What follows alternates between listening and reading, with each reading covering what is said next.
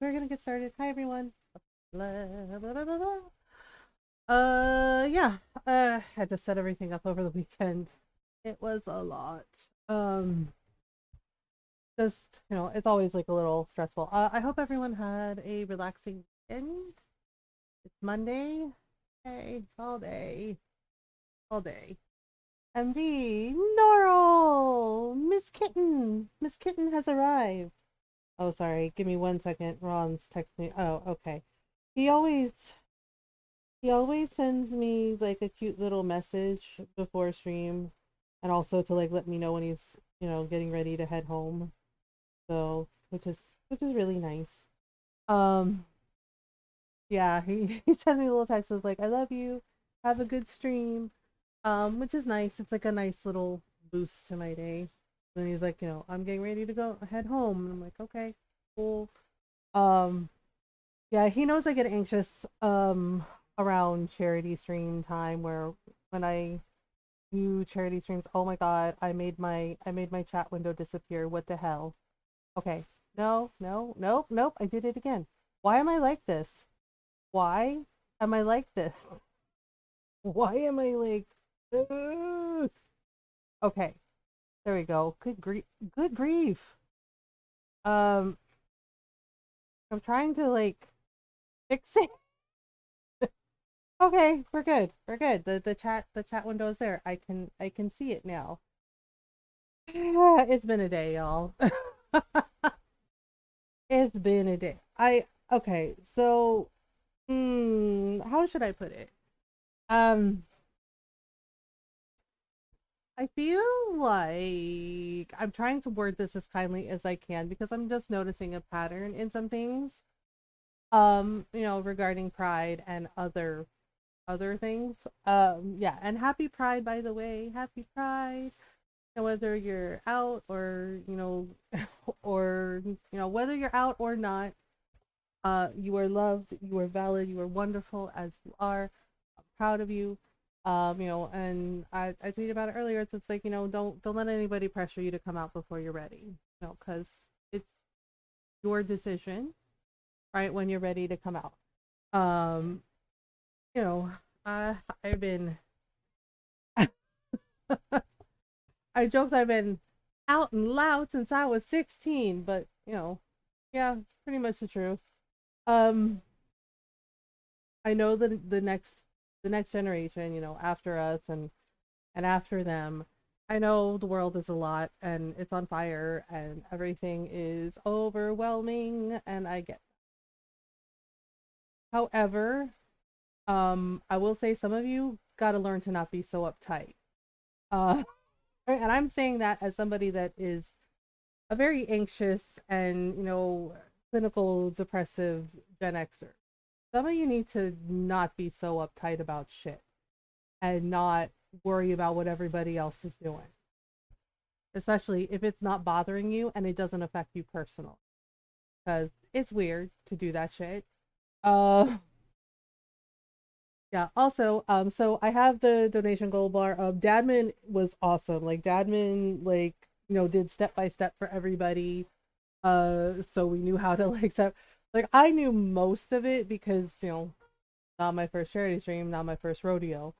But for anyone who is like new to it, yeah, Dadman was awesome. He did like a step by step guide for like setting up everything in Streamlabs and setting up the panels and like yeah, like Dadman's awesome. But yes, the wishing well, yeah, it is I guess my fourth or fifth year. Yeah, my fourth year. Yeah, it's 4 years. Yeah, 4 years.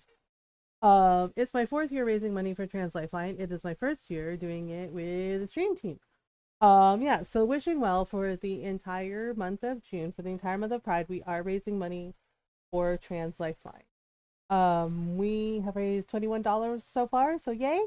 Um, but if you would like to donate, I have the message pinned at the top of the chat. I'm gonna have the message like pinned at the top of chat, for all the streams for June. But if you would like to donate charity, in our chat, charity is the command, and it brings up the donation link, and you can donate via Streamlabs. Yeah, Streamlabs honestly Yeah, because some people were like, "Why did you switch from Tiltify?"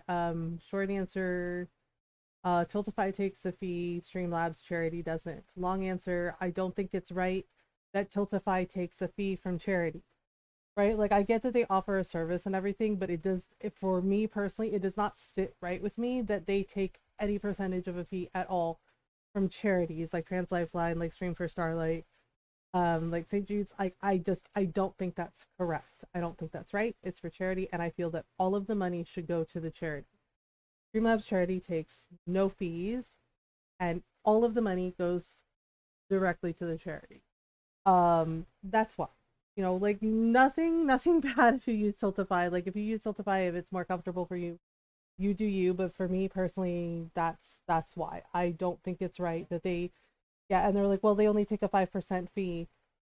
Yeah, but why are they taking fees? Like, so no.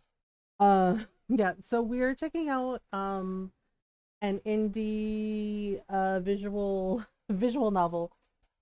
Basically it's described as an eldritch horror like murder mystery. I did play it over the weekend on my other Switch profile just to check it out to see what it was like. It's only 5 chapters. I think it's not very long. Yeah, it's like 5 chapters, but it's a point and click murder mystery and it's in black and white.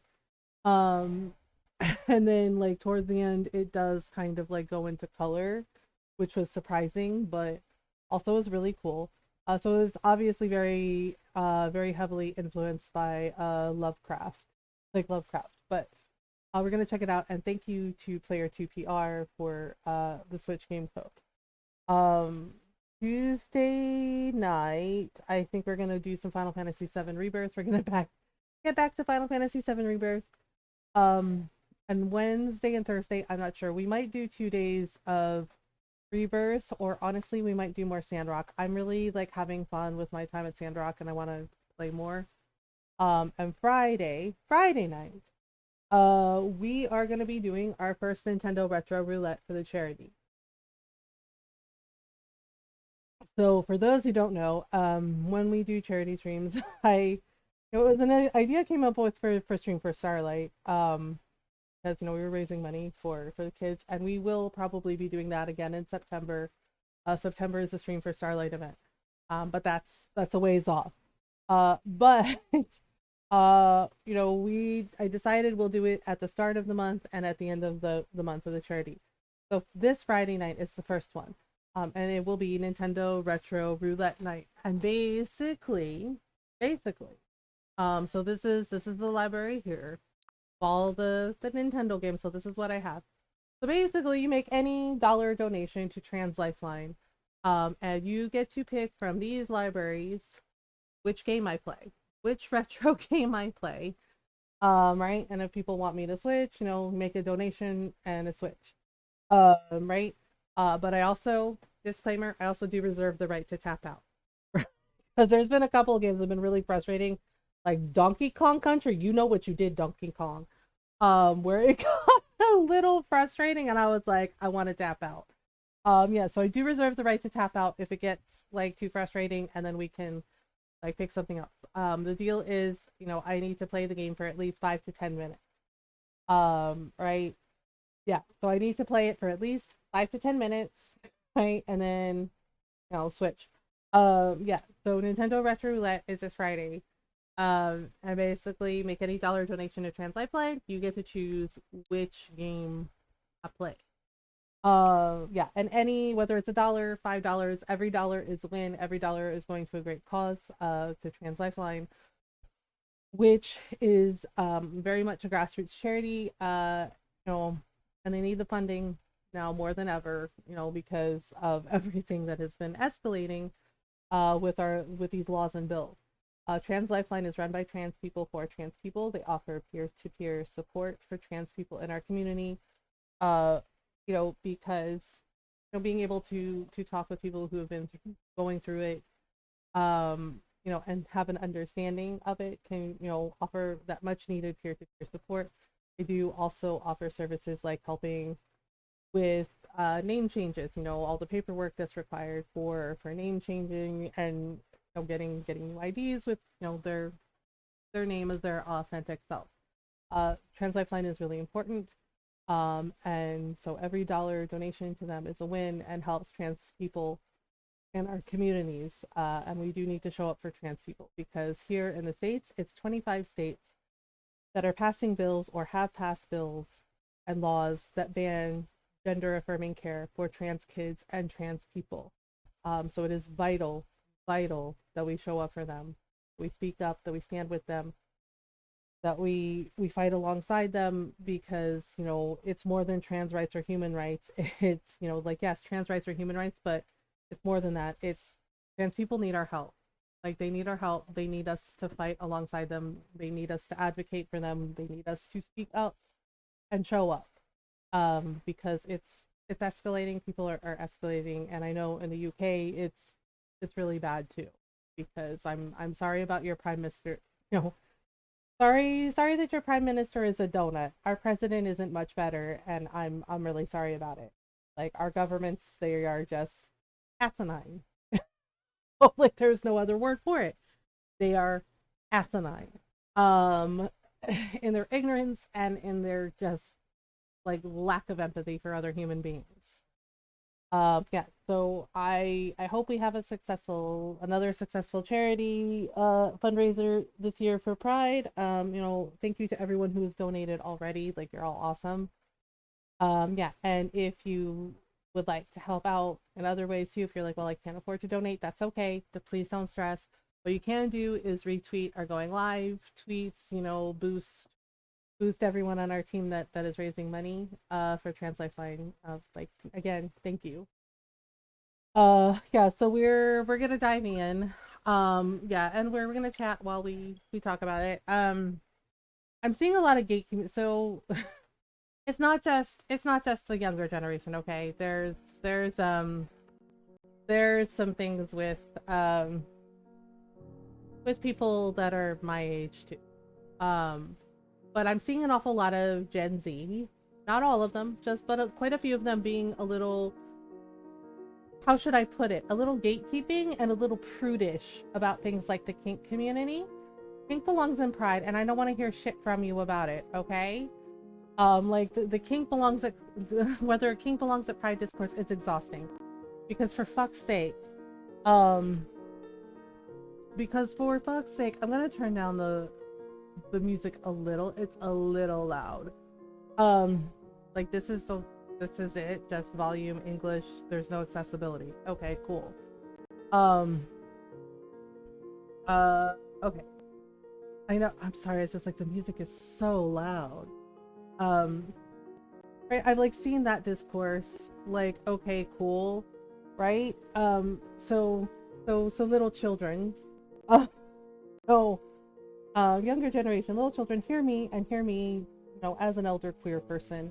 Kink belongs at Pride. You have no right to gatekeep them from Pride, because frankly, the trans community and the kink community have shown up for so many of us marginalized people. Okay, and when I was a baby queer, kink community supported me. Okay, like, I have family that are part of the kink community, and friends, and they supported me and helped me to figure my shit out. Answered my questions. They are awesome. So you don't get to sit there and say that they don't belong. And honestly, the fact that you have the audacity to think that you can dictate who belongs at Pride, who belongs in our community, is really fucking weird. Okay? Right? And also the erasure of people in our community. Hi, Julius. Queer people like myself, ace people, agender, intersex, right? Saying like, well, they're not really. No, don't do that. Sit down and shut up. Okay? Don't fucking do that. Because I saw that today, and right, like, one of my friends like quote tweeted them, right, just like screenshotted it, and I was like, are you fucking kidding? Hi, Julius. Yeah, because the person said stop saying queer, right? Like, stop saying queer. We're not queer, we're gay. And I'm just like, bitch, I ain't gay, I'm pansexual. I am queer. Are you serious right now? right? And I just, oh, but wait, there's more. And people were like, wait, there's more? Like, yeah, there's more. In their little bio, and it is a gay white man that said this shit, that was just like, don't say queer, we're gay. Learn the history of queer, you fucking donut. Okay? Learn the history of queer. Learn our queer history, please. For all of us. Right? You're part of our community, and so many of you don't know our fucking queer history. Please educate yourself. Please fucking educate yourself. Okay? Because we took that word back. We took that word back so that bigots couldn't hurt us and be like, yeah, because, you know, some of the chants at the protest, you know, with Stonewall is like, we're here, we're queer, get used to it. Yeah. See? So, so seriously, and I'm just like, and just my God, like, once again, right? And I know, like, the people who know me, who are friends with me, aren't going to be offended by this because some of my fellow gays who are gay white men have called this out of like, stop doing that shit, stop abusing your privilege in this manner, right? Because once again, it's a gay white man saying this shit, being like, don't say queer, we're gay, like gatekeeping shit again. And it's just like, seriously. And in his profile, because I got curious, says he's an aerospace engineer. Oh, and even better, apparently he's a Trump supporter. And I'm like, how are you going to be a white gay man and be an aerospace engineer and support Trump? Are you serious right now? Like, are you serious right now? Because they don't like us. Do you get it? It's just like, that is such pick-me behavior, right? And then he was just like, oh, I'm not. He's like, I'm anti-Biden and I'm anti-liberalism. And I'm just like, please sit down and just stop it. I was like, just stop it. I was like, you're fucking done, dude. Like, seriously, it's just like, why the fuck? Why in the fuck would you support this person, right? Knowing what you know about them. Leopards eating your face is party is not your exactly. I was like, and you have the audacity to sit there and think that you can fucking gatekeep people and tell people in our community who belongs and who doesn't. Who the fuck are you? You don't get to decide that for people. Okay? You don't get to decide somebody's identity for them, and you sure as shit don't get to tell them, you know, people that are part of our community, that they don't belong. And telling us we can't say queer, we're gay. Some of us aren't gay, bitch. Some of us are queer. And it's just like, are you fucking joking right now? It's like, make it make sense. You know? Yes. And I'm just like, and it hasn't even been, we're 3 days into Pride, okay? 3 days. And already I've seen people being such shit outside of our community and in our community. And so here it is, from me to you, my tiny little donuts. Okay, I am pansexual and I am queer, and I absolutely fucking deserve to be here. Because somebody like made a little nasty comment, which I deleted, by the way, because fuck you. All right, and saying that I, quote, wasn't really queer because I'm married to a man. I have been queer since I was 16 fucking years old. I owe you no fucking explanations about my fucking identity. Okay, this is me. This is who I am. I love me. Okay, and there are days where sometimes, yeah, it's hard to love myself because of my mental health, but I do the best I can. But I have been out and queer since I was fucking 16. Okay, and I have dated men, I've dated women, I've dated non-binary, gender fluid. And, you know, people are like, what about trans men and trans women are obviously included in women and men, because trans women and trans men are valid, okay? And trans men are men and trans women are women. And if you don't understand this, then I can't help you, okay? But my being married to Ron does not erase my queerness, okay? I'm still very queer. Ron may not be queer, but does he miss the pan memo? Yes, it does not erase it. For any of us who are pan, who are bi, who are queer, it does not erase our queerness. I'm still very queer. And that man has loved me and accepted me for 16 years. Okay? He has celebrated every Pride with me. Every Pride. He says, hey, I love you. And he's like, hey, happy Pride, honey. right? And he kind of makes little jokes about it, and it's our joke where he's just like, wow, I had no idea my wife was queer, right? And that's like a little inside joke for us, right? But he has loved me and accepted me and celebrated me for 16 fucking years, okay? And he doesn't hate anyone, and he loves everybody, and he thinks everyone should get to, his words, everyone should get to live their lives the way they want, right? And he said, you know, he's like, it's your life, it's none of my business. And he's like, live your life, right? Yeah. And Ron has stood up for people in our community. He stood up for me, he stood up for friends, right? But the audacity, the absolute audacity of trying to sit there and saying like people like me and Norl don't belong, right? And I'm just like, are you serious? And the other side of that is intersex people are valid, agender, asexual people are valid, non-binary people are valid, right? It's just like, it's our community. That's the whole point. It's an umbrella over us. You know, yes, it's an umbrella. Oh, but everyone in our community belongs and is valid. And right, and if we happen to have hetero partners, it does not erase our queerness, and you don't need to be gatekeeping that shit. Who the fuck are you? Like, seriously? Getting married stop you from being straight? Yeah, exactly. It's just like, and the thing is, it's like, it's not just straight people, it's people within our own community. Like, we already have people that are trying to erase us. 25 states, okay? That's half our country. 25 states banning gender affirming care for trans people. So it's like, do you understand? They hate us. They don't like us just because we exist. And you really want to sit here and be, you know, and be like a bouncer at the door trying to gatekeep who belongs? You don't get to decide that. You don't get to decide that for us. You don't get to decide my identity for me. And you don't get to tell me that I don't belong here, because I absolutely belong here. Like, stop doing that shit. Stop doing that shit. Right? And like the prude, right? And I'm just gonna fucking say it, okay? To the Gen Z kids, you know, because I know it's not everybody, right? But to the Gen Z kids who are being prudes about kink, you sound like boomers. I said what I said, and I know they're gonna get mad at me, and I don't give a fuck. But you sound like boomers. You sound exactly like the bad boomers who sit there and are homophobic to us, or are biphobic to us, are transphobic to us, as you're sitting there like shaming kink, right? I mean, like, kink doesn't belong in private. Like, oh my god, I don't want to see it, so don't look, bitch. Okay, right? They absolutely belong there. Right? They have every right to be there, same as us, because they're part of our community.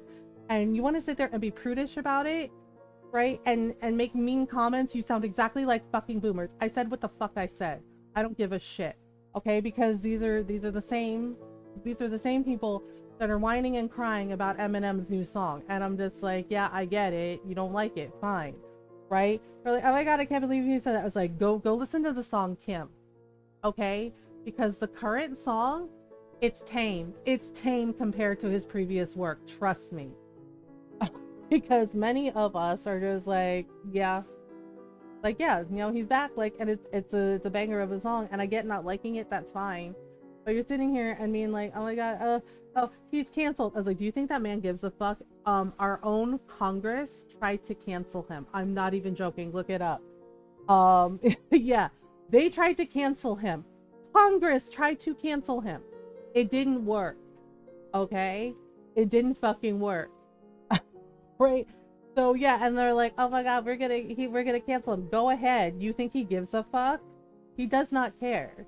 Right? And the thing is like, those of us who, like, I was like in my 20s when Eminem was around, okay, but those of us who knew recognize, you know, the difference between Slim Shady and Marshall Mathers and B Rabbit, right? Because everybody's like, oh, it's Eminem. Is like, and those of us who know are just like, no, that's Slim Shady.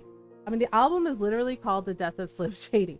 And I was like, yeah, and it is tame compared to all his, like, trust me, go listen to the song Kim.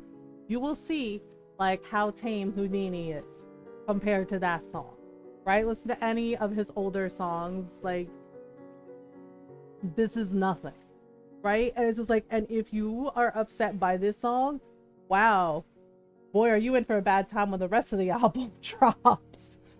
Right? Like, seriously. And it's just wild to me. It's just like, can you all, like, are y'all okay?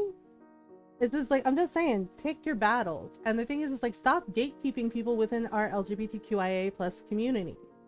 All right. Each person is different. Each person has their own likes, their own dislikes, their own loves. Are you new? Exactly.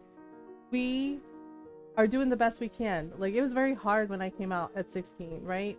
I didn't have, like, I was very lucky that I did have the support I did, but at school and, at school and at work, at my job, I did not have support. You understand that a lot of the kids in my school were not out away because I am a Gen Xer. A lot of us Gen Xers, we're not necessarily out right away. And at my school, definitely couldn't really be out because we had a very uptight principal that would totally, was totally fine with, like, the football players and the cheerleaders practically making babies on our lockers, right? But if two girls hold hands or two boys hold hands, oh, that's bad. Just holding hands was considered an affront to our principal's delicate sensibility. Okay? Many of us grew up in that time period, where we weren't necessarily allowed to be out, or if we were, is a lot of like harassment, a lot of shit. We did not necessarily have a lot of support. And even now, for many of us, there are people who do not have support from their families, or they've lost friends since being out, right? So think about that for a minute. Think about how hard the world is already. Like, why are you adding more to that pain from within our own community? Because our community doesn't like to talk about the isms that are in our community, the body shaming, the racism, the transphobia, the sexism, the misogyny. And people are just like, wait, there's a misogyny? Yes. I was like, I've had misogyny happen to me from fucking gay men. Okay? Yeah. And we need to not do that. We need to not do that because, as I said before, we already have people that hate us, that are trying to erase our very existence. So we should not be doing that to each other, right? And to younger generation, I still believe in you. I still believe you can do so much good. But you shaming and gatekeeping who gets to be and who gets to belong, it's mean girl shit, okay? It's mean high school shit. Get the fuck over yourself, okay? So, like, I get it. It hurts to be excluded, right? It hurts to be excluded, and maybe that was done to you. But then why would you want to do that to someone else when you know how it feels? Like, don't do that. Be better. Do better. Do your best to be kind. Do your best to be supportive, right? And stop gatekeeping people, please. And stop bothering, the kink community. They haven't done anything to you. Like, cut the crap. Like, seriously, just stop it. Okay, so we're gonna start. So this is 5 chapters. There's going to be a lot of stuff. Oh, good. Twitch decided that we have to run an ad because they're not enough of a donut. Okay, it should be over in 2 minutes. I'm sorry. Because apparently I ran an ad break already, but Twitch was like, no, that's not good enough. All right. So yeah, it's a visual novel. It's done in black and white. And, it's described as eldritch murder mystery. I write these last lines before I lose my mind for good. Oh, okay. That seems bad. I cannot allow the truth to die with me. Oh. I have to remember. I am Inspector Ricky Fox. Okay. Arthur Petrovsky, his death, it was no suicide. And that's just one small detail of this case. The others, I can feel them closing in. I don't have much time before they... Uh-oh. The blood. My memory is clouded, but I have to remember. Oh dear. Well, that's not good. He's like, I have to remember? Oh dear. Well, from Windows 11 to Linux? Oh, I'm sorry, Julius. It all began 6 months ago, so the current time he looks very frazzled. I was happy. I'd just been promoted to the rank of detective in a quiet neighborhood. Oh, okay. I was married to a wonderful woman, Jody. We decided to start a family. Chris, my son, are you safe? And then the news struck us like a slug in the jaw. Our best friend, Arthur Petrovsky, was dead. Oh, oh dear. Um, Jody was inconsolable. Our ties with him had been pretty stretched since he moved to the other end of the country, but still, we couldn't accept the result of the inquiry. Suicide? It was so out of character. On June 30th, we received his ashes with no explanation. Apparently, Jody and I had been listed with the insurance as his only emergency contact. I tried to find out more through the internal police file. I ignored protocol and even asked my colleagues for a few favors. Nothing checked out. Investigation had been led by a team from the Bureau, and they'd locked everything down. Well, that's not good. Something about the case smelled wrong. What would the feds have to do with the death of a small-town doctor in the middle of nowhere? In a last-ditch effort, I picked up the phone and called Arthur's local police station. I got the sheriff, Gianna Walter. She wasn't thrilled with the idea, but she finally agreed to let me take a look at the file. Even though it was in no way official, I fully intended to seize the opportunity to do my own investigating. Well, this is ominous. I took some leave and jumped into my car. If only I'd known what was there, waiting for me. Dun dun dun! Okay, so this is chapter 1, Greenheart. Is that the name of the town? Arthur had lived in Greenheart. Ah, okay. A small town at the other end of the country, sandwiched between two nature reserves. Greenhearth, Greenwich, dark! Yep, it's dark eldritch. Yeah, it was described as eldritch murder mystery. So, obviously, Lovecraftian? So, Lovecraft country, I guess? It might have been a backwater, but the surroundings were magnificent. Great forests of pine and oak clung to the sides of the mountains that overhung the valley. The town was accessible by a single road that bypassed the reservoir dam which provided the region's power, before winding down to join the main street. It didn't take me long to find the precinct. A few minutes later, I was stepping through the door. Gianna Walter was a frosty woman who didn't like a job poorly done. Oh, really? The first thing I noticed as I approached her desk were her arctic blue eyes that stared at me with disturbing intensity. Okay. Detective Fox, I presume? I'm Sheriff Gianna Walter. Good to meet you. You too. Dr. Petrovsky and I were very close. His death, especially in these circumstances, was a big shock to my wife and me. As for the inquiry, look, detective, I understand you're grieving for your friend, but I assure you, everything was done by the book. You can see for yourself. Really? Weren't you surprised that the Bureau was looking into this case? Yes, the Bureau took the case seriously. One more reason to trust their conclusions. Don't you agree? In theory, this kind of incident was dealt with by the local police, except in exceptional cases. I was pretty sure the sheriff was aware of that, which led me to believe that she wasn't going to be very cooperative. I predicted that she'd let me take a glance at the file and nothing more. I mean, it seems weird, right? Like his friend dies suddenly and they're like, oh yeah, he unalived himself, right? And he's like, nah, that doesn't make sense. And he just is like, you know what? I'm gonna investigate. I'm gonna go. And it's just like, this never ends well, right? Especially if it's got like eldritch horror in it, it never ends well. Like, I get that he couldn't accept it, but damn, dude. Well, anyway, I guess you must be pretty tired from your journey. I took the liberty of booking you a room at the Golden Sky. Maybe you'd like to get some rest before you get started? Let's not waste any time. Listen, it's still early. Let's not waste any time. All right then. I'm listening. Where do you want to start?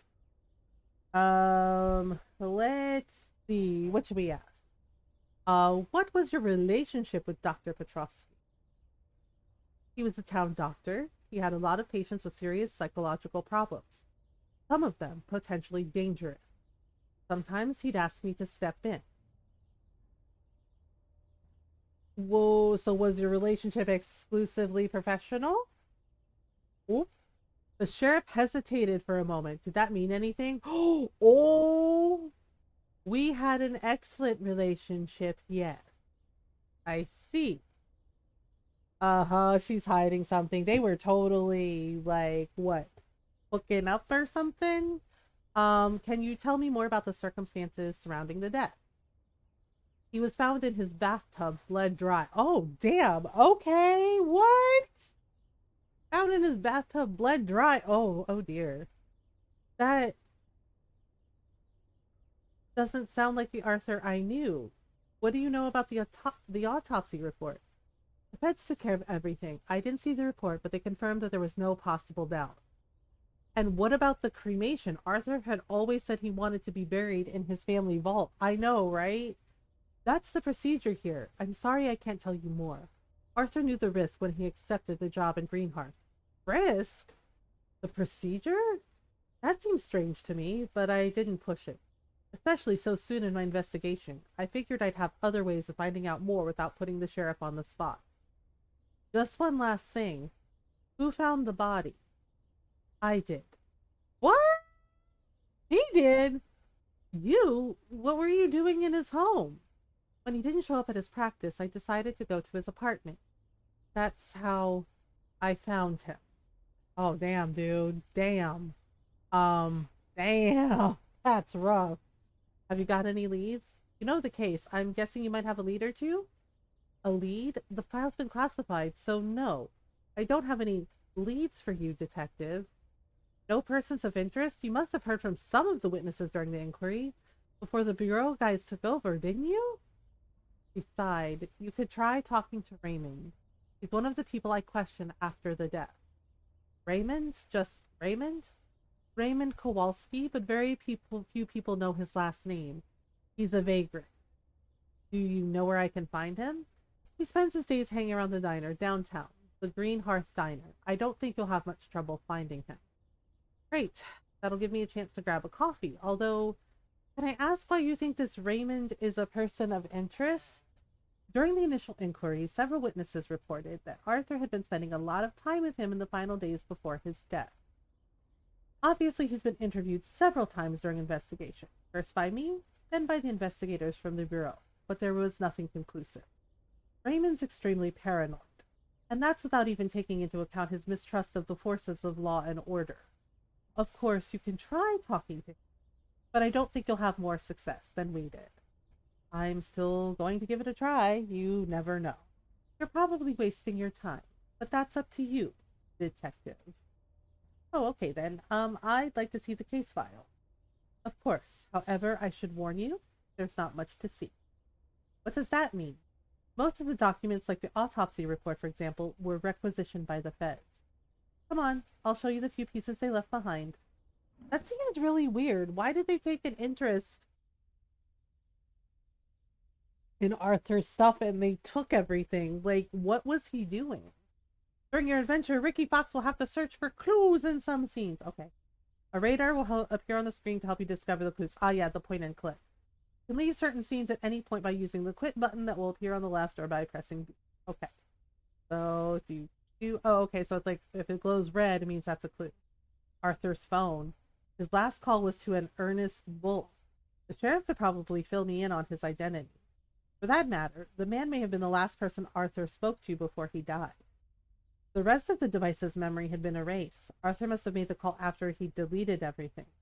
Wasn't much, but it was still a lead to chase up. Okay, let's see what's in here. Arthur's notebook. It might contain some medical secrets. But Arthur had been careful and conscientious. No names appeared, only initials. Apparently, Arthur's patients mainly suffered from psychiatric problems. The most recent entry concerned an OM. It was dated the day of his death. Just underneath, in a half-page of nervous scrawl, Arthur had added, "The chimes ring out without a sound. They cast a strange tale in my head. I will become consumed by the echoes of their song." Oh, that's creepy. I didn't know what to think of all that. Everything seemed to suggest that Arthur had lost his marbles at the end of his life, which made the suicide theory credible. It all seemed pretty fishy to me. The Arthur I knew had no history of mental illness. Arthur, what kind of scrape did you get yourself into? Between the medical jargon and that troubling message, at least I had the start of a lead. This OM, I just had to find out their identity and question them. That's all there was in the box. Wait, which Eldritch horror uses bells? Does anyone know?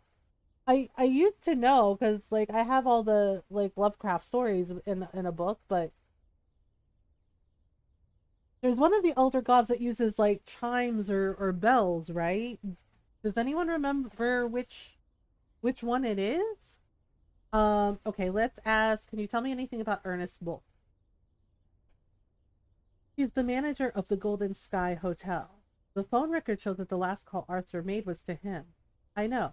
As you might guess, that lead took us nowhere.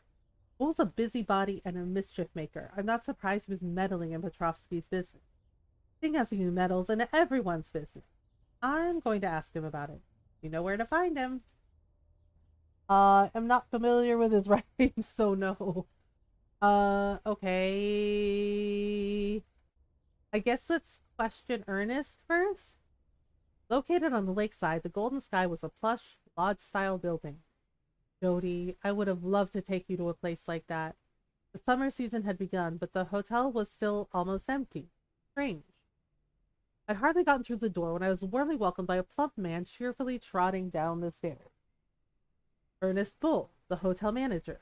I recall his smile. Hello, and welcome to the Golden Sky. Detective Fox, I presume? Glad to have you here. Good to meet you. I see you're well informed. Oh, you know, news gets round fast in our little town. You can leave your bags here. I'll have them taken up to your room. Great. Can I do anything else for you? Talk about the call made on Arthur's phone?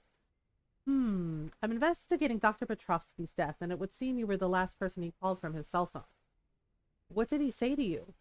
Look, I won't deny he called me, but it was a private conversation, and I'd like it to stay that way. Come on, you can trust me. My lips are sealed. Bull hesitated a few seconds, weighing up the pros and cons. Then he finally said, I hope you can keep this to yourself. Silent as the grave. You have my word. All right. I just don't want this kind of thing to get around. You wanted to book a room for him and a young woman, but they never showed up. I guess you can understand why I didn't want to talk about it. I didn't want to tarnish the good doctor's memory.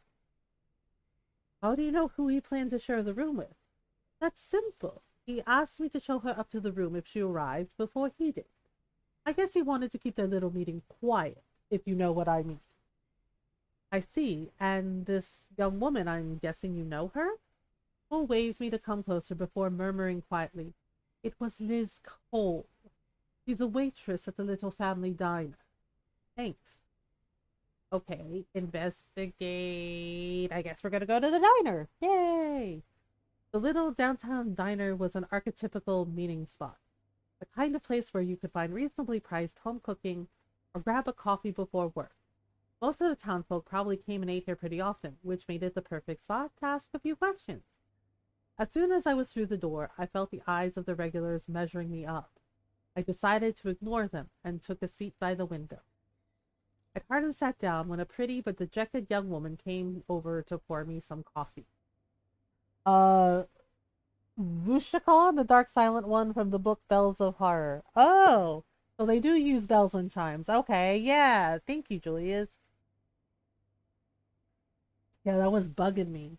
The badge on her chest displayed her name, Liz. Good morning, sir. Welcome to the Green Hearth Diner. Can I get you something? The house special is blueberry pie. Okay. Did you have a relationship with Arthur Petrovsky? I've heard some information that suggests such a relationship with Dr. Petrovsky was more than a casual friendship. Can you tell me more? You're making a mistake. People are mean. That's nothing but dirt gossip. It's disgusting how people could think such things about the doctor. Are you sure there's no reason why people would say that? I was one of his patients. That's why there are rumors. Arthur was always kind to me, but he was just my doctor, and? He's gone. It's just impossible that he. I'm sorry. Can we talk about something else? Thinking about it makes me sad. Uh, insist? I'm sorry to insist, but how do you explain Arthur booking a room for you and him at the Golden Sky? A hotel room? I don't know. I didn't know. You have to believe me, sir. I didn't know. The doctor never said anything to me. I didn't know. I promise you. You, you believe me, don't you? She seemed distraught and sincere. Come on, there's no point getting all worked up. I believe you. Thank you, Miss Cole. You truly seem not to know about this hotel room business. Another coffee, sir? I'm looking for a guy named Raymond. I'm looking for a homeless guy answering to the name of Raymond. Do you know where I can find him? Oh, he comes in here a lot. I'll give him coffee, even if the boss told me not to. Gives a small nod toward an old man on the other side of the room. Got lucky. He just arrived. Thanks, Liz. I'll go talk to him. Raymond looked like a plain old hobo at first glance. Oh, come on. But when you talk to him, you quickly realize that something about him wasn't quite right. It reminded me of certain people I'd questioned during my career. The kind of person who'd had it all at one point in their life before circumstances converged to cast them into the gutter. In any case, he was obviously nervous. What do you want from me? Just ask a few questions. Questions? Questions about what, kid? About the death of Arthur Petrovsky? Committed suicide. Got a problem with that? Yes, that's why I'm here. Give it up, man. Nothing good'll come out of poking around in that. Oh, I was told you were close, you and Arthur. I just like to hear your version of the facts. What's it got to do with you? He was my best friend. I just want to know what happened to him. You're asking old Raymond? The guy who sticks to booze, who everyone wants to see the back of? Something tells me that Arthur didn't feel that way about you. Am I wrong? That's a good joke. He was your best buddy, but you don't know anything about him. He ditched me just like the others. All of them traitors. All traitors in this shitty town. Raymond heaved a long sigh before taking a mouthful of coffee. Okay, you're the cops. You're not from around here, right? Yes, but... No buts. It's all over for me. But you, maybe you'll get somewhere. I'm going to throw you a bone here. That's that way you'll get off my back. I'm sure there's stuff hidden in Petrovsky's place. I'd have had a snoop around myself, but everyone's watching me. If I so much as move a muscle, they'd be down on me like a ton of bricks. And old Raymond doesn't want to end up in the can, if you catch my meaning. I guess the sheriff did give you the address? He scrawled it down on a napkin and slid it across to me, glancing out of the corners of his eyes as if we were being watched. Thanks. Don't thank me. Nothing good'll come out of scratching around in this steaming heap of shit. Oh, okay. Well, I guess we'll search Arthur's apartment. Arthur's apartment was in a well-located building in the town center. I approached discreetly. Contrary to what Raymond seemed to believe, the building didn't look like it was under surveillance. The police had taped the door, but it wasn't locked. I pushed it and found myself faced with a total shambles. Damn, it's messy. Hey, there's a cat. Hello. Arthur's old cat. Nobody thought to check on the cat? It kept its distance and watched me. The sound of the little bell in its neck reminded me of the last time I'd seen it. It hadn't really taken to me, but with Jody, it had been putty in her hands. I made a mental note that I'd have to take it home with me when this investigation was over. I was sure Jody would enjoy the company. But every time I tried to get close, the cat hightailed it. Yeah, cat's like, nah, man. Okay, let's see. Oh, something here? What's in here? Wait a minute, hang on. It was there a minute ago. A business card left by the manager of the Golden Sky. I'd been sure Bull was hiding something. A date and time for a meeting had been jotted down on the back of the card. Kitty, I know. He had some explaining to do. What had he and Arthur been up to? Good question. There are other clues to find for sure, but I decided to leave that task for later. Especially since the business card might well help me loosen Ernest Bull's tongue. Oh, okay, I guess we're going back to the hotel. Ah, Detective Fox, what can I do for you? Talk about the business card. I found this business card in Arthur's apartment. There's a date for a meeting written on the back. Can you explain that to me? Bull's face, cheerful and friendly up till now, suddenly hardened. The reappearance of this clue seemed to heartily annoy him.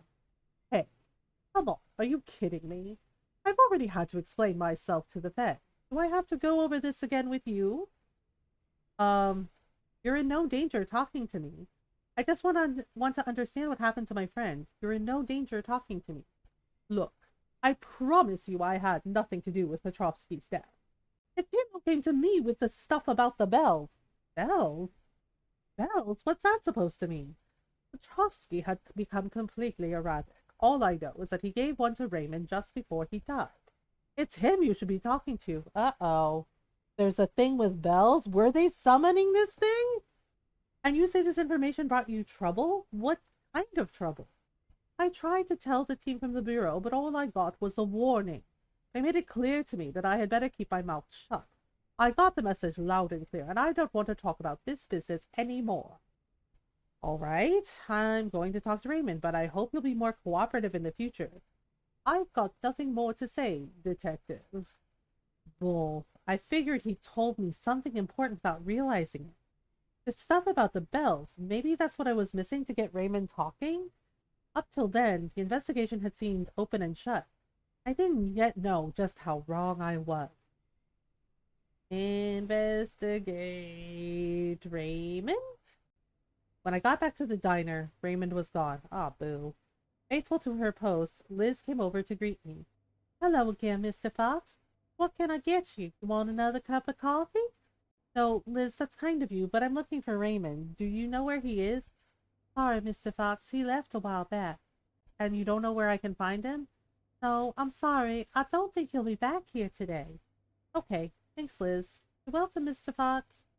I guess we're going to the hotel for the night. Raymond had vanished. It was late, and I only wanted one thing, a good night's sleep. I decided to leave the next part of my investigation for tomorrow. Resigned, I went to the hotel to rest and think. Clearly, there was something not quite right about this town. Arthur had been involved in something shady. I tried to reach Jody, but got the answer phone. Answer phone? In any case, I didn't have much to tell her. It was too soon to have a solid theory about what had been going on in Greenheart. The hotel was as comfortable as it had seemed when I collapsed into my bed. The morning sun seeped between the curtains into my room, illuminating the patterns carved into the hardwood, paneled walls. The understated luxury of the hotel almost made me forget the town's ominous nature. I was ready to investigate and find out the truth about my friend's death. I felt invincible. What a fool. I should have left while there was still time. I should have gone back to my wife and forgotten this strange little backwater. Oh man, means really, really bad stuff happened. Yeah, because I guess this is him writing, right? Because when we meet him in the first panel, he's like really disheveled and looking really distraught. The first thing I did that morning was go back to talk to Raymond. I needed to clear up this business about the bells. Unfortunately, the vagrant wasn't around. Was he avoiding me, or was this simply bad luck? Could be both. Oh, hello, Mr. Fox. Liz hurried over to pour me some coffee. Would you like a piece of pie today, or maybe bacon and eggs? You know what? What should we do? Should we order eggs or pie? Or should we order both? Oh, we could splurge and order eggs and a piece of pie. Um, order eggs? I don't know. Which one should we pick? I don't know. I think our choices matter, but you know what? Let's just order the egg. I'll take the bacon and egg. Okay then, Mr. Fox. I'll get that for you right away. Hold on. Have you seen Raymond today? No, he hasn't been into the diner this morning. Sorry. Anything else, Mr. Fox? No, that's all. Thanks, Liz. I just hit the first snag of the day, and something told me it wouldn't be the last. The fact that Raymond wasn't there yet didn't tell me anything much. Had I been dealing with Arthur's killer? His behavior and his attitude were certainly fishy. But it was still too soon for a working hypothesis. I had work to do, and I wondered just where I should start. Let's search Arthur's apartment. Arthur's apartment hadn't been miraculously tidied up since the day before, but I couldn't put off my search any longer. I knew what I had to do. even if the prospect didn't exactly delight me. I rolled up my sleeves and began foraging for clues. Yeah, it's like, sorry about your dead man, buddy. Oh, what's that? Oh, wait. A bottle of whiskey? That wasn't there the other day, right? Arthur had loved hard liquor. Me, I was more of a beer kind of guy. The odd thing was that I was almost certain that I hadn't seen this yesterday. Had someone got in here last night and left this bottle in full view? That was very fishy. Or maybe it was a message for my behalf? Yeah, that bottle of whiskey was not there the other day. Oh, there's the kitty cat again. Hello, kitty cat. This time I managed to catch the damn cat. I took a good look at the bell it had on its collar. There was a number engraved inside. It had to be a clue, but I still needed to figure out how to use it. Then the animal squirmed away to skulk, growling under a cabinet. Too bad. I wouldn't be taking it back to the hotel with me this time. That said, the kitty looked pretty healthy. It must have found someone to feed it, as well as a way of getting in and out of the apartment as it pleased. Okay, let's see. What other clues we got? Oh, painting. Anything down here? So when it glows red, it means we're close to something. Wait, what is that? A sketch of Arthur. This wasn't the work of a beginner. Maybe it was a gift from one of his patients? It was signed with the initials OM, like the final entry in Arthur's notebook that the sheriff had let me take a look at the day before. So this OM was an artist. Probably an artist who was well known in town, judging by the quality of their work. Maybe he was a regular at the Green Heart Diner. How do you know it's a guy? Miss Cole should be able to tell me. I was about to put down the sketch when a detail caught my eye. In Arthur's hands, quite inconspicuous, the artist had drawn a bell. When I got my hands on this mystery man, I would definitely have to ask him about that. Okay. Are there any other clues? What's this? A bill for auto repairs. Auto repairs? Apparently somebody had tampered with the brakes on Arthur's car.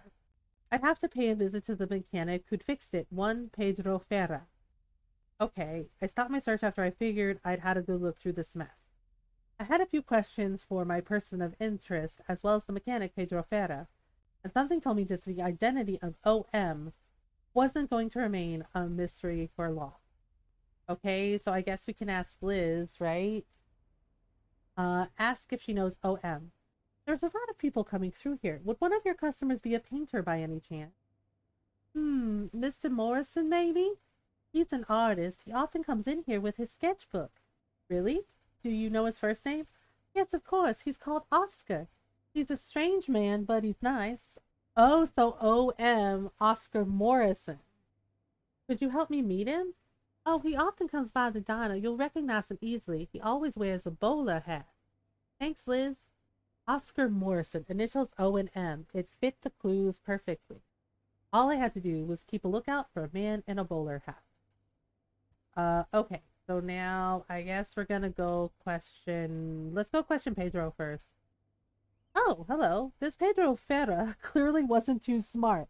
Well, that's just rude. You don't know. You haven't talked to him yet. That's just rude. He was odd, too, like the others. Okay? I was beginning to wonder if there was anyone normal in this town. Hola, señor. Soy Pedro. You have a car for repair? I hoped he understood enough of the language to communicate. I'm sure he does. Hello, Mr. Ferra. I'm Detective Ricky Fox. I've got a few questions for you. Si, senor. No hay problema for the questions. Pedro have nothing to hide. Honest business here. I'm sure it is, Mr. Ferra, but I'm not here about that. Tell me, did you repair Dr. Petrovsky's car recently? Do you remember? Yes, I remember. Accident. That's rare here. Can you tell me more about the repairs? Nothing to say. I know no one problems with la policía. The policia, don't. I am the police. Don't scare him, Jesus. Don't worry. Mr. Farah, I don't want to involve the local police either. Dr. Petrovsky was my friend. I'm just trying to understand why he's dead. Entiendo. Problem with brakes. Strange. Sabotage. Sabotage? You're telling me that this was a criminal act? See, 3 other cars with problem of brake the last month. 3 other cars? Who else came with a brake problem? The fat man of the hotel, Ernest Bull, all right. Who else? Sheriff Walter and old man with beard? An old man with a beard. Raymond? No, not Raymond. Raymond don't have car. I don't remember the name. Pedro responded too quickly at the mention of Raymond. Maybe he knew more than he was telling me? In any case, I guess I should talk car repairs with Bull and the sheriff. Do you know Raymond? No, no lo conozco, pero es un cliente. A client? But you just told me Raymond's got no car. No sé. Come one day for a problem with radio. I fix all things. Raymond's always kind with me. Um, Still, he seems to be avoiding me. If you've done nothing wrong, you don't avoid the police. Don't you agree, Mr. Ferrer? Well, wait a minute. Did his personality change? It's easy to blame everything on Raymond. Raymond's a good guy. Maybe the only good guy in this whole damn town. He's been through a lot, and he's got a temper. Is that a crime? You've got it all wrong, Detective Fox. Raymond's not dangerous. He's in danger. That's why he's hiding. What the fuck? Wait, did he switch personalities? Because he's smoking a pipe now. And he looks different. The mechanic's accent and way of talking had suddenly changed. Was this a cover he'd just broken? What makes you say that, Mr. Farah? Why would Raymond be in danger? Who wants to harm him? Raymond? Es mi amigo. What the fuck? He is kind with me. Come here for fix his radio. What? What? Total different, right? Like, what the hell, dude? Like, that was weird. The moment after, he's once again unable to string 3 words together. What the fuck? Total personality flip. Strange? That's weird, dude. Like, what? That's way weird. Okay, what the fuck? It was like he was 2 different people. What? Good morning, Detective. How are you this morning? Was the room to your liking, or is there anything I could do for your comfort? Talk about the bottle of whiskey at Arthur's place. I found a bottle of whiskey in Arthur's apartment. It looks like someone dropped it off during the night. Do you have any idea who that might have been? You're saying someone broke into his place to leave some kind of offering. That's a pretty odd way to behave. Maybe one of his patients? Then which of his patients would have a taste for strong liquor and the means to buy a bottle of scotch? I couldn't tell you. Certainly not the waitress at the Greenheart Diner, nor the hobo. You surely know better than me. You're the detective after all, right? Oh boy, this guy. This guy. I see. Both seem to want me on the trail of Oscar Morrison. But was this truly helpful advice, or was it some kind of attempt to divert my attention? Let's mention the car accident. Have you had any problems with your vehicle recently, Mr. Bull?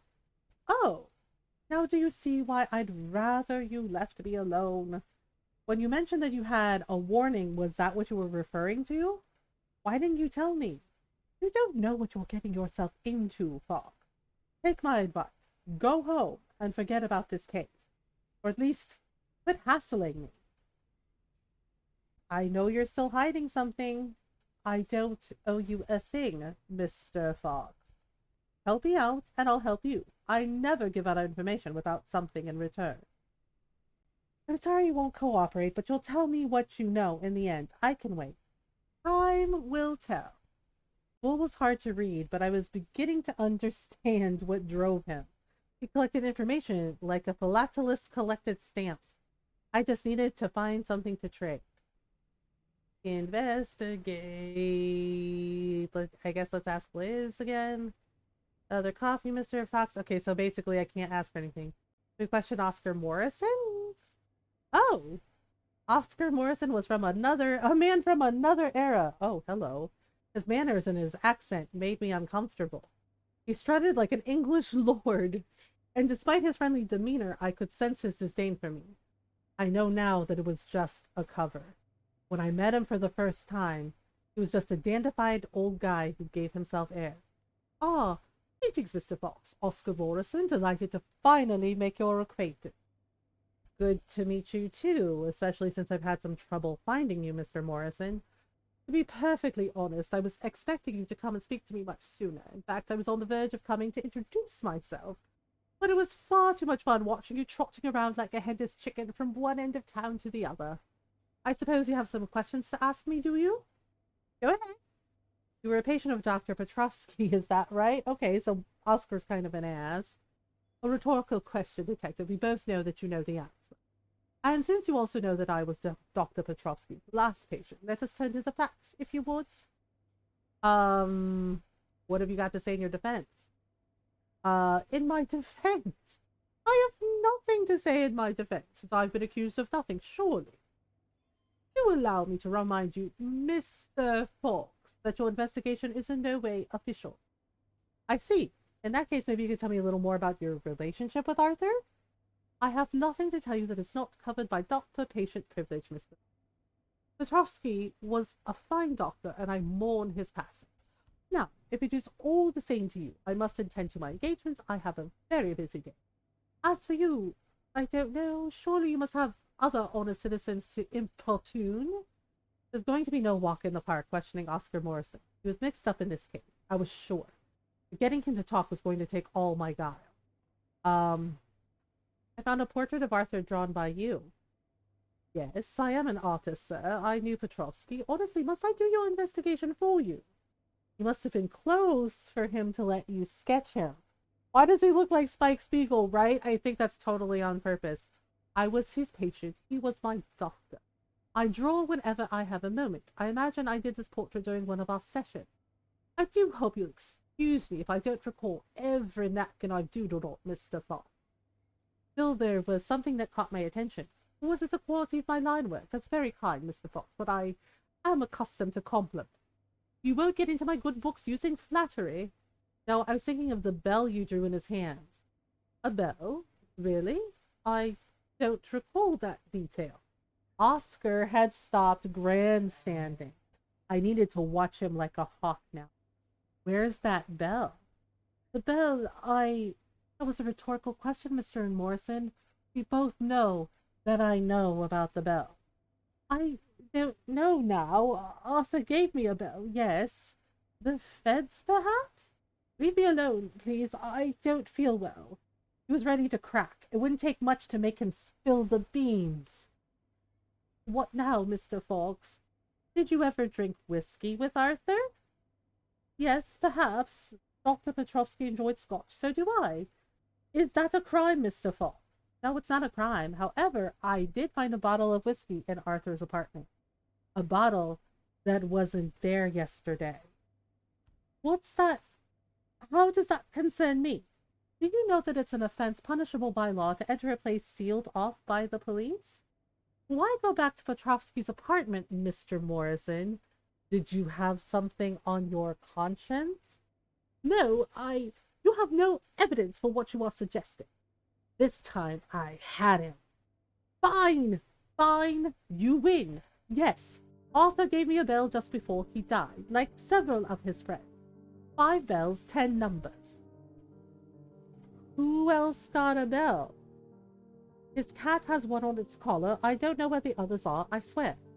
Petrovsky, he was hiding something dangerous. The bells are the key. That's all I know. And your bell, where is it? I gave it back to Arthur. Go back to his place, you'll find it. Thank you, Mr. Morrison. Don't thank me, Fox. You have no idea what you're getting yourself into. I hope you'll remember that I tried to protect you. When you're done stirring up this hornet's nest. I was sure I hadn't seen any bell in Arthur's apartment. Ominous, right? But there was no harm in going back to check. What now, Mr. Fox? Nothing. Bye. Search Arthur's apartment, I guess. Place still messy. Okay, so we have to find... Wait, there is a bell there. A bell in the shape of an elephant. Okay, that's weird. I wasn't sure it hadn't been there during my first visit. Such an outlandish object would have gotten my attention immediately. So this was the true cause of that visit when Morrison had forgotten the bottle of whiskey. It almost looked like he'd wanted to put me in some roundabout way onto this lead, which said a lot about the man's deviousness. Why had Morrison wanted to get rid of it? But more importantly, why had Arthur been so obsessed by these bells before his death? There was nothing special about it. It was the kind of thing you could pick up for a couple of dollars in any souvenir store. Someone had engraved some numbers inside it, like the bell on the cat's collar. Something told me this was going to be an important clue. I didn't realize yet just how important. In any case, it was information I'd maybe be able to use in exchange with Ernest Bull. Okay. Let's go talk to him then. Was there anything else, Detective? Talk about the bells? Look, Mr. Bull, cards on the table. I think you know that Arthur gave out bells to his patients just before he died. Oh, Mr. Fox, you interest me. I'm all ears. Arthur's cat had one on its collar. There are numbers engraved inside. You're telling me nothing new, Detective. You'll have to do better than that. All right. Did you know that Oscar Morrison had one too? Es muy importante, yes. Ernest Bull's eyes seemed to sparkle suddenly. He'd finally taken the bait. I knew it. Do you know who else has one in their possession? His tramp friend has probably got one. That seemed logical, but I needed more. I figured I'd try a bluff. Come on, Mr. Bull, that's public knowledge. Considering Arthur's relationship with Raymond, I didn't need you to help me reach that conclusion. Liz Cole. Liz Cole's got one. I see. One last thing. Do you know what the engraved numbers are for? Quid pro quo, Mr. Fox. One piece of information for another. But since I'm feeling generous, let me give you a clue.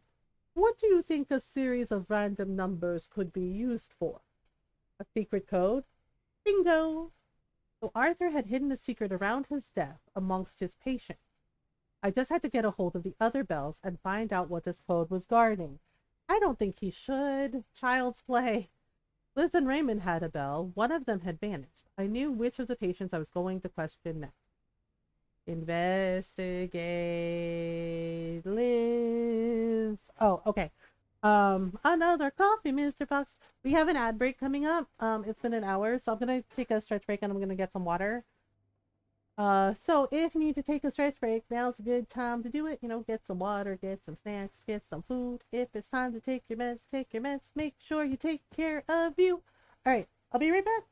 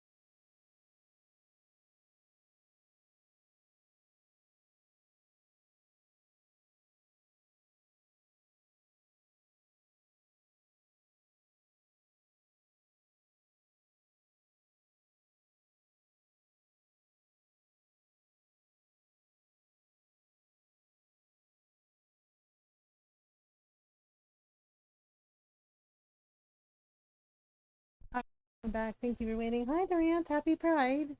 Uh, okay. So we're gonna ask Liz about her bell, right? That's where we're at. Another call from Mr. Fox. Okay. Asked to see her bell. I hear that Arthur gave you a bell. Could you show it to me, please? It's a gift. I can't show it to you. It's mine. I need to see that bell, Miss Cole. It's important to my investigation, you see. I don't want to take it away from you. Just look at it. There are numbers engraved on it. It's a crucial clue. Ah, I'm sorry, Mr. Fox. It's my final memento of Arthur. I'm too scared that I'll take that away, too. Liz was almost in tears. On one hand, her reaction seemed extremely irrational, but on the other, I was certain I wouldn't get anywhere by insisting. I needed to find a way to convince her, but it could wait till later. Oh, okay then. I just got a message from the sheriff. Raymond's medication had been delivered. Okay, well, so we're not going to get to see the bell from her right now. So I guess let's go talk to Gianna. Good morning, Detective. Did you sleep well? The rooms at the Golden Sky are very nice. Thanks for booking me a room there. You're welcome. So, tell me, how's your investigation going? Were you able to talk to Raymond? Was it enough to put your mind at ease? No, it just led to more questions. Like there's a thing with bells and numbers and uh it's a bit too soon to start drawing conclusions. Although I'd have liked to have asked Raymond a few more questions, but I can't seem to get a hold of him. I guess you've already stopped by the Green Hearth Diner. That's where I started. Look, I can't say I'm surprised he's made himself scarce. I did warn you about his mistrust of the forces of order, didn't I? The old fella has to spend his nights somewhere out of the rain and cold, right? Have you really got no idea where the popular spots with the homeless are in your jurisdiction? Diana sighed. I'll assume you don't know the town very well yet, Fox, or you wouldn't ask me that. The population of Greenhearth has decreased fourfold over the last 50 years. Fourfold? Really? Doesn't that seem kind of high? I mean, I know it's a small town, but that seems high. Like over the last 50 years? That seems like a lot. Hi, Ron. Hello, hello everyone. Hello, hello. Ron's home. Yes, I am home.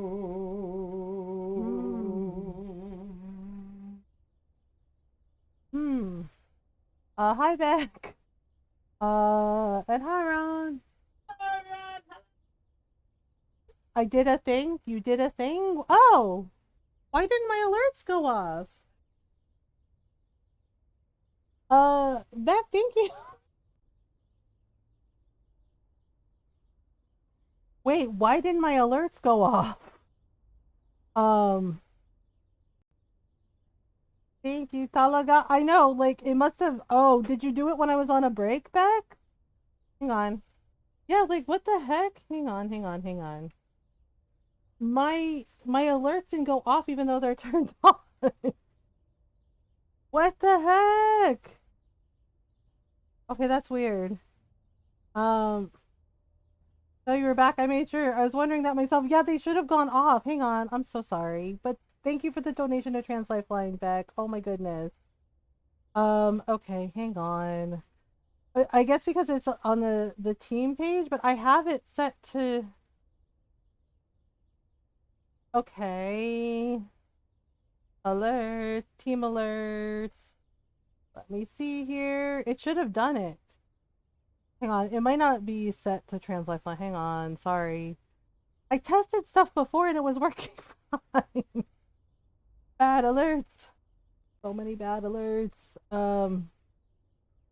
Okay. Do do do do do do do do do do do. Uh. Oh my goodness. I'm trying to see. Um.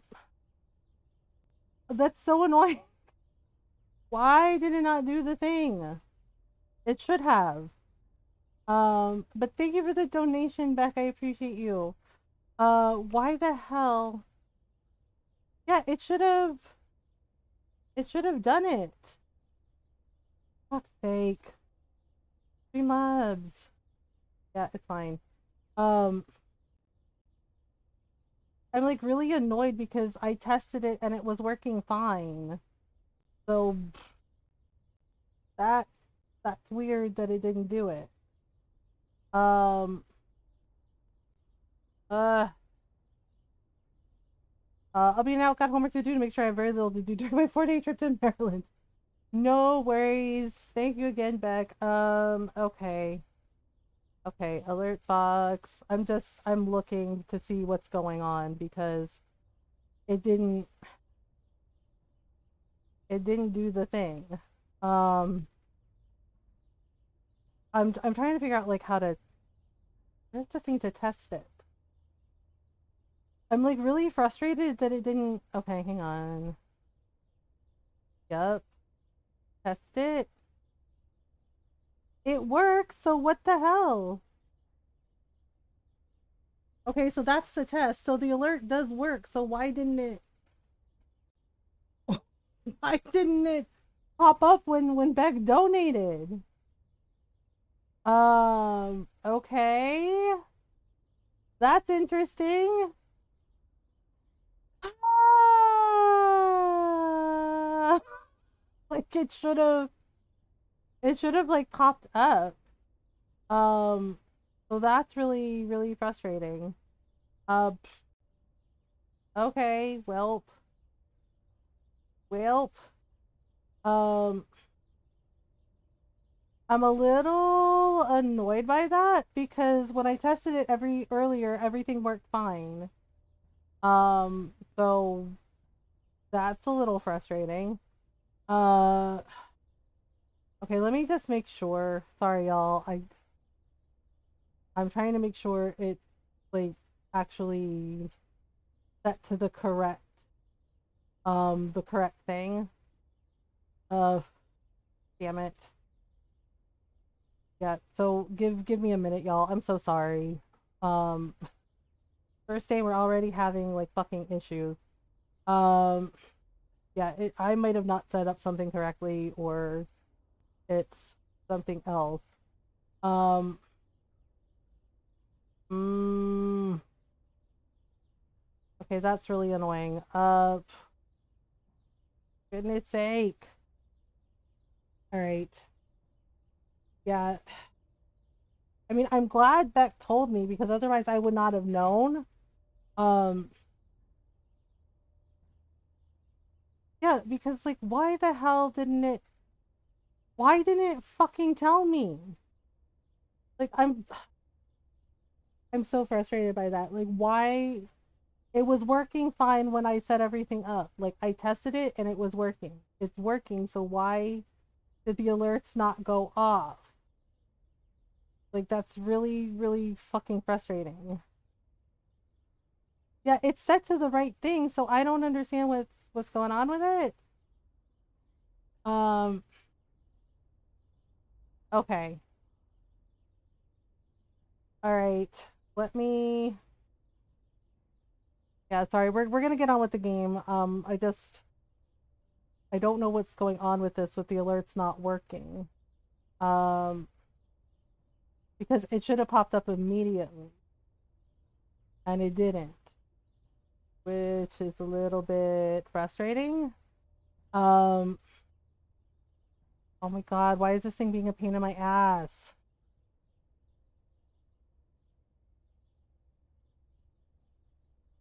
All right. Um okay, I'm just going to save the settings and hopefully that's really frustrating. Okay, I'm going to do a thing and test it. Uh Not the confusion when shit don't work. Yeah, because like Beck donated and it was very sweet of him, but the alert didn't pop up, and it just like seriously, Ron. Uh, um, yeah, and I'm trying to figure out why the hell because I set it up correctly. I know I did. Um, so it shouldn't be doing that.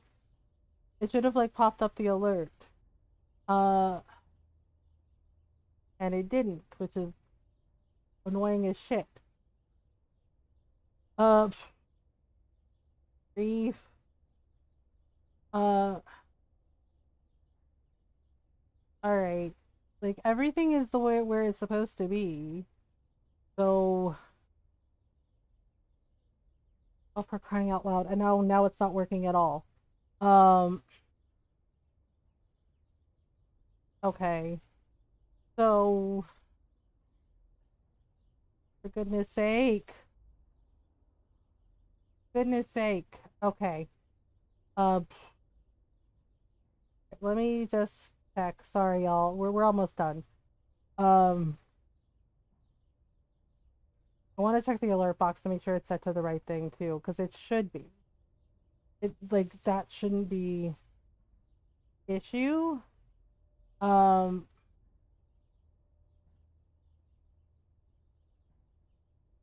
yeah, like that should be correct. So what the heck? Um, okay. Well, that's really, really, really frustrating because I have no idea what's going on with it. I don't know why it's being weird. Um, okay. So it should be fine. All right, give me 1 second. I'm gonna test this. If it doesn't work, it doesn't work, and I apologize. I'll have to like figure it out after stream. That's like really stressful when things don't work the way they're supposed to because I kind of need it to work. Um, and it's not working, and that's really frustrating. Uh, that's really, really frustrating. Um, oi, oi, oi, oi, oi. Okay. So I'm gonna do a thing and just to test it. And we'll see what happens. Uh, don't need. Yeah. Oh no. Uh. Do. There. Okay. Let me see here. I'm just testing this just to see if it works and goes to a good cause. So yeah. Um. Yep, that's fine. Oh boy. Okay.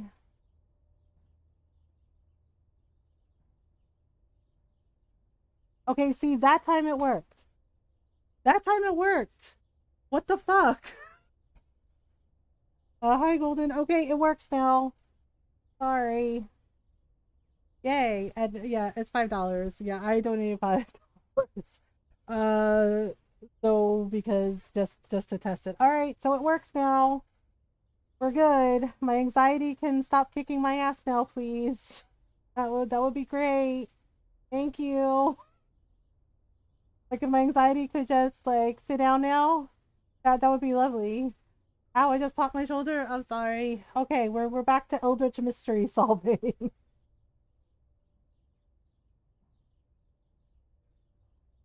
So yay! $36 raised for Trans Lifeline. So yes, we are raising money for Trans Lifeline for the entire month of Pride. With our stream team Wishing Well.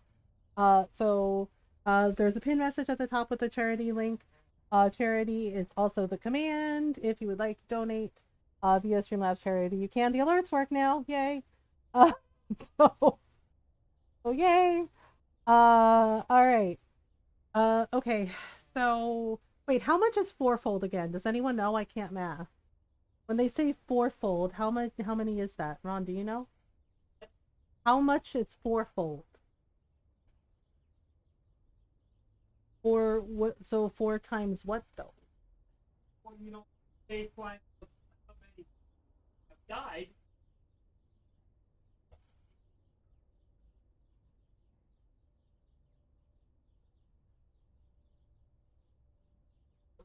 Okay, so that's a lot though, right? Four times? Yeah, I guess so. If we add the area's rich industrial past, not much of which is left either, into the equation, you can imagine the amount of abandoned buildings an individual like Raymond could set up home in. Saying that, he can't have gone far. What makes you say that? Since Petrovsky's death, the police station has been responsible for delivering his patient's prescriptions. The next delivery should arrive today. Okay. Bring up the sabotage of the sheriff's car. Hi, Volkip. I heard that your car was tampered with recently. Why didn't you tell me? I'm not very popular here, and there's nothing to prove it had anything to do with the inquiry. Still, the mechanic mentioned that several people have had car trouble.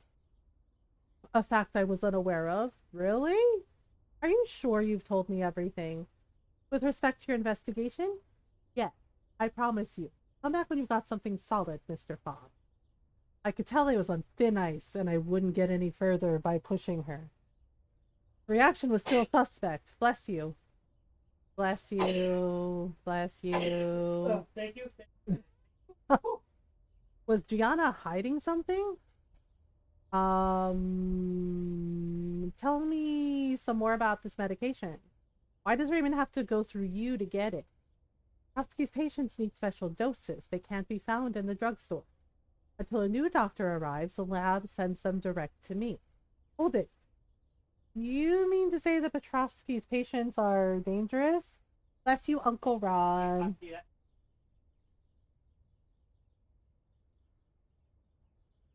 I got my ears pierced today. Oh, you did? Been waiting for 6+ years, and I'm finally in an environment where I can. I love them. Oh, well, Kip, that's awesome. Oh, that's awesome. I'm glad. Okay. So his patients are dangerous? Yes. Some do pose a potential threat, especially since they're probably unsettled by Petrovsky's death.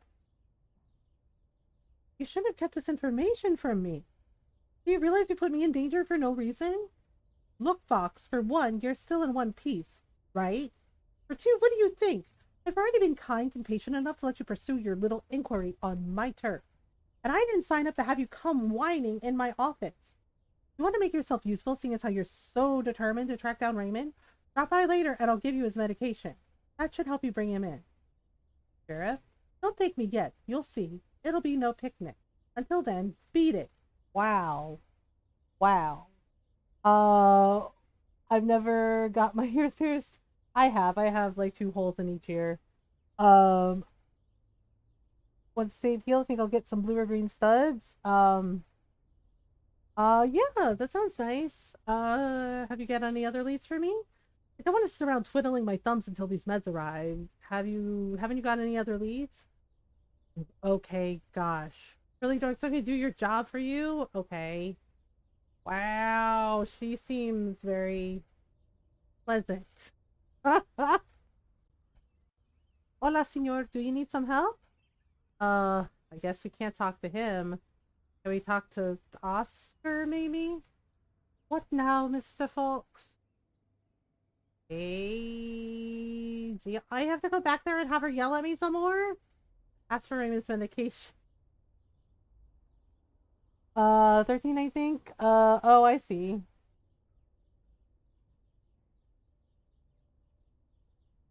I see.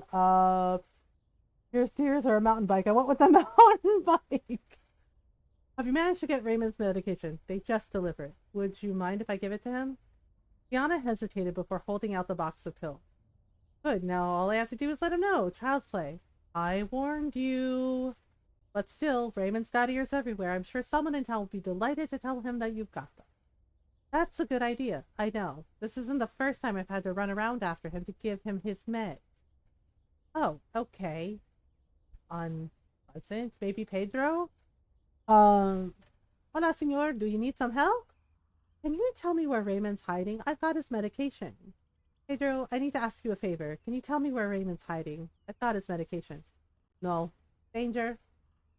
Raymond needs his medication. I just want to help your friend. He needs his medication. If he doesn't take it, then he will really be in danger. Pedro was torn between his loyalty and the urgency of the situation. I could see in his face that my fears were well-founded. Raymond might not be a murderer, but without his prescription, he was in danger of becoming one. Okay, wait, he switched personalities again. Okay, it's too late to go there today. But come back and see me tomorrow, and I'll take you to him. And he smokes a pipe? The other personality smokes a pipe? Once again, Pedro's attitude had completely changed in the space of a few seconds. And a moment later, he was himself again. Still, he didn't seem to be shamming. Had he been one of Arthur's patients too? Thanks, Pedro. I owe you one. No hay problema, Senor Fox. I guess go to the hotel for that. That was weird. Like, he's done that twice now. Yeah, yeah, and Nora, if you want to do the rolls, you can. It was getting late and I decided to go back to the hotel. I was sure I was getting close to the truth. That soon I'd finally be able to shine a light on why my friend was dead. Big mistake. I should have left while there was still time, but it was too late. I was already in too deep. The key to the investigation was those 5 bells and the numbers inside them. I'd managed to get a hold of 2 of them the day before, those of Oscar Morrison and Arthur's cat. I still needed 3 more, if I could believe what Morrison said. I knew that Liz and Raymond each had one, so who could possess that last one? Good question. To not mess up my piercings, tomorrow I'm getting a neck pillow. Yeah, neck pillow's a good idea. That day, I knew how I'd start my day. Okay. I went to wait for Pedro at the Green Hearth Diner. At her post as always, Liz came straight over to pour me some coffee. Oh, okay then. Good morning, Mr. Fox. Will you have the same as yesterday? Just a coffee. Thanks, Liz. She was looking kind of out of sorts. Is everything okay, Liz? You're not looking too well today. I've mislaid my medication.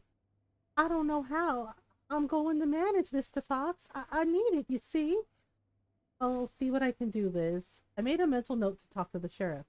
Maybe she'd also received Liz's meds the day before, too? Thank you, Mr. Fox. You'd saved my day. Pedro arrived a few minutes later. I greeted him, and then he led me to a disused factory not far from his garage. Oh, this is where Raymond sleeps? Um, I'm not a selfie person. Oh, that's okay. No, nothing wrong with the day I worked and got my piercings. It was fine. Um, yeah, it's okay. Okay day.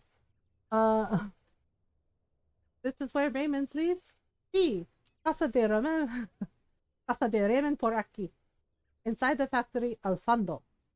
Thanks, Pedro. I must to open the garage. Come see me later, si quiere. Senor Fox. Okay, bye. Raven's hideout was set up in the rear of the building, well away from the road and prying eyes. Yeah, that makes sense. The place was pretty makeshift, with a sloppily patched together corrugated metal roof and walls that were overgrown and close to collapse.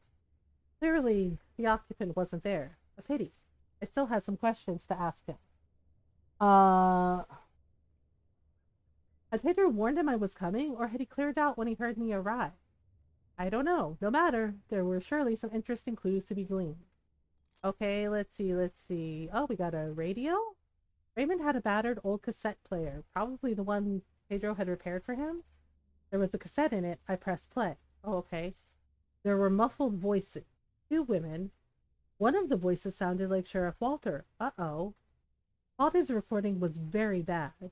I could only pick out snatches of phrases. There was something about 10. The code name Viracocha Project. Viracocha Project? Was mentioned several times. Oh, that's weird. Um, to be up at for 4 at work tomorrow. Oh, well, I hope you have a good rest, Kip. Wait, what is Viracocha Project? In any case, what was very clear was that the sheriff was being reprimanded for what had happened to Arthur. The other voice insisted that Gianna needed to knuckle under. As far as she was concerned, the matter was closed and everything was now under control. She'd obviously taken a risk by allowing me to investigate. But who were her superiors? This business of 10 and the project with the code name were clearly not within the scope of the local police. It would seem a little chat at the precinct was called for. Have a good lurk. Have a good rest, Pip. Okay, that's weird. So Gianna knows something? Oh, what is this? Raymond had daubed a notebook with crazed remarks and insane surmises. The whole was an incomprehensible nonsense, every page full of paranoid ramblings. Notebook began with a poem. Reading it left me trembling. Uh-oh. Ding, ding, goes the bell. Silence of the predator. Uh-oh. 10 small mad demons emerged through the flames of a blaze. What the hell is this poem? The guardians hid them in human masks. Then they delivered them to their destiny. Well, that's concerning. I had no idea what it meant, but the mention of 10 demons seemed important. What the? Poor starving monster, be right back. Okay, Noro. What the hell is that poem? That's creepy. I skimmed through the rest of the notebook. Bit by bit, throughout the entries, Raymond seemed to be gradually losing his grip on reality. He suspected everyone and everything, even claimed to be the target of a conspiracy which brought together all Greenhearth's major players. Was there any truth in any of it? That was hard to say. A bit further on, he explained his plans to sabotage the cars of people who had stabbed him in the back. Oh dear. And one of the final pages was dedicated to Pedro Ferra. Apparently, to Raymond, this brilliant researcher was a traitor. Researcher? Pedro, a brilliant researcher? It made no sense. Nevertheless, if I showed this to the mechanic, maybe he'd be more inclined to help me? That's weird. What is... Okay, wait. There was something right there. What is... where is it? Right there? Oh, it's the cat. What was Arthur's cat doing here? It was almost as if it had followed me. Measured each other up for an instant, then it strolled from the room, aiming a few plaintive yowls at me first. Okay. That's weird. Wait, what is that? Raymond had accomplished the feat of filching documents from the FBI team. Apparently, the file concerned Ernest Bull. A section of the text had been blacked out, but what I was able to read between the lines was that Bull had been a police informant. Oh, he'd been relocated to Greenhearth as part of a witness protection program. It was also suggested that his activity was suspect and that he'd been put under surveillance. It was even possible that the management of the hotel would be taken from him. That certainly deserved a little conversation with the interested party, especially since I was sure he was still hiding things from me. Oh, wow. That is wild. What is that? Wait, what's that? Oh, it was a box of pills. It was almost full, and the label said Liz Cole. Wait, why did Raymond take Liz's medication?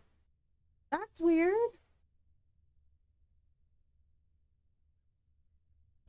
So Liz hadn't mislaid her medication. Raymond had stolen it. The sheriff had stressed the fact that the dosage was individually adapted for each patient. But if Raymond had stolen it, that could mean that maybe he didn't need his own prescription, at least not in the next few hours. I could take them to give it back to Liz. I think she'd agree to show me her bell in exchange. But if Raymond was running short in the meantime, yeah, take the meds. Tough luck for Raymond. The numbers on Liz's bell were too important. I figured I'd seen all the relevant clues, so I decided not to hang around any longer. That's weird. Why the hell did he take her medication?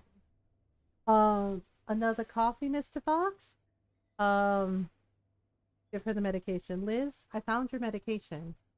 Really? Oh, thank you, Mr. Fox. You're my savior. Give the medication. Here, Liz. She swallowed 2 pills and seemed to relax immediately. I suppose you still want to see my bell? Please, Liz. It's crucial to my investigation. I just want to take a look, and I'll give it straight back to you. All right, Mr. Fox. I trust you. Liz pulled a small bell from the pocket of her pants and held it out to me. Like the others, 2 numbers were engraved inside. What is up with these bells? And something called the Viracocha Project? I noted them, then gave her the bell, which she put nervously back in her pocket. Thank you, Liz. Okay, I guess we gotta go talk to Ernest now. Good morning, Mr. Fox. What can I do for you? Talk about the file on him. Did you know that Raymond has a file on you in his possession? Bull blanched at the mention of the file. That's got nothing to do with your case, Fox. Stop sticking your nose in everywhere. Negotiate? Come on now, Ernest. There's no point getting all upset. I'm sure we can come to an understanding. You want the file, and I want to know what you know about Petrovsky's death. What do you say to a cordial exchange between gentlemen? All right, Fox, you win. I don't know who killed Petrovsky. I'm not even 100% sure it was a murder. What I do know is that Arthur was slowly going out of his mind. In a moment of sanity, he took a box at the Green Hearth Bank, accessible with a 10-figure secret code, and he hid something there. Something dangerous. Something that would explain his death? That's what I think. He split the code between 5 of his friends, engraved in the bells he gave them shortly before his death. I know about Raymond, Oscar Morrison, Liz Cole, and his cat. Do you know who got the last bell? Bullseye. Yes. Gianna Walter. She's got the 5th bell. Gianna? Why didn't she tell me? She didn't tell him she had a bell? What the hell? The final piece of the puzzle was under my nose right from the start. Now I had to get to the precinct for a little chat with the sheriff. Why didn't she tell him she had a bell? The fuck? Good morning, Detective. Any news? It's time we discussed the bell. Gianna, I think it's about time we reviewed my investigation. Very well, Fox. I'm listening. I've got a question for you before we get started, if you don't mind. Uh-oh. Yes. Did Arthur give you a bell shortly before his death? For the first time since I'd arrived, the sheriff seemed taken aback by my question. Pulled herself together fast, opened a door in their desk, and took out a small bell. You mean this, Fox? As a matter of fact, Arthur gave me this bell the day before he died. He seemed upset. I have to tell you, I put it in the drawer and I haven't given it a thought since. What does this bell have to do with the case? I motioned her to give it to me. She did. Look, there are numbers engraved inside. I don't understand. You're going to have to explain this to me, Fox. It appears that Petrovsky hid something in a safety deposit box at the Green Hearth Bank. He engraved the access code for the box in several bells, which he gave to his friend. Good work, Fox. I think I've misjudged you, and that we got off on the wrong foot. Come back and see me when you've solved this mystery. I'll do all I can to help you. I'll do that. Raymond has an audio recording of you. Oh, yes? What are the 10, Gianna? What is the Viracocha project? Fox stumbled across some classified information about our country's security. What? I can't tell you what the Viracocha project is, but I can tell you that there are dangerous individuals in this town who were put here to be kept away from society. You've met some of them. Arthur's patients? Yes. My role in this town, apart from making sure people obey the law, is to keep these individuals safe. Your superiors ordered you to close the case. By allowing me to investigate, you're going against their orders. Why? Yana looked away, clenching her fists. Uh-oh. Okay, you win. I've got questions about Arthur's death too, but I received clear orders that I didn't dare to disobey. When you suggested coming here to investigate, I let myself be persuaded. I need to know what really happened to him. Am I to assume that you and Arthur... Not another word, Fox. Yana had just confirmed my hunch. He and Arthur had had more than a purely professional relationship. I decided to leave it there for now. Oh boy. Okay, so now I think we have to go talk to Pedro. Raymond thinks you betrayed him. Raymond wasn't at the factory when you took me there, but I found this notebook in his stuff. Look, he thinks you betrayed him. Pero Raymond es mi amigo. That was written all over the mechanic's face. Now was the time to convince him to help me again. Raymond needs his medication. You see, Raymond needs his medication. Please, Pedro, help me. I'm sure you can convince him to talk to me. De acuerdo. I'll convince him to meet with you, Senor Fox. Oh, I worry for Raymond. He's not well in his cabeza. Go to the factory. He'll meet you there. With the personality switch again. What is going on? I'll do what's needed, detective, but I'm counting on you to help him. Thank you, Pedro. Okay. That's some weird shit, man. What the fuck? Oscar Morrison didn't come to the Green Hearth Diner that day. After a tense exchange the day before, I wasn't surprised. Saying that, it wasn't a big deal. He probably already revealed everything he knew. And something told me he'd surface again, sooner or later. I guess we can go to the bank. Split personalities, maybe? I knew Arthur had hidden something in a depository at the bank, but I still hadn't found all the bells with the access code engraved in them. Raymond had one, but I hadn't managed to find it yet. It came back when I had the complete access code. Um, question Raymond? Oh, when I got to the factory, Raymond was there. Okay. He looked terrified. Oh, that's not good. He spun around and vanished into the building. I shouted for him to wait, but he wasn't listening. Why was he afraid of me? Oop. I tried to catch up with him in the maze of corridors, but he knew the place better than I did. He was always one step ahead. Oh, shit. I'd almost caught up with him when I heard the gunshot. Oh! It was too late. I had failed. Uh-oh. I looked for signs of the killer. I found nothing. It was as if they'd vanished. Oh, damn. Then I entered the room. Raymond lay face down on the ground, motionless. My cop's instinct was screaming at me to call for backup, not to contaminate the crime scene. But I wasn't here officially. I was just a civilian, and I needed to know. Oh, damn. Poor Raymond. I moved closer. There was a bell clutched in his bloodied hand. Inside, 2 numbers were engraved. Oh.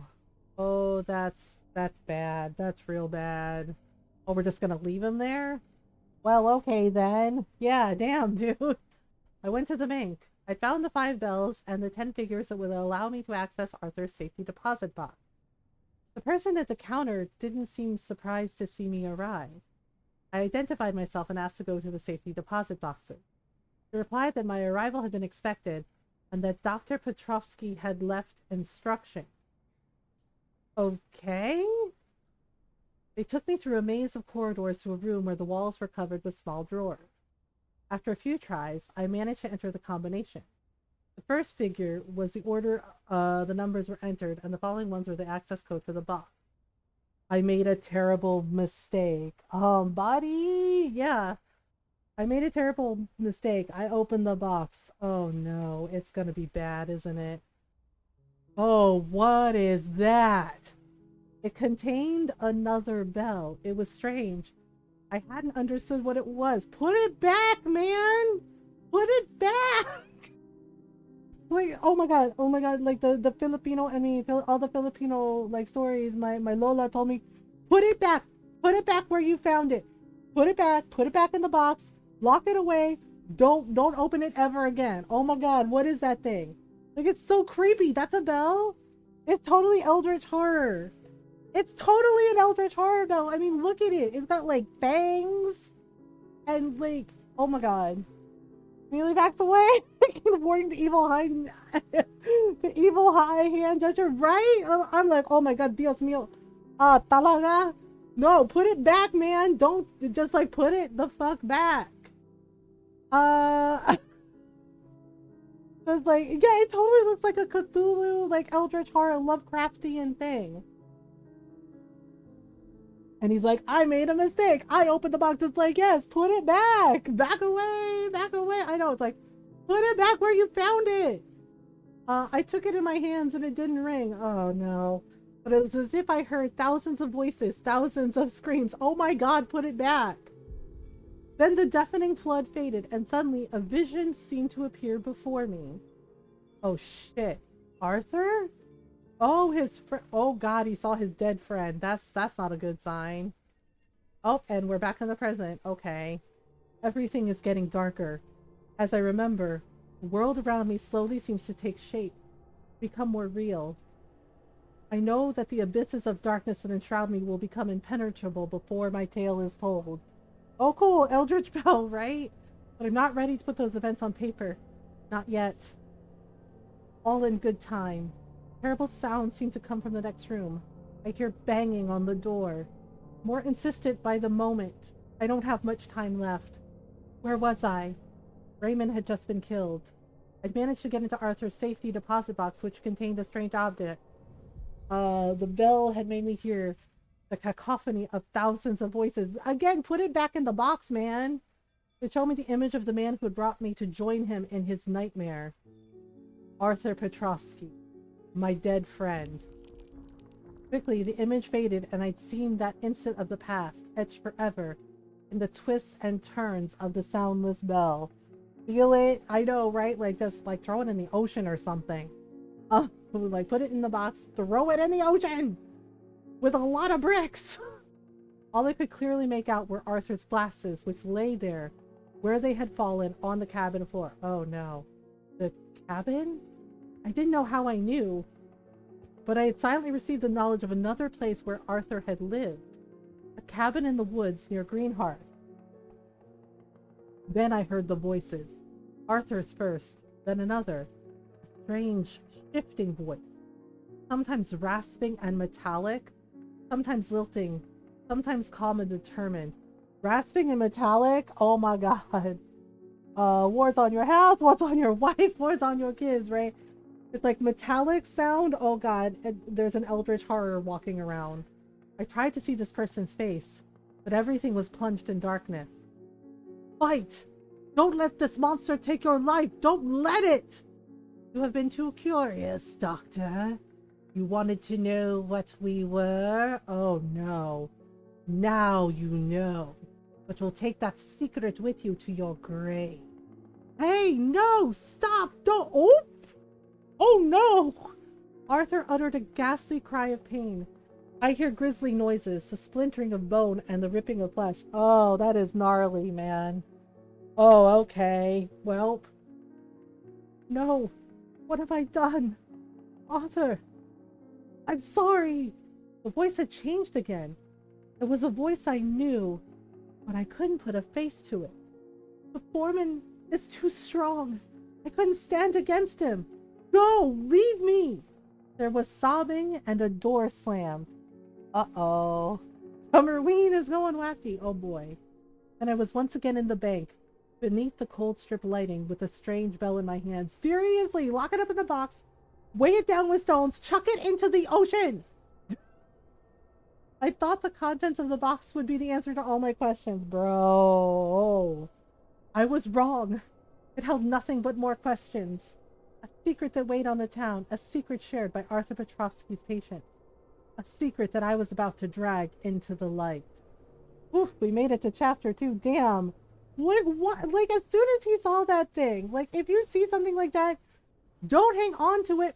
Put it back where you found it. Like, seriously. Curiosity killed the maddened detective? Obviously, yeah. And it sounds like Arthur was killed by somebody he knew. Like one of his patients, maybe? Echoes, episode 2. The Secret! Uh-oh. The Secret? The first thing I'd done after my discovery was pay a visit to the sheriff. I promised I'd keep her up to date, and something told me she'd be able to enlighten me about that cabin in the woods that the bell had shown me. Holy cow, Fox, did you see a ghost? You're white as a sheet.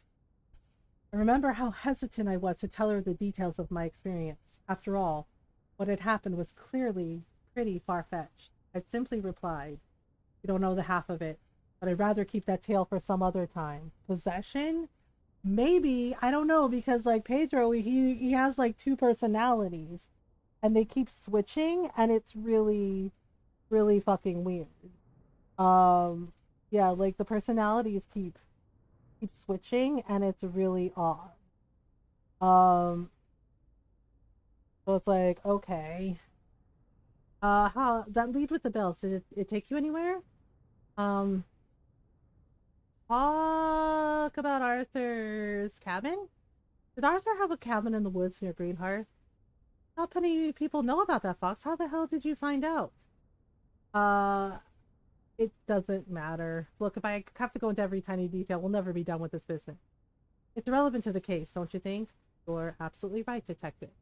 Yes, as a matter of fact, Arthur bought a little cabin in the woods, privately, a few months ago. It was when he'd begun to sink into paranoia. He was sure he was being watched, and he needed a safe place where...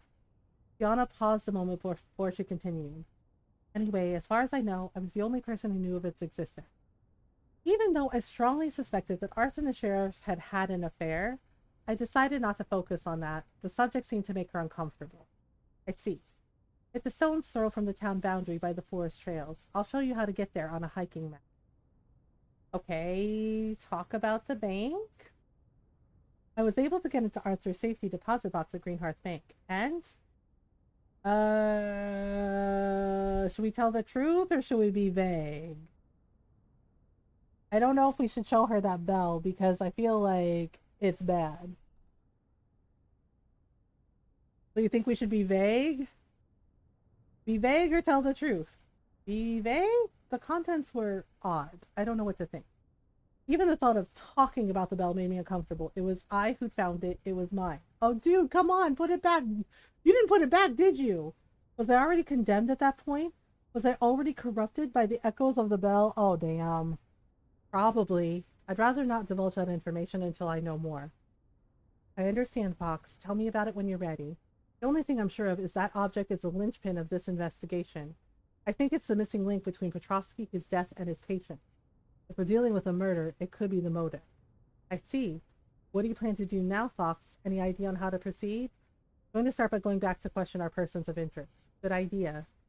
We tell her about Raymond? Yep, Raymond. Raymond's dead. That was to be expected. What happened? She's not even surprised that he's dead? I managed to convince him to meet me, but he ran away as soon as he saw me. When I caught up with him, he'd been shot, a bullet in the chest. I see. Any leads for who did it? None. Thanks for letting me know, Fox. I'll do what's needed. I'll let you know when I get the investigation report. I'd hoped talking to the sheriff would relieve my sense of guilt over losing one of my key witnesses. I should have known empathy wasn't one of her strengths. Raymond, we got off on the wrong foot, but I know now that he wasn't a bad guy.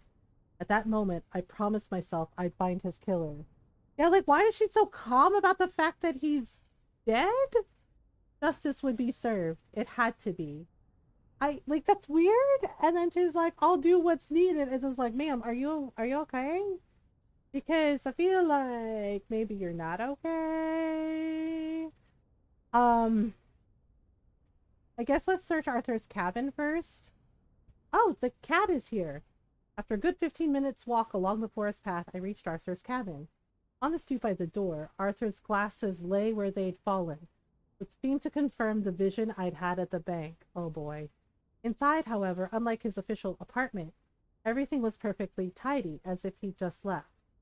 The cozy atmosphere presented a clear contrast with the cold, functional character of his main residence. A safe rested against one of the walls in the room, but it had been forced and was completely empty. A pity. I could only hope to find some useful new clues.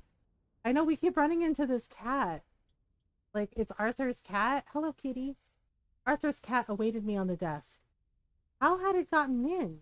Had it followed me here? It uttered a few plaintive yowls, and it strolled across the room to rub itself firmly, insistently against the wall. Did it want to show me something? I studied the section of wall. Something wasn't right. After a few tries, I managed to open a hidden door, which opened into a tiny room where the video surveillance system was concealed. Oh! Was this another sign of Arthur's paranoia? Perhaps, but the further I got into this investigation, the more I understood his reasons for taking this kind of precaution. Unlike the safe, nobody had forced the door to this room. I began to view the recordings, which unfortunately only covered the last 48 hours. First, a brawny guy with a military bearing had let himself in and had forced the safe open. Rapid, precise, his visit had lasted just a few minutes. Unfortunately, the camera angle didn't allow me to see what it was he'd come here to find. A bit later, it was a woman entering the cabin. She kept her back to the camera, which wasn't going to simplify identifying her. All that I could tell was that she was slender, fairly small, brown-skinned. Beneath her hat, her hair was brown and mid-length.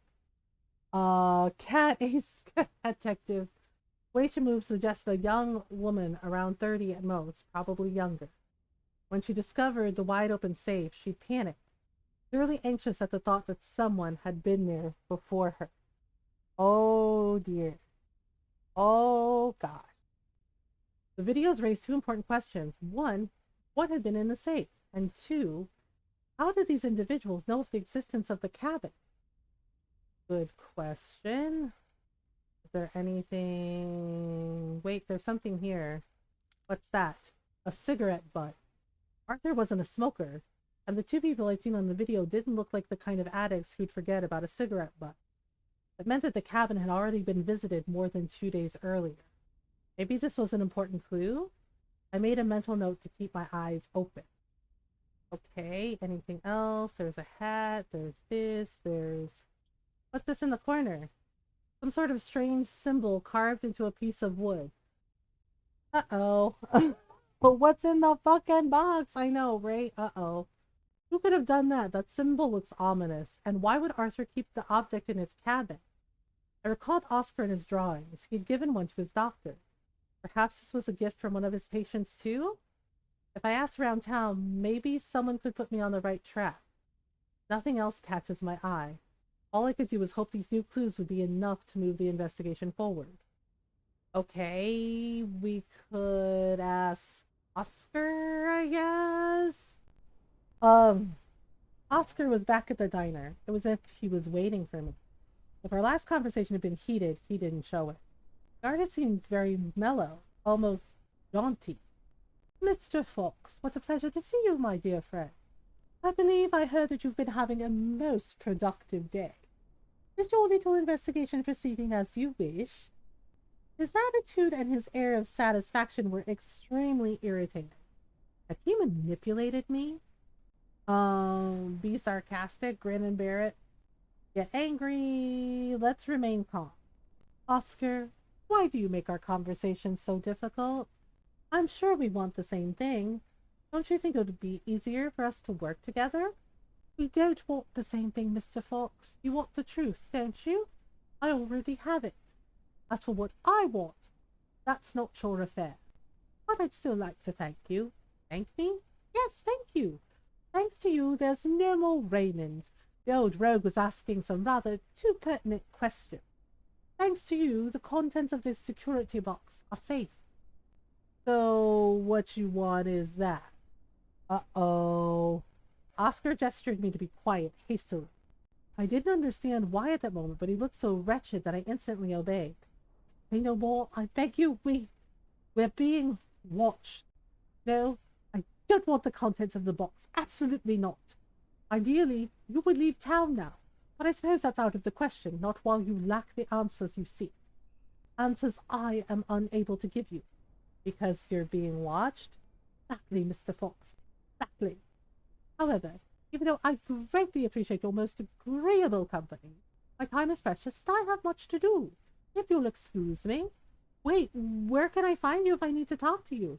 I am not at your beck and call, Mr. Fox, and as I told you, I have much to do. Okay. I hope for your sake that we won't have occasion to meet again. But something tells me that we will be called upon to meet once again. Until then, Godspeed. Oscar almost bounced out of the diner. I let him leave. I had nothing solid to hold him for. And I didn't know what to think of the character. On one hand, he seemed sincere. But on the other, I never encountered such grandiloquent sincerity before. But yeah, something weird about that. I guess... Question Pedro? Oh, crap. Oh, God, it's the other personality! Pedro was waiting for me, immobile, his pipe in his mouth. It was a conversation I was dreading. He trusted me. He'd convinced Raymond to meet me. Oh, no. And in the end, all I'd done was serve Raymond up to his murderer. Detective? Pedro, I know. You're sorry. I did what you wanted, and now one of us is dead. One of us? What? Didn't you realize? I'm one of Petrovsky's patients, too. No matter. I'm afraid we've got nothing more to say to each other. I know your intentions are honorable. It's not your fault that somebody had a grudge against my friend. But I need time to grieve, if you'll excuse me. Pedro put away his pipe, and immediately the other Pedro took his place. Hola, Senor Fox. What the fuck? Called it. Yeah, it was as though the mechanic was juggling two distinct personalities. There had to be a psychiatric explanation for his behavior, but it was clearly far beyond my scant knowledge of the subject. Anyway, it was much easier to communicate with the pipe smoker. but unfortunately, something told me it would be some time before he resurfaced. Foi muy triste, muy triste. Okay. He seems really upset. Okay, we have an ad break coming up, so I'm gonna take a quick stretch break. So let's take a stretch break and then we'll get back to murder mystery solving. So take a stretch break if you need one. We're gonna take a little stretch break while the ads run to turn off the pre-rolls. All right, be right back.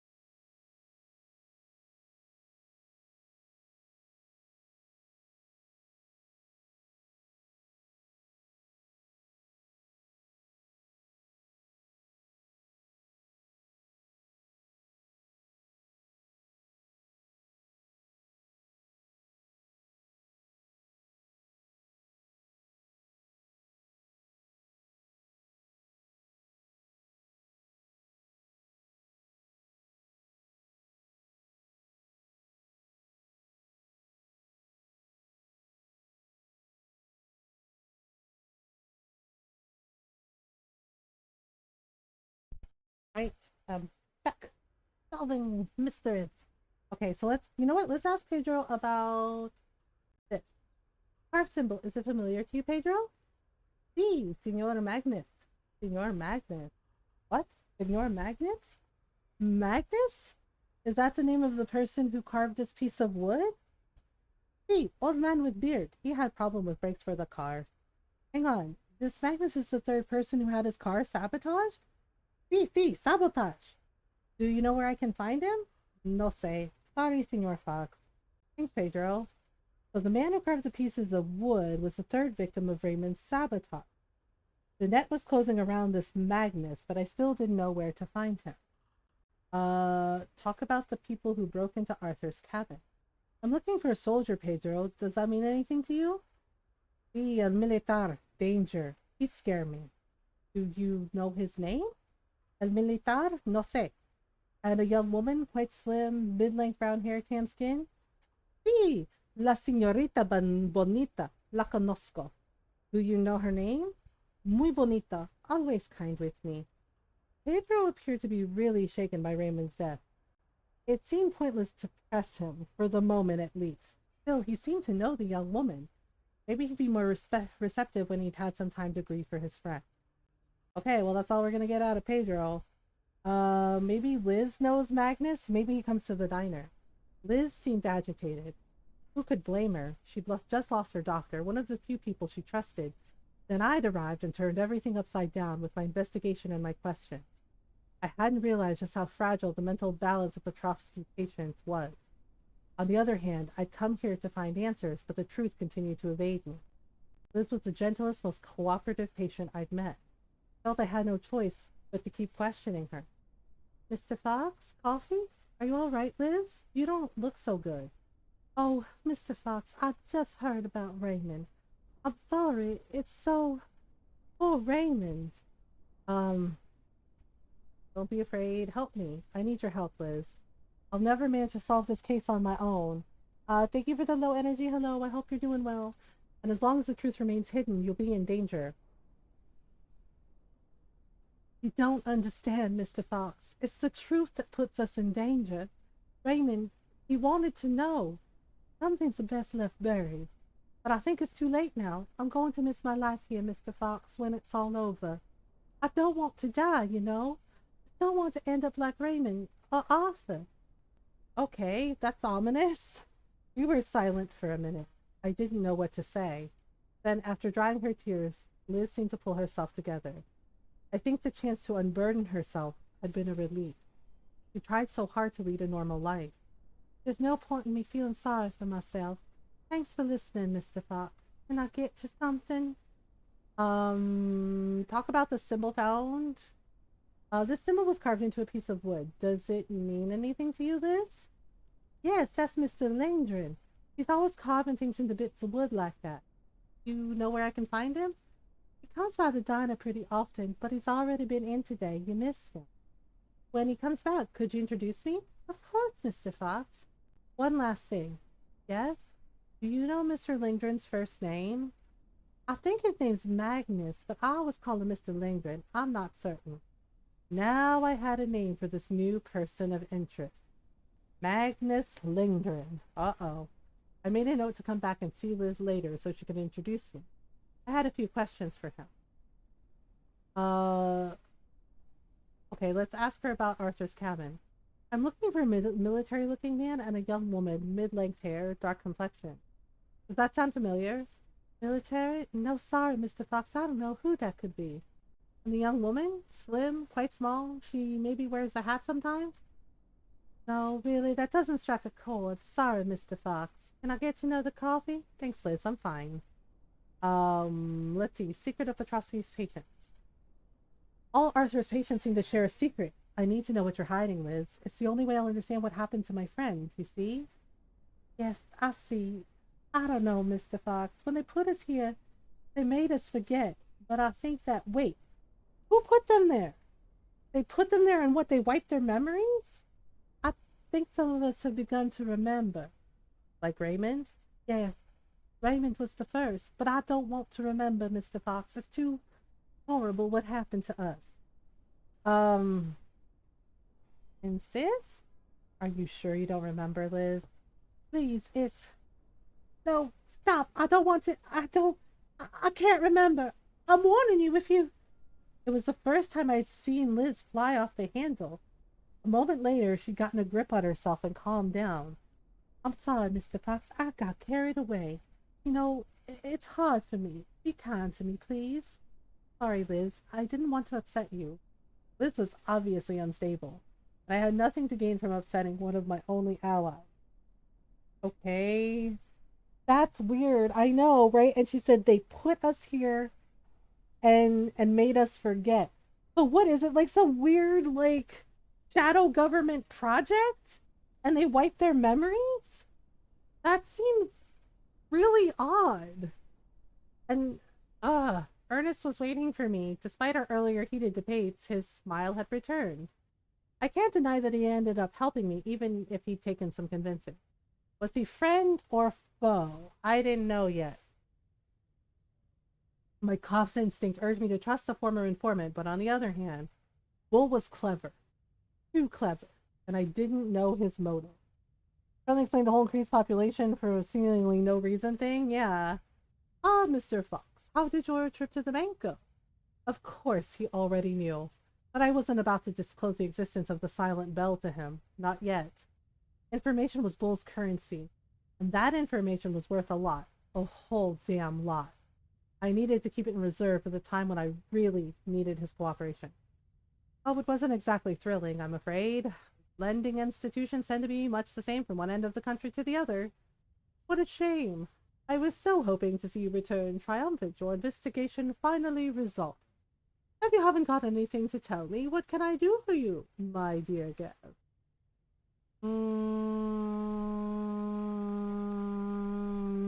What should we pick first? Raymond was murdered. I just found out. Sad news, but I can't say I'm surprised. How did you find out? It just happened. Who let you know so quickly? You know, news travels fast around here. And a little troop from the sheriff's department putting up a police cordon around an abandoned factory, it's not exactly discreet. I see. Okay. Tell me about your past as an informant. You were an informant? Oh, you know, there's not much to tell, Mr. Fox. I did a favor for the police, and in exchange, they put me here. Now we have a quiet life, a certain social standing. The authorities made sure I wanted for nothing.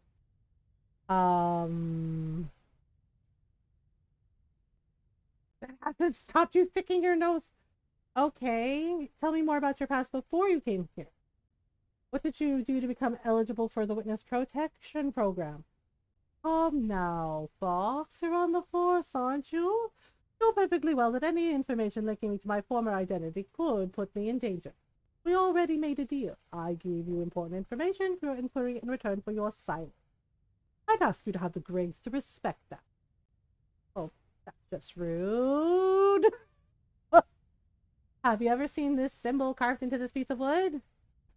Sorry, Mr. Fox, it's not familiar. Really? Yes, really. At the risk of shocking you, I don't always have the answers to your questions. Saying that, a strange symbol carved with no apparent reason into a piece of wood and left, I would imagine, in an odd place. You've been in Greenhearth long enough to guess what that means, haven't you? Yes, one of Petrovsky's patients. Bingo! Alright, I'm trying to find a soldier and a young woman. Boy. I'm looking for a tall man with a military bearing. Does that ring a bell? Yes. Could you tell me a little more? Oh, there's no point, Mr. Fox. Don't worry. When Terry Graham wants to talk to you, he'll find you. Oh, so the guy's name is Terry? But don't waste your time. You won't find him. I see. And the young woman, slight build, brown, mid-length hair, and dark complexion? You're going to have to be a bit more precise there, Mr. Fox. You just described a good portion of the female population of our lovely town. You, Ernest? You're most welcome, my dear guest. Okay, so he's no help at all. So, I just received a message from the sheriff. Raymond's body had been taken to the Greenhearth morgue. He gave me an appointment to witness the autopsy. It didn't leave much time for me to ask the town inhabitants a few more questions if I wanted to. I guess go to the morgue? Whoa! It's on fire? What the fuck? The morgue was on fire and Raymond's body with it. What the hell? All it had taken was a spark. It was so simple. The sheriff, Fox, they'd stop at nothing to find the truth. The puzzle was coming together piece by piece. What the frick, man? The others, they were about to wake up. Wake up? It was inevitable now. Raymond's death would hasten everything. Damn, dude. It was regrettable. It had given me absolutely no pleasure. But at least this way, it was I who chose the tempo. Wait, what? If everything continued to unfold as I expected, I had a good chance of getting out of this fiasco alive. No! Those aren't my memories! That's not how it happened. Oh man, his memories are messed up too. I have to concentrate. The others, they're waiting, skulking in the twists and turns of my mind. I have to get a grip. I have to remember. Oh, wow. So he's got false memories too. What the shit? The smell of burning got stronger and stronger as I got closer. Then I saw the flames. Raymond's body and the rest of the building were being reduced to cinders. Brianna had seen me arriving. She came to meet me. There was nothing I could do. She had already called the fire department. You just have to bite the bullet, wait until the flames had been extinguished, and hope. I went back to the hotel for a sleepless night. Damn, man. The next day I began a visit to the police station. I needed to know what had happened. How had the fire started? The sheriff was expecting me at her post as always. Her expression, as inscrutable as ever, gave me no clues what I could expect. But something told me that it wasn't good news. Ah, Fox, come in. Good morning, Sheriff. I suppose you're here for news about the morgue. The fire service managed to get the fire under control, but there's extensive damage. Raymond's body was completely incinerated. The building's still standing, but we've lost all the archives. Wow, that's convenient. I'll go and check it out later. There might be some clues. Perfect. That's what I was about to ask you. But you should go back to the crime scene, too. The abandoned factory? Yes. I have to confess this arson completely blindsided me. I believe there's somebody who will stop at nothing to cover their tracks and protect themselves. Maybe we missed an important clue with the factory. I think it's worth checking. Okay, I'll take care of it. Anything else, Fox? Yes, I'm going to meet another of Arthur's patients today, a Magnus Lindgren. Sound familiar? I tell you, he's on the list I've got for the distribution of medications, but he's usually fairly reserved. You'll tell me what this is all about after you've spoken to him? I'll do that. And if you need anything, you know where to find me. Began the day with 3 new leads. Where should I start? I guess search Raymond's hideout? I was used to crime scenes, but it wasn't every day I returned to a murder scene where I'd been the witness. I hoped to find something here which would put me on the murderer's trail. I never thought my visit to a disused factory would thrust my investigation in a whole new direction. Well, let's see. Wait, is that a gun? Wait, a tobacco pouch. The smell that escaped was unmistakably pipe tobacco. Pedro? Why had Pedro come here? He'd been deeply affected by Raymond's death, but it told me nothing worthwhile. I'd have to pay a call on the mechanic. Okay. Let's see. There doesn't seem to be... I don't know. Like, I'm looking and I don't see anything, really? Wait, hang on. Oh, wait. What's that? A cigarette butt. Oh, was Magnus here? I wouldn't go so far as to say it was still smoking, but it was fresh. Very fresh. I hadn't encountered many smokers since I arrived in Greenhearth, except Pedro and his pipe. I hadn't found any clues which helped the investigation to Raymond's death. However, at least 2 people had recently been here. Pedro Ferra, the mechanic, and the mysterious smoker. I was very curious to know why. I guess question Pedro? Hola, Senor Fox. I am happy to see you. Always a pleasure to talk to great detective Ricky Fox, El Magnifico. I'd like to meet Dr. Petrovsky's patient. You know, you said you knew her? No se puede. No la conozco. You insisted on talking to Raymond, and now Raymond está muerto. Well, Senor Fox is a great detective. He can solve the case without my friends dying, no? I am pequeño investigator, but I help the Senor Fox in his investigation. Don't try to investigate, Pedro. You'll just put yourself in danger. Sí, entiendo. No peligro para mí. So Pedro held me responsible for Raymond's death. Damn. Wasn't me who pulled the trigger, but still, he wasn't completely wrong. And now he got it into his head to investigate for himself. I had to find a way to talk to the other Pedro, the one who could help me with my investigation, the one who could tell me more about the identity of the young woman I'd seen on the video recordings in Arthur's cabin. Pedro, I need to talk to the other Pedro? Okay? This was going to be tricky. The pipe smoker? I'd like to talk to him, please. Soy muy triste for Raymond. I sleep because I sad. There was no point insisting. Maybe if I showed him how urgent the situation was, I'd manage to make him resurface. I no guarantee it would work, but I couldn't see any other solution. Now I just had to find some clues to show him and exercise a lot of patience. I found your tobacco pouch at the disused factory. Ah, gracias, Senor Fox. I was looking for it everywhere. You really are a good detective. Tell me, Pedro, what were you doing there? No sé. Espera mi amigo Raymond. Again, it was pointless. I could only hope that the cigarette butt found at the factory would produce better results. Okay.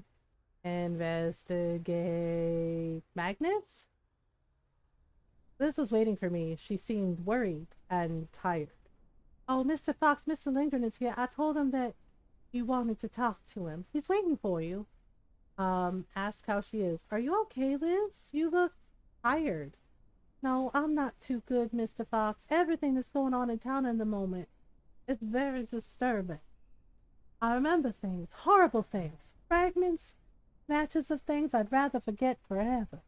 And Mr. Morrison won't stop asking me questions. He wants us to go somewhere to remember. Okay, that's weird. But I don't want to remember. I'll have a word with Oscar Morrison, Liz. I'll ask him to stop bothering you. Oh, that's very kind of you, Mr. Fox, but there's no point. I think it's already too late. The meds aren't working anymore. We're all going to remember now. Okay. I was silent for a minute, thinking over what she told me. What exactly were they going to remember? And Liz spoke with unexpected brusqueness. You'll have to excuse me, but I'm going to let you introduce yourself to Mr. Lindgren. I'm going to go home, try to rest. I don't feel very well. I'm sorry. Before I had a chance to reply, Liz had already disappeared into the kitchen. I felt bad for her, but I didn't know what I could do to help her. I let her go. Magnus Lindgren was a gray-haired old man. Wow, he is grizzled. He was smoking a cigarette at the back of the diner. His keen gaze rested on me. I was struck by the calm strength that seemed to emanate from him. Ricky Fox, pleased to meet you. Magnus Lindgren. I'd like to be able to say I was just as pleased to meet you, Detective, but I'm afraid this interview is rather more a necessity than a pleasure. I understand. All I've wanted since the beginning is to understand what happened to my friend. It's because of your friend that our community's delicate balance has been destroyed, and your investigation is simply trampling over the remains. In that case, help me. 2 people have died to protect your secret. Don't you think it's time to put the cards on the table? Oh, but that's why I agreed to meet you, Detective. As for Raymond, I believe the poor man was condemned long ago. What makes you say that? Raymond was the first to remember, with the help of your friend, Dr. Petrovsky. His reaction was to blame the whole world, and to do it loudly and disruptively. If one of us hadn't taken things into their own hands to silence him, then the authorities would have taken care of it sooner or later. Wait, what? One of us? You think one of the patients was responsible for Raymond's murder? If the authorities hadn't taken care of it, he would have disappeared without a trace. Considering the way the murder happened, I deduce that yes. I believe it was the work of Petrovsky's patient, one of the 10. Can you be more precise? No, it really could have been any one of us. All I'm sure of is that it wasn't I who did the deed. Allow me to explain it from the beginning. Things will be clearer, okay? Magnus took a deep breath. Oh, here we go. This town, Greenheart, was for a long time a dormitory town for a special research center referred to by the code name Viracocha. Uh-oh. Secret government research. Oh no. I never really knew who was in charge of all that. I suppose it was more or less an independent unit of the Central Intelligence Agency. Why is it always the CIA? Why are they always doing shit? So it was a secret government project with the CIA? A few years ago, something happened, and the research center was shut down. The victims of the incident were rehoused in town under the authorities' control. Petrovsky's patients? Yes. The Green Hearth 10. What the? So that was what Raymond's poem had been talking about. The 10 little devils. We've been kept sedated for all these years. We've needed special medication since the incident with side effects on our memory. At least that's what the doctors told us at the time. Oh man. Didn't you wonder if that memory loss was intentional? Perhaps, but what can I tell? What I can tell you is that we all wanted to forget the incident. None of us want to remember. I have nothing but fragments, images of what happened, but I can't. I don't want to talk about it. It was horrific enough to make anybody lose their mind. Oh dear. Raymond? Yes. Your friend, Petrovsky, was ditched here after the previous doctor died. He quickly realized that something was wrong in this town and he wanted to dig around, particularly with Raymond. Do you know who killed him? No, but I wouldn't exclude the suicide theory so quickly if I were you. As you said, this town is poisonous. You can't get too close and expect to come away unscathed. I'd advise you to pack your bags and leave without a second look. But I suppose that's out of the question, of course. Anyway, there you are. Arthur, Raymond, now you, provoked a chain reaction. And now all of us are beginning to get our memories back, making this town a powder keg, ready to blow. If you have any other questions, go ahead. I'll do my best to answer. Okay. What exactly are these 10? You've already met most of them. Oh, who? I am one of them, of course, as are Raymond, Oscar, Liz. Pedro. You know, Pedro was a brilliant scientist before the incident. That's why he smokes? So the Pedro that comes out and smokes the pipe, that's the real Pedro. And he was a scientist? One of the brains behind the project. Wait, he worked on it? Look at what he's become. Who else? Harry Graham, he was in charge of security. Inez Belkadir and Adeline Lefebvre. Two women's names. Could one of them be the one who had searched Arthur's cabin? Sounds like it. Oh my god. Stephen Lloyd, but I don't think you'll be able to meet him. Why not? He disappeared shortly after the incident. Don't you know what happened to him? No. Before he disappeared, he found religion. He was fervent, almost a fanatic. He became a sort of preacher, a zealot. One day he upped and left town and hasn't been seen since. And that's that. Liz, Pedro, Oscar, Raymond, Terry, Inez, Adeline, Stephen, and Magnus. That was 9 names. If my calculations are correct, there's one missing, I think? Yes, you're right. Abel Smith. He disappeared a long time ago, too. Had Magnus tried to conceal his existence, or had he truly forgotten? What can you tell me about this Abel Smith? Not much, I'm afraid. Abel was always a loner, rather eccentric. And as I told you, he disappeared a long time ago. Something told me that he wasn't being completely honest. But he seemed willing to help me, so I decided not to press him. For the time being, at least. Do you know why Raymond tried to sabotage your car? Petrovsky, Ernest Bull, the sheriff, and you. Do you know what reason he could have to want you dead? Magnus lit another cigarette with a sigh. Poor Raymond. You met him, didn't you, before he died? Yes, I managed to question him briefly when I arrived in Greenheart. By the end, he'd become completely paranoid. He was convinced that everyone was after him, including Dr. Petrovsky, who'd moved heaven and earth to help him. As for me, I was worried about him. I went to see him, to try to help him, to reason with him after he cut ties with Petrovsky. He didn't want to know. He threw me out of the factory, literally. The next day, I almost had an accident in my old sedan. As they say, no good deed ever goes unpunished. Oh boy. There's not much to add, but I do understand what you're getting at with your question. You're looking for a motive for the murder, aren't you? I didn't hold it against him, I assure you. I knew he wasn't well. By the end, his mental health had really gone downhill. I knew Raymond a long time. His life hadn't been easy. It grieves me that I couldn't help him. I see. Thank you, Magnus.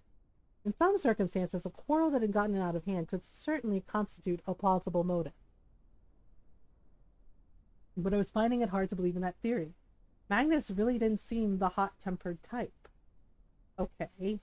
Do you know the young woman who broke into Arthur's home? Sound familiar? Yes. That's one of Petrovsky's patients, Inez Belkadir. She matches your description. What can you tell me about her? She's usually pretty quiet. She's one of the few patients who managed to rebuild their life after the incident. But since Raymond's death, has she become unstable too? Let's say she has more to lose than most of the other patients. For Pedro, Raymond, and myself, to be perfectly honest, our lives stopped after the incident.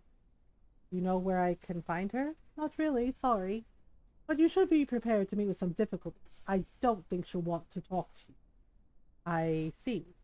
Was Magnus trying to protect her by refusing to tell me more? It was hard to say. Okay, I found a butt from one of your cigarettes at the disused factory where Raymond lived. What were you doing there? I followed Pedro. Pedro? I'm worried about him. Since Raymond's death, he seems more lost than usual. I see. In that case, what was Pedro doing there? He's gotten into his head to investigate for himself. I think Inez Belkadir talked him into it. In any case, she was with him when they went to the factory. Wait, she was? Do you know what they were doing there? No idea. They were looking for something, but they didn't find it. That's all I can tell you. Sorry. That didn't help me much, but now I knew that Pedro had gone to the factory with this young woman, Inez Belkadir. Perhaps I could find other clues that would help me to make him see reason. I guess, do we go back to the factory again? To look? Now I knew that Pedro was protecting this Inez Belkadir. I was ready to search the premises with a fresh perspective. Okay, wait, are those footprints? Footprints made by high-heeled shoes. I was almost certain I hadn't seen them when I'd been here earlier that day. Everything suggested that they were prints left by Inez. I don't know what she came to look for here, but it was important enough that she came back to check again after her first visit with Pedro. Okay. Maybe there's something we missed? Or wait, what is that shadow? What the hell? Someone was watching me from the little window. With the sun in my eyes, it was impossible to make out their face. I went around the building to try and reach whoever it was, but it was too late. They were gone.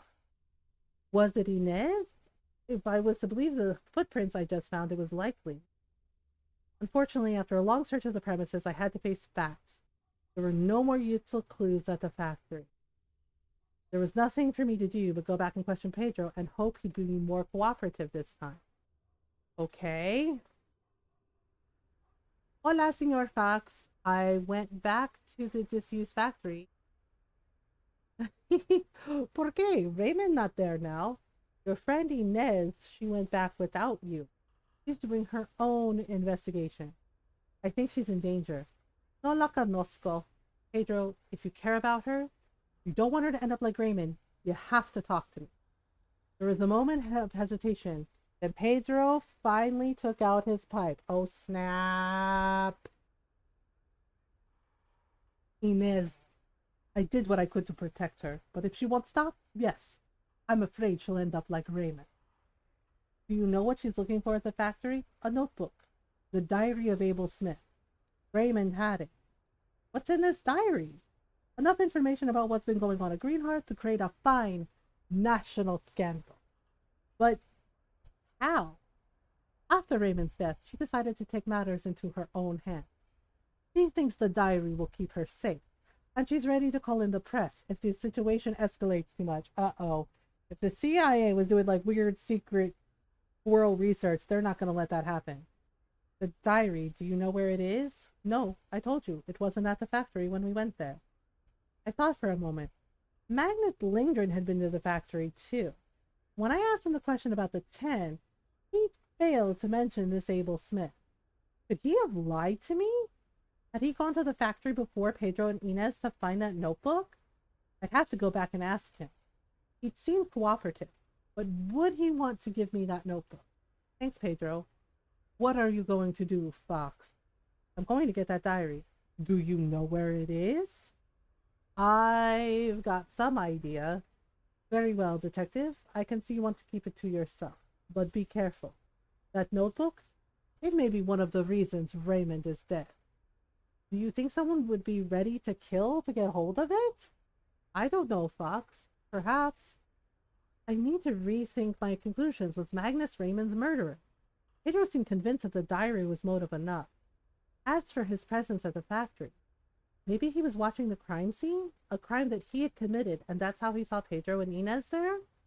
I certainly needed to be extra careful now.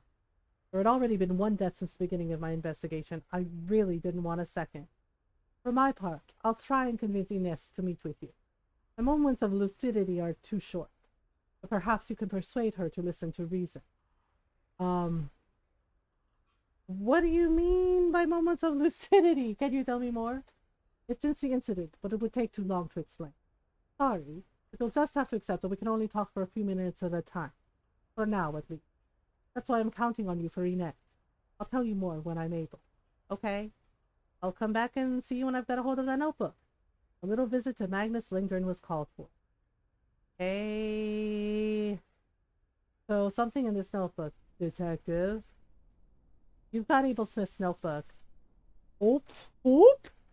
Just calling him out like that. What? How? Never mind. Yes, I put Abel Smith's notebook somewhere safe. I'd like to take a look at it? No, out of the question. It's too dangerous. Wow, just like that, huh? This notebook, how did you get hold of it? I knew that Raymond had it. And you knew where it was hidden? I guessed it would be at the factory. Had Inez gone to Arthur's cabin in search of this diary? I found a cigarette butt there too, and a mysterious carved symbol. So it was for the diary that you broke into Arthur's cabin in the woods? How did you know? Damn, Magnus! Never mind.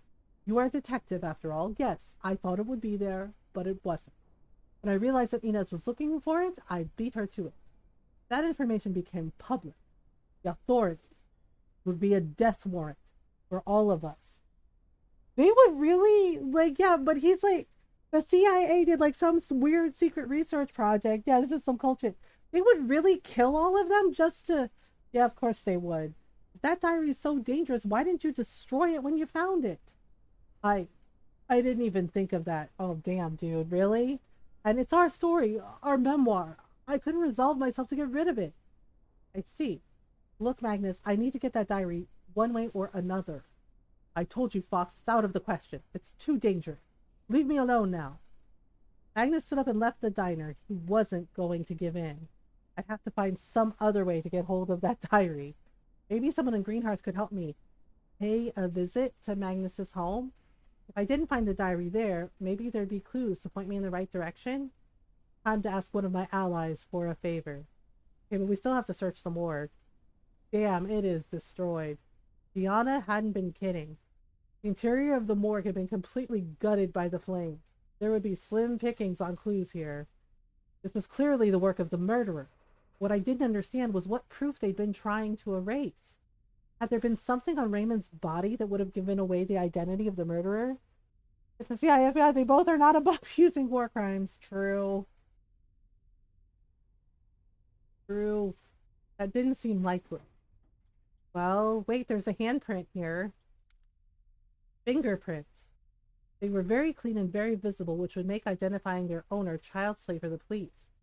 I found it hard to imagine that they could belong to the pyromaniac responsible for the fire. But on the other hand, anyone could get lucky. The sheriff's team would have certainly lifted them already. I made a note to ask on my next visit. Okay, let's see. Oh, hello, what's this? One file had partially escaped the flames. Unfortunately, it wasn't the autopsy report, but the list of requests to see Raymond's body.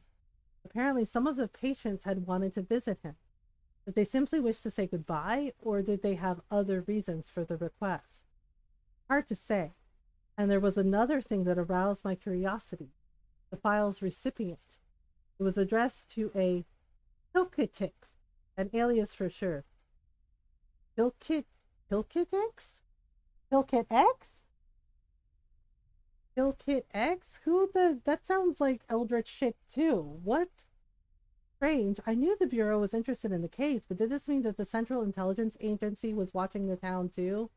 Damn, they must be. I jotted the name down in my pocketbook. Maybe it would mean something to someone. Oh boy. As I feared, there wasn't much to be gotten from the charred remains of the building. Still, I had a few new elements. I just had to hope they'd bring me a bit closer to the truth. Okay, I guess we could ask Bull for a favor? Ah, Mr. Fox, I was hoping you'd drop by to say hello. Good morning, Bull. Have you got something to tell me? I'm listening. There's movement among Petrovsky's patients. I get the feeling that recent events are pushing things forward. Movement? Like what? Let's say there's a certain restlessness in town. Something's going to happen. Mr. Morrison has been seen in the company of several of Petrovsky's patients. Oscar has?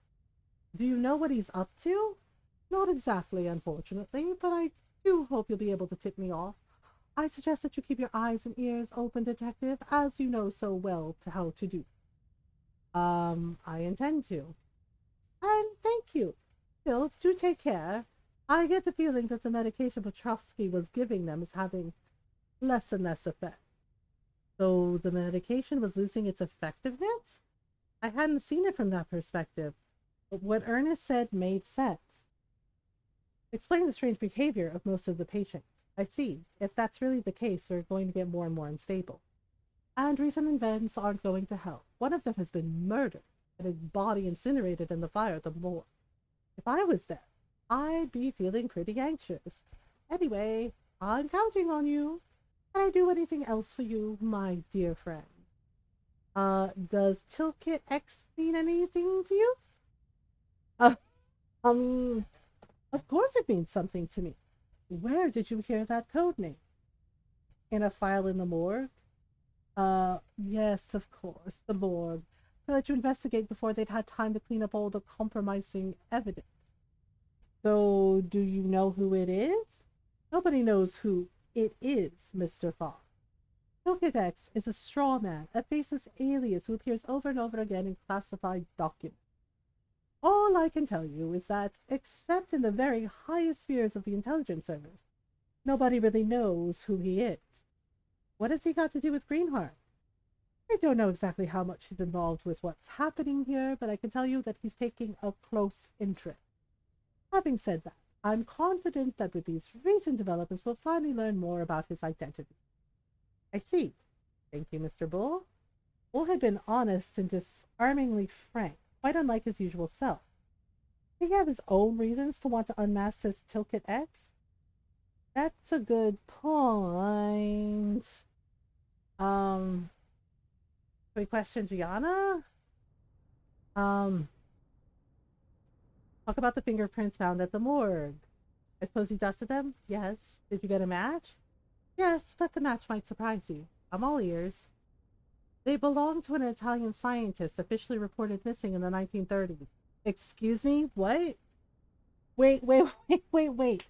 They belong to a scientist from the 1930s? How is that possible? One Ettore Margiorana. That's unusual. I didn't know the central database went back that far. Me either, to be honest. I guess you've got it down as a false positive? Normally, yes.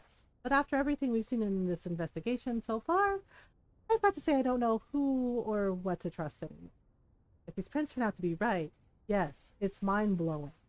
Yeah, like, how could he possibly be alive, right? Immortals? Yeah, that's weird as shit. I guess we'd better ignore this lead for the time being. Seeing as how we have no idea how to use it, I think that's our only option for the moment anyway, Fox. Okay, talk about the file at the morgue?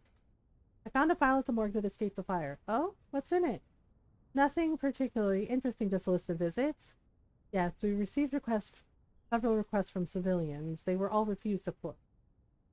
These civilians were all patients of Petrovsky? Does that surprise you? Raymond was attached to the other patients. I suppose they simply wanted to pay their last respects. Maybe, or some like weird Cthulhu shit going on. Are you sure? I wonder if one of them, the murderer, could have wanted to get rid of an incriminating clue on Raymond's body. Look, Fox, I read the emission report and the preliminary autopsy report. There was nothing on Raymond which might have been conclusive for the investigation. Don't worry about that. Are you absolutely certain? It wouldn't be the first time your teams have missed something with this case. No, you're right, Fox. I can't be certain. In any case, this lead looks like it's going nowhere. We haven't got any way of checking your hypothesis. Anything else? Yes, the report is addressed to a Tilkit X, a code name, I guess. Does it mean anything to you? Yes, I know the name, but I've never met the person behind the alias. All I can tell you is that it's someone high up in the intelligence service. Okay. Narlotev? So somebody with a lot of power, I guess. And that this person has keen interest in what happens in my town. You're CC'd for all the outgoing files. I see. Okay, let's ask enter Magnus's apartment.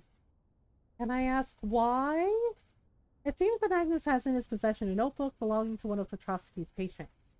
According to my source, it contains vital information for the investigation. I see. Could you tell me who your source is, please? Pedro Vera. Vera? You mean the mechanic?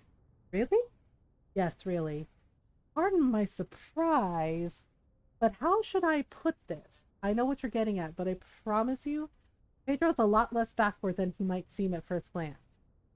First, he's an honest man, which is pretty rare in Greenhearth, and I swear he has moments of astonishing lucidity. You're right, Fox, I shouldn't judge. At any rate, I'm sure now that Lindgren is implicated in Petrovsky's death in some way or another, perhaps even in Raymond's murder. So as well as the notebook, you're hoping to find other clues in his apartment? Exactly. Diana sighed. I'm sorry, Fox, I'd like to help you, but with Raymond's death, the feds are going to be here at any moment. In the interest of the investigations, I need to be beyond reproach. If my involvement gets out, I'll be stripped of my duties. As for you, I'd once again suggest you practice the utmost discretion and prudence. I see. Diana and I exchange a meaningful glance. I just needed to find someone to help me break into Magnus's home. Okay, I guess we have to ask Bull. What can I do for you, Mr. Fox? I'd like to get into Magnus's apartment. Magnus Lindgren? Well now, I can help you get in, of course, but only if you'll allow me this question. What are you looking for there? He has a notebook I want to get a hold of. A notebook? What kind of notebook? It's the diary of someone connected to Petrovsky's patient's past, one Abel Smith. Abel Smith? Never heard of him. As far as I can tell, he disappeared years ago. I see. Thank you for being so frank, Mr. Fox. So, what are we waiting for to get going? I'd asked the important questions concerning the clues found at the morgue, and something told me there was no time to lose. Let's go, Bull. After you. Excellent. Bull knows how to pick locks? What the shit? Magnus Lindgren's apartment was located in a nice town center building. Ernest and I had gotten to the building, and the telephone had rung. It was Jody. He was worried. I'd called my contact. Things were moving fast. I gave him a detailed update on how the investigation was going. Soon, very soon, I would have my revenge. Jody had asked if I'd be back soon. Stop! I have to focus! I mustn't let myself be taken over by these parasitic memories. Oh boy. Wow. Ernest and I had got into the building. We went to the third floor. Ernest was smart enough to use gloves, at least. Then Bull got his lockpicks out. Less than a minute later, we were inside Magnus's apartment. I'm shocked that Ernest knows how to pick locks. That is wild. Magnus's interior design choice in his home contrasted strangely with the old man's gruff exterior. Why had he chosen to live in this modern, almost sterile interior? Bull kept watch in front of the apartment. All I had to do was get to work. Okay, let's see. Well, there's bloodstains on the wall. What is this a picture of? Wait a minute, is that Arthur? A photo of Arthur with two young women. So maybe the woman on the left is Inez, and the woman on the right is the other, I can't remember her name. I'll match the description of Inez. As for the other one, yeah, Adeline. Was this Adeline Lefebvre, one of the Greenhearth 10 named by Lindgren? Interesting. So he had a picture of them. Let's see. What other clues can we find? Wait, there's a coffee mug. A cup with some dregs of tea had been left on the coffee table. The lipstick marks led me to conclude that Magnus had had a visitor recently. One of the women? Inez, maybe? Okay, there's like a pizza box. There's blood on the wall, but it's not letting me look at it. There's nothing in the trash can. Is there, what am I supposed to be? Wait, it's kind of like going red under the, oh my god. A gun, a 45 caliber. Why is there a gun there? What was it doing under the couch? If this was the weapon that was used to kill Raymond, it felt too easy just finding it here. Was someone trying to frame Magnus? Yeah, it seems like they are kind of like they're trying to frame him for some reason. That's kind of weird, right? Um, Now that I got over the apartment, a scenario began to come together in my mind. If Magnus had, at one point, the notebook that I'd come here to find, it was clearly no longer in his apartment, and my gut told me that he didn't have it any longer. Inez had beaten me to it and come to see him. He must have tried to convince him to give her Abel Smith's notebook. Magnus had probably refused. So Inez had taken it for herself and had used the opportunity to leave that gun behind her in order to frame Magnus for Raymond's murder. I'd have to go and question Magnus. If he'd already noticed the notebook's disappearance, he must be furious. Another question intrigued me. How had Inez gotten hold of that gun? Was she the murderer? Getting more and more urgent that I question her. Will was waiting for me at the apartment entry. It seemed wiser for us not to hang around. I promised to stop by the hotel and let him know what I'd found out. I guess question Magnus. Detective, I expected you'd be back to see me. Expect you've come for the notebook? You're too late. I know. What? How? I searched your apartment. What? But how dare you? Look, Magnus, if you'd agreed to trust me with the notebook, we wouldn't be here now. You may be right, Fox. I should have trusted you. I suppose you already know what happened, don't you? I've got a good idea of who happened. Yes, Inez? The old man nodded. Came to my home to talk. I suspected nothing, and she used that to steal the notebook from me. Any idea how I could get it back? I don't know, Fox. Inez is scared out of her wits. As I told you, she's got more to lose than most of the other patients. Why? After the incident, she became very close with another survivor of the Viracocha project. Oh, Adeline's her girlfriend. Adeline Lefebvre. I believe they might be the only two among us who have built something to have found happiness. Oh, that's her girlfriend. Now I understand. Perhaps if you mentioned her partner, you might be able to reason with her. That's all I can tell you, I'm afraid, Fox. Aha, Adeline. Inez and she seem to have been keeping out of it, at least until Inez's visit to Arthur's cabin. According to Magnus, they lived together in Greenhearth. I had to find a way to question her as well. But first, above all, I needed to convince Inez to give me the notebook, and this Adeline seemed to be the key to getting her to see reason. Talk about the gun? I found a gun hidden in your home. Really? I assure you I don't own any firearms. What? Wait.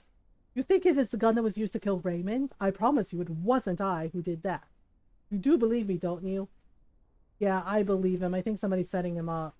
I believe you. If you want to know what I think someone's trying to frame you.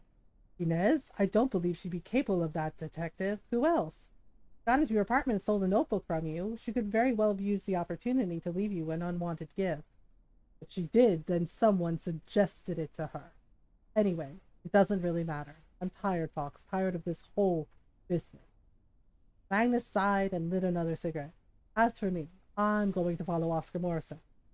Follow Oscar Morrison? Where?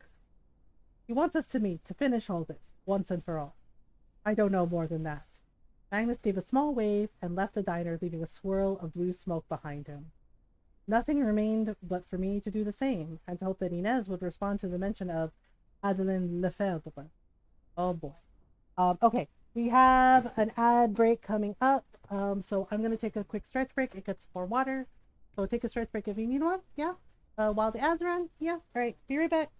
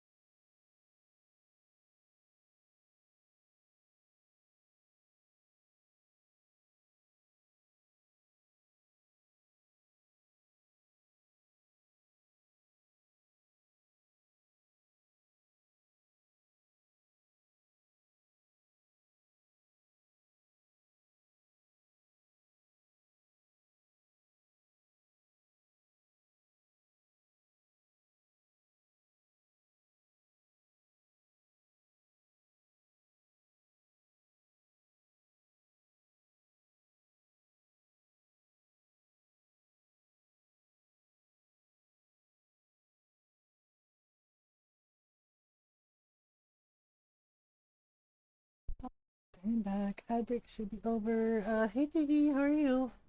Okay, I forget what we were doing. Oh, right. Magnus said he's gonna go away. We questioned Liz. I got to the diner. Liz wasn't there. However, I was surprised to find myself face to face with Oscar Morrison. Oh no, here we go. Ugh, well, Mr. Too Cool for School. Mr. Fox, what brings you here? Let me guess, you came to see Miss Cole? I believe she's unwell at present. But don't worry, everything will soon be better. I got V2 Studio working. I'm a genius. That's good. Look, Morrison, I don't know what game you're playing, but let me say you're seriously starting to get on my nerves. What exactly are you up to? Why are you trying to unite the patients? You're better informed than I suppose, Detective. Let us say I'm trying to halt the machinery which is running amok in Greenhearth, and I need the 10 to do that. As for you, I have trusted you with my most prized possession, and I'm counting on you to keep it safe. What the fuck? Now, if you'll excuse me, do have a wonderful day. Does he know about the silent bell? Wait, I've still got questions for you. I have nothing more to say to you, Mr. Falk. Let me leave, please. When everything is finished, when we can speak freely, I'll explain everything. Until then, please don't try to follow me. He seemed terrified. Suddenly, I felt the cold metal of the bell hidden inside my pocket. Oh God, hidden in my inside pocket. Cold sweat crept up my back, and I gave an involuntary shudder. Why did he keep it on his person? Like, dude, don't carry that thing around. Oscar turned and left without a You put that thing back where you found it. Oh my God. It took me a minute or two to collect myself. No shit. I'd learned nothing of any value. I should have listened to him. I should have left that cursed place while I still could. As for Liz, I hoped she was okay. Her absence worried me, but there was nothing I could do to help her. Like, seriously, why did he keep it? Like, why the hell would you keep that creepy thing? Oh my God, you put it back where you found it.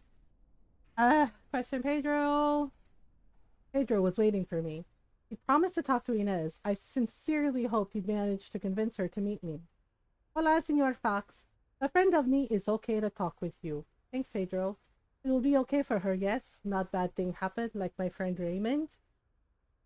I can't promise you anything. I'm sorry, Pedro, but I can't promise you that. What I can promise you, though, is to do my very best to make sure Inez is safe. If she agrees to give me the notebook and to keep a low profile, I don't think she'll be in much danger. De acuerdo, Senor Fox. I trust you. Pedro didn't look reassured, but how could I blame him? Follow me? I walked with him to a little alley behind a downtown building. Okay. Inez was waiting for us. Oh boy. Pedro let me know he had work to do in the garage and left immediately. I went over to the young woman, who didn't look particularly pleased to see me. Right. I believe you wanted to see me. I'm listening. Say what you gotta say, and leave me alone. You're in danger. Listen, Inez, I don't think you realize how much danger you're in. I know you've got Abel Smith's notebook. That notebook is what ensures my safety. You're wrong. That notebook puts a target on your back. While you've got it, you'll be in danger. But thing that back where you came from, or so help me, right? You totally put that thing back where you came from. Oh, I don't plan to keep it long. I'm going to contact the press. That's a terrible idea. Once the town is crawling with journalists, they won't be able to hurt us anymore. It's the CIA. They will never allow that. Don't be a fool. Don't be a fool, Inez. Do you really believe they will let you do that? Nobody wants the media to get involved here. What else am I supposed to do? I can't stand idly by watching everything I've built since the incident go down the drain. It's going to be difficult to get her to see reason. Oh boy. And I still hadn't mentioned the gun I found at Magnus's. But something told me I should keep that to myself until later. I wanted a chance of getting hold of the notebook. Her paranoia seemed out of control. But maybe I could turn that to my advantage? Magnus had spoken of her partner, Adeline Lefebvre. If I mentioned her, surely there was a chance she might entrust me with the notebook. At least that was what I hoped. You're doing this for Adeline, aren't you? Adeline? How do you know? It doesn't matter, Inez. It doesn't matter. If you want to protect Adeline, you need to give me that notebook and promise me you'll keep a low profile. You could even leave town. What do you say? I... Do you think so? Do you really think they'd let me leave with Adeline? I'm sure I can't promise you that. In all honesty, I can't promise you that. But I'm absolutely certain that if you contact the press, there will be reprisal. Do you really believe that a few journalists are going to stop them? And who says they haven't gotten control of the media? Yes, you might be right. I took a deep breath. So, Inez, what do you say? Are you ready to give me the notebook? I don't have it on me. I'm going to let Adeline know, and I'll come back and give it to you before we leave town. You've convinced me. Thank you, Inez. You've made the right decision. We'll meet back here. I'll be in touch. Gave me the chance to update the sheriff. Damn, like, seriously, what the hell was the CIA working on? Because would they really do that? Would they really summon an eldritch horror for science? That I promised to stop in and see Irresistible, because that seems like some creepy ass shit. Question, Gianna. Ah, Fox, what brings you here? Gianna was getting ready to leave. Am I bothering you? Never, Fox, but I was just about to leave the office. It'll have to wait, I'm afraid. Is this something to do with the case? Yes. No, I just got some unpleasant orders from my superiors. But I don't have time to tell you more. Things are speeding up, Fox, and our window for solving this case is getting smaller, I'm afraid. The feds are coming back to Greenhearth. That's inevitable now. If I obey my orders, that should gain us a few more days. We'll talk later. I knew Gianna well enough not to argue. I let her go. A few minutes later, my phone rang. Inez telling me to meet her to get Abel Smith's notebook. Okay, well, let's see. It's the CIA, yes. When I reached the meeting point with Inez, she wasn't there. Uh-oh. I was instantly assailed by doubts. Had something happened to her? Was it my fault? Maybe there were clues on the scene which would explain what had happened while I was gone? I began searching for them immediately. Oh shit. What is that? Is that an earring? Uh-oh. Oop. Uh-oh. Did she get grabbed? An earring. Oh no!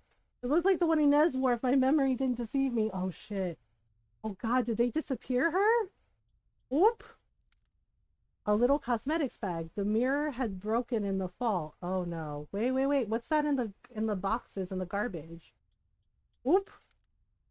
The notebook I come to find had landed between two trash cans.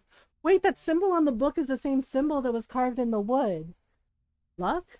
I opened it at the first page.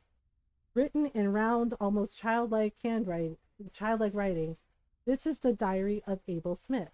The dot on the eye of Smith was drawn heart-shaped. Okay. There was no doubt he was certainly one of Arthur's patients. I leafed quickly through it. The writing seemed to change from one page to the next, as if several people had scrawled the pages in turn. Uh-oh. I decided to leave reading it in detail for later. I'd have plenty of time to study it quietly, and I didn't plan on spending much time in this dark little street. With these items in mind, the course of events seemed obvious. Inez had come back to wait for me with the notebook. Someone had surprised her. There had been an altercation, probably violent. Inez had dropped Abel Smith's notebook unless she'd had the presence of mind to throw it behind a trash can for me to find, in the hope that her attacker didn't find it first. For my part, I hoped the young woman was safe and sound. The Greenhearth Town marker in her rearview mirror. Who wants to tell him? Who wants to tell him? Because you found like her cosmetics mirror and an earring in the street. I don't think she's alive, bro. I think Inez is, honestly, I hate to say it, but I think she's dead. I think they got rid of her. Oi, oi, oi. But deep down, I guess that wasn't the case. Yep, you were lying to yourself. Yep. What the fuck? As I was getting ready to leave, I noticed a large figure blocking the exit to the alleyway. Excuse me? No. There's no point in trying to run. I let him come nearer. Oh god. Oh god. Terry Graham, I presume? Yeah, this guy's huge. Got it in one, buddy. I think it's time you and I had a chat. That's why I'm here.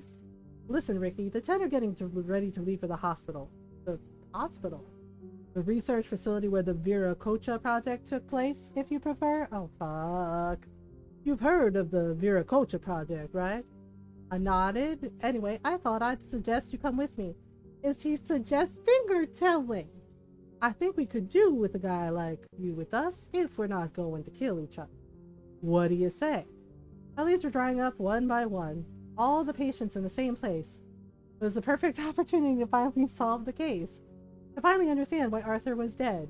To solve Raymond's murder. Since you asked so nicely, how can I say no? Right answer, buddy.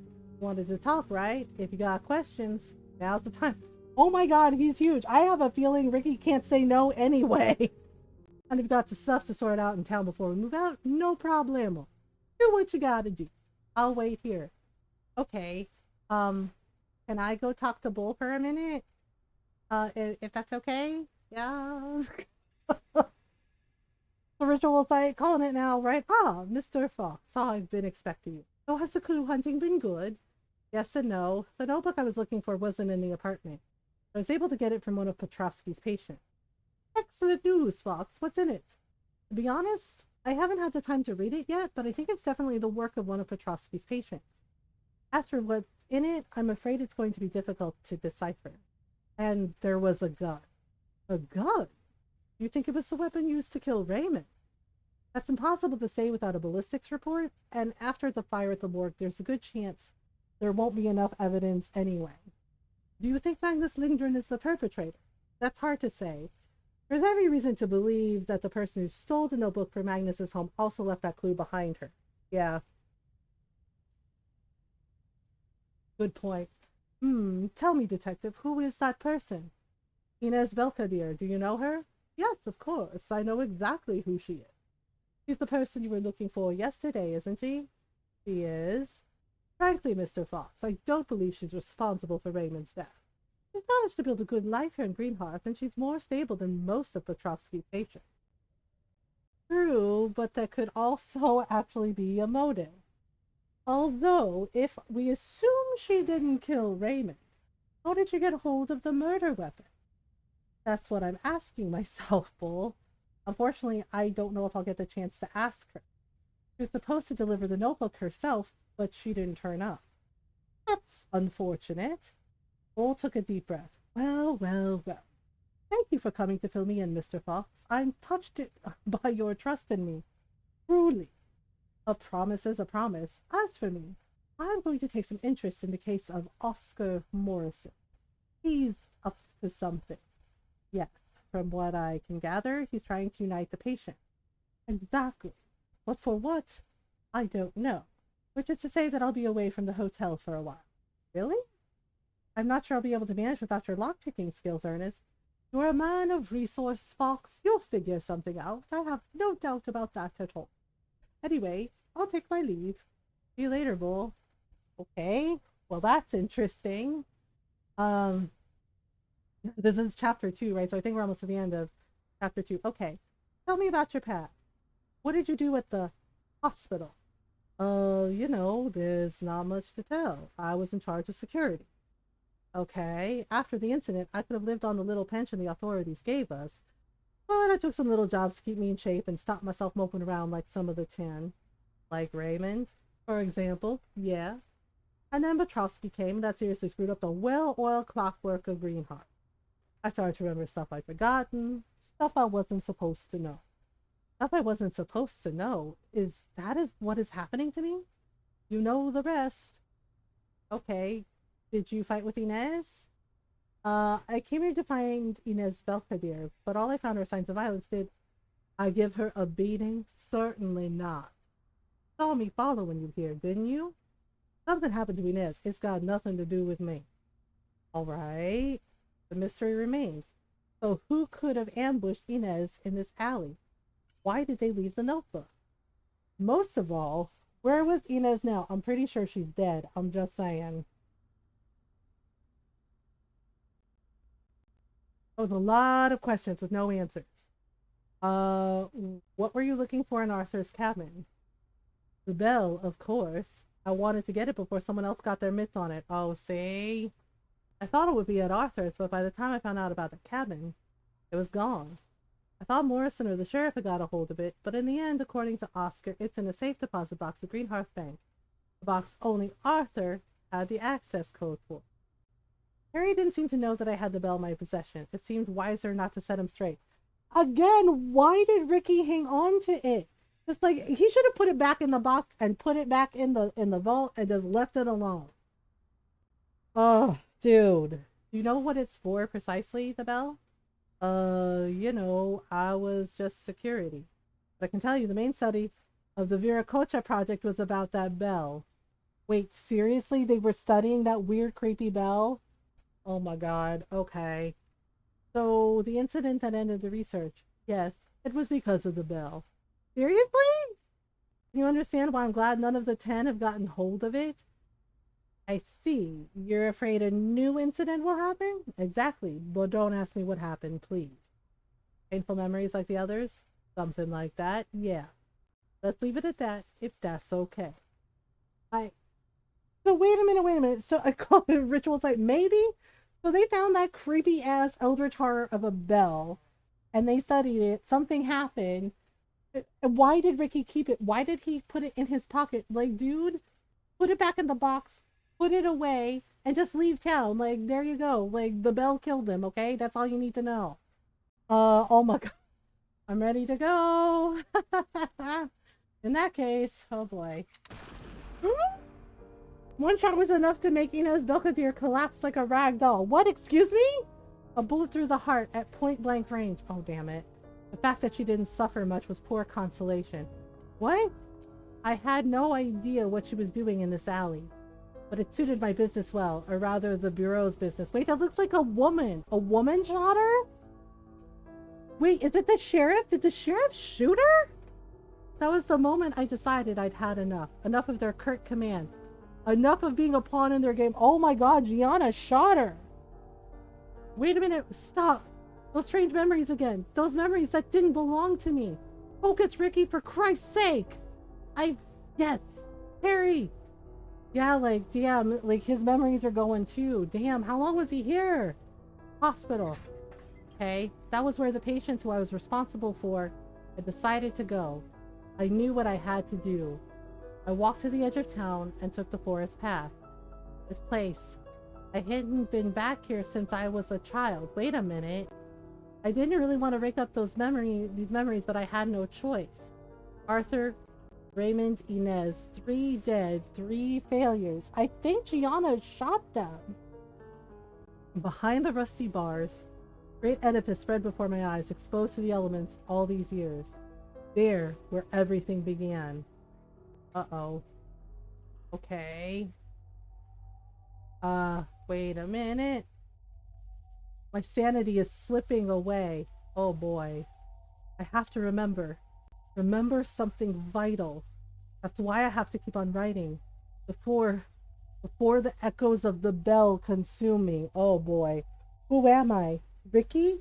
I don't really know anymore. Oh god. Dang. Okay, we're on chapter 3 now. 2 more to go. The hospital. Oh boy. Oh boy. I went through the gate and ventured into the courtyard. A small group had gathered at the porch. Okay, Arthur's patients. At least what was left of them. Harry Graham and Ricky Fox came to join them. Oh boy. Then I realized that Adeline Lefebvre was there and I hesitated for a moment. Uh-oh. I would have to tell her of Inez's death, which would not be a pleasant duty. I mustered up my courage and joined the group with what I hoped was a purposeful stride. Oh boy. Greetings, dear friends. I'm delighted to see that you have all answered my call. Uh-huh. All? Certainly not. Where's Inez? Yana stepped forward and said in a dispassionate voice, Inez won't be joining us. Oh my god, she did kill her! The 2 women stared at each other for a minute. Finally, Adeline broke the silence. What happened? A direct order from my superiors. Inez was threatening to stir up the press. Oh my god, she killed her. I had no choice. You had a choice, bitch! I understand. Really? So the CIA, like, goons, like, told her to kill Inez and she just did it and she's like, I had no choice. It's like, bitch, you had a choice. I understand. Had Gianna just confessed to Inez's murder? Yup. Yup, that part. If that was the case, why had Adeline, her partner, taken the news with such indifference, right? Like, shouldn't she be more upset? Oscar cleared his throat before he spoke again. My dear friends, let us not digress. If I have invited you to gather here where everything began, it is to put a stop to the series of murders which has rocked our community. After so many years of peace and forgetfulness, I'm very much afraid that which we all dreaded has unhappily occurred. Now that you two have begun to remember, you know who our enemy is, don't you? The foreman. He survived the fire, didn't he? Who's the foreman? That's like forcing sleeper mind control sort of comments, right? I'm afraid so, Magnus. I'm afraid so. Not only did he survive, but everything leads me to believe that he is hidden amongst us. Thankfully, we have the good luck and privilege to be accompanied by two eminent representants of the forces of order, not to mention our astute Mr. Bull, who will be able to help us unmask this sinister individual whilst ensuring our safety. Isn't that so? Okay, this is weird. All I want is to clear up Arthur's murder. I'm only here to shed light on the murder of my friend Arthur Petrovsky. And since everything leads us to believe that the person who killed the good doctor and the foreman are one and the same person, it's okay, Morrison, we get it. I was deployed here to keep an eye on you and to ensure both your safety and the safety of the other residents of Greenheart. Of course, it's also my interest to keep you alive. I am delighted to hear it. God, he's an ass.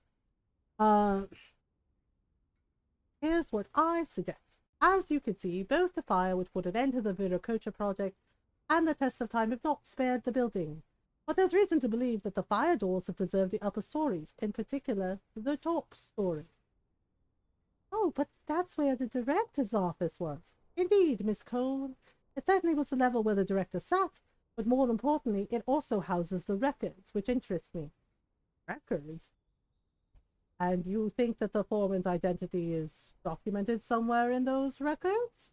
That is indeed what I hope, but it's not impossible that we might find the information somewhere else in the building. And by the way, it's my understanding that Abel Smith has taken up residence here. Perhaps he may help us? I'm quite sure Detective Fox won't wish to miss the chance of meeting another of the good Dr. Petrovsky's patients, will he? Smith, helpful? If I could believe what I read in his notebook, then I doubt it. It's been years since he stopped his treatment. Abel's a good guy, even if he's always been kinda weird. I'm sure he'll help us in his own way. Oh boy. As he spoke to Magnus, Terry threw frequent worried glances at the sheriff. For that matter, he'd also placed himself a fair distance from her. Is he scared of her? Why was a hefty guy like him terrified by Gianna's presence? I'd have to have a word with the sheriff, because if she killed Inez, I'd be scared of her too. I guess she's there to keep them safe, but also keep them in line, which is messed up. Anything is possible, Mr. Graham. Anything is possible. Anyway, you know what you have to do. Find a way to the upper stairs, keeping an eye out for any clues which may help us to unmask the four. After nodding or muttering their agreement, our little group entered the hospital before splitting up, with Morrison's plan into action. Who put him in charge? As for me, I wasn't lacking choices. I didn't know where to start. Talk to Adeline, meet Abel, or I could begin by catching up with the sheriff or Ernest Bull. I mean... Oh, right. Ron's going to bed, so we gotta sing Soft Kitty and an oral. Among. Yep. Furiously typing? Yeah. Kitten, are you ready for your song? Thank you. Alright. Soft kitty, warm kitty, little ball of fur. Happy kitty, sleepy kitty, purr, purr, purr.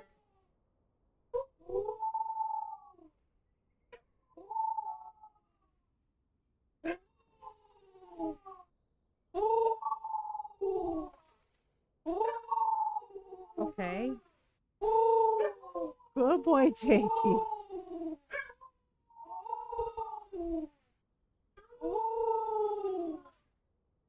Good boy, Jakey.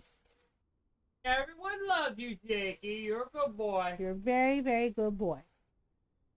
Oh, good night, Ron. Yep, good night, everybody. I love you all. Have fun with Mama and your groups. Mm-hmm. Ah, Mama. Mwah. I love you most of all. I love you too. Have a good night.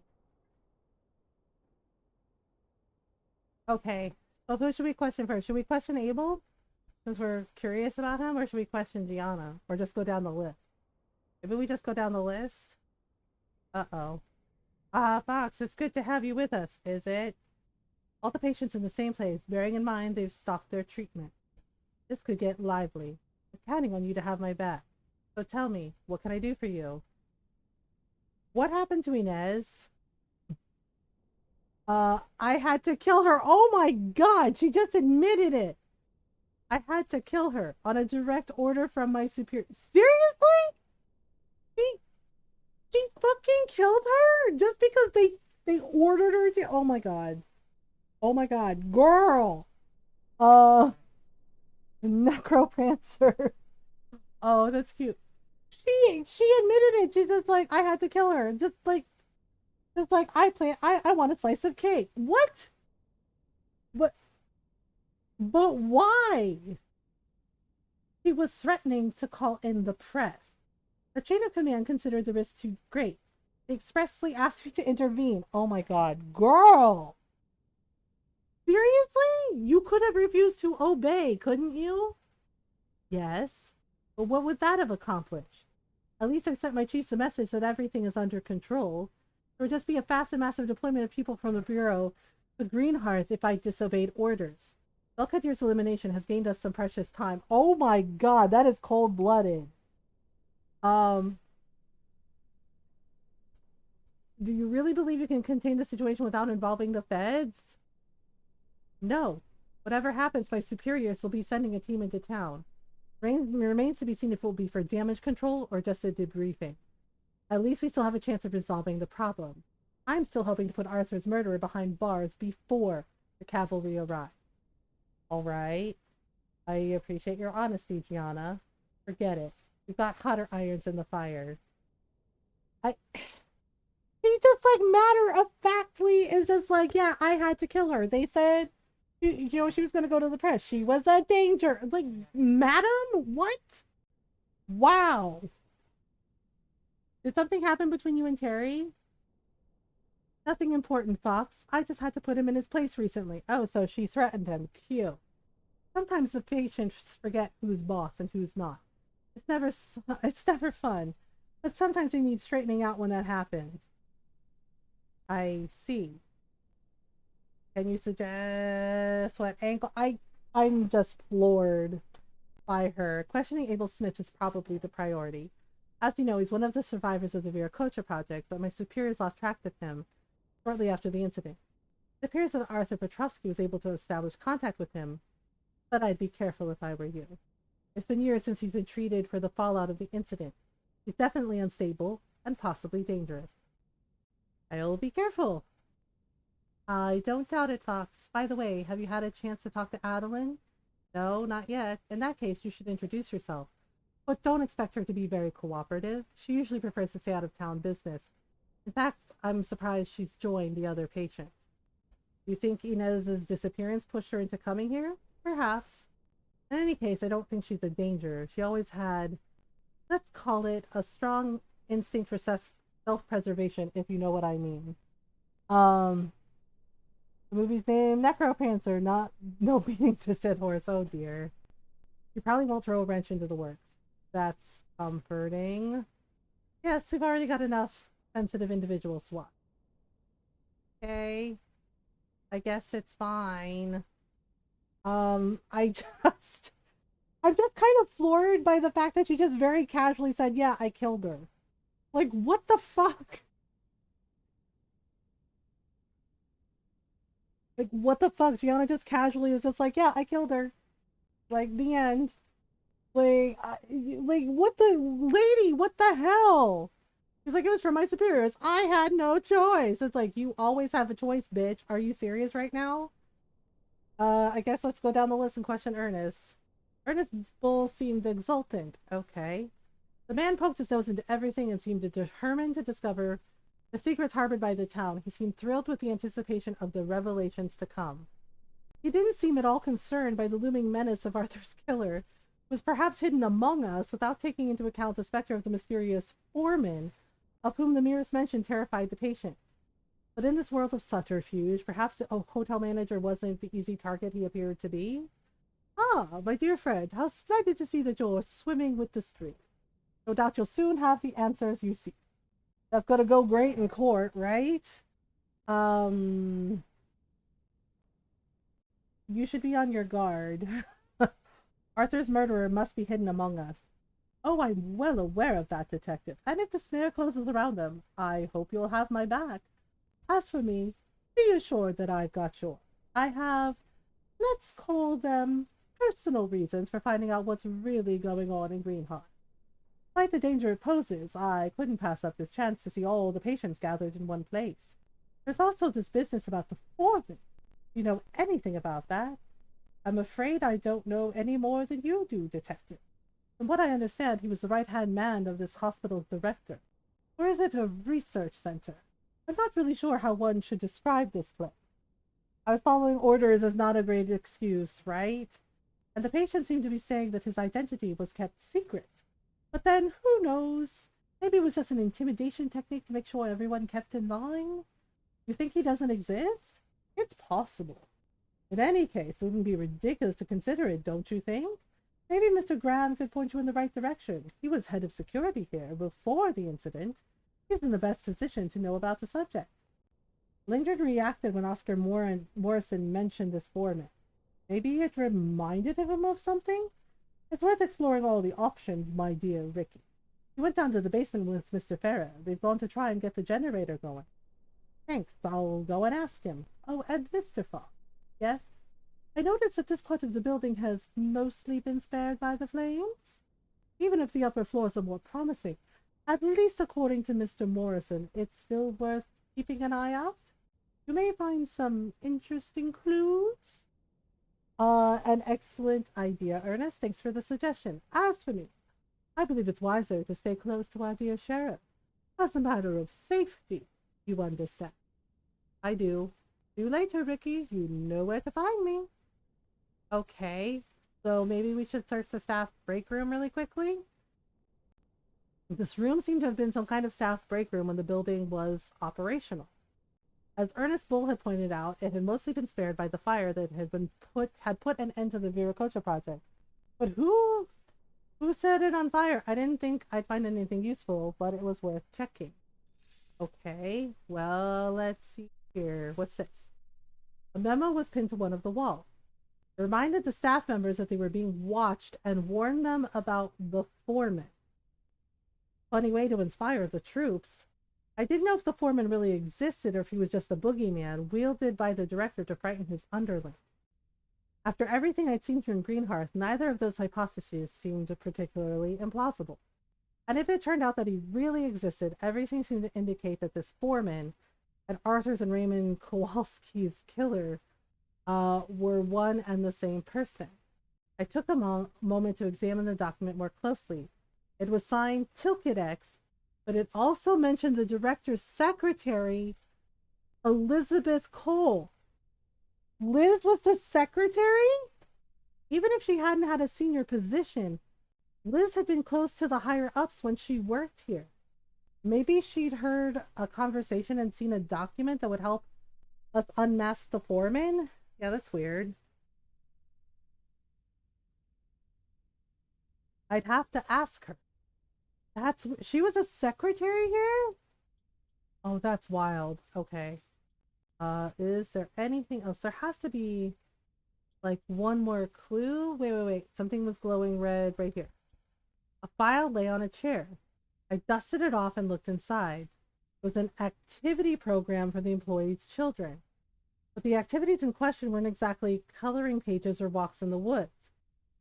In one place it was written Battery of Chess 34B, Room 308. In another, Training in Red Zebra Protocol. The instructor in charge of the schedule, a certain Miss Lefebvre, Adeline. I made a note to ask her about this. They tested on children? I didn't think I'd find anything else useful here. Okay. Wait a minute. She tested on children. Girl, ma'am, madam, what? Adeline seemed to be waiting for me in the hospital lobby. Let me come closer, watching me with her piercing gaze. She's tall, slender, statuesque, her hair an icy blonde. Her beauty could easily make her intimidating, but I wasn't the type to let myself be impressed. So, here's the famous Detective Fox. I'd like to say it was nice to meet you, but you'll understand under the circumstances. I'm sorry about what happened to your partner. Thank you. When she didn't come home last night, as suspected, Sheriff Walter had stepped in. It's unfortunate, but still preferable to bureau interference. Wow, okay, that's cold. Once again, she seemed to be handling Inez's death with a strange, almost suspicious detachment. But enough small talk. I suppose you have some questions for me? Inez's death doesn't seem to have affected you much. Why? I suppose that surprises you. As you must have realized, since we stopped our treatment, we've all begun to remember our life before. I remember the years spent with Inez, of course, but that memory has become, how should I describe it? Distant? Let's say my memories of before the incident have taken over. Oh. And nothing tells me Inez is dead. It's what the sheriff told you. You know, detective, we're tougher than we seem. Until I've seen actual proof, I wouldn't bet on Inez being dead. Frankly, I'd have a hard time imagining the sheriff missing. Adeline merely crossed her arms and gave me a quizzical look. Was she in denial? That would explain her detachment about Inez's death. Or was there something more? It was impossible to say. And it was impossible to trust everything she said. I decided to drop the subject. Can you tell me about your work with the children here at the time of Viracocha?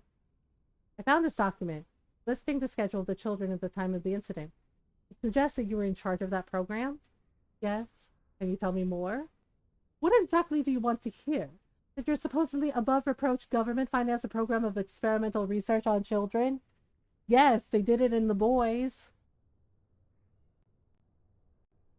That I feel terrible about it, but that I had no choice. Again, the excuse. I had no choice. I was following orders.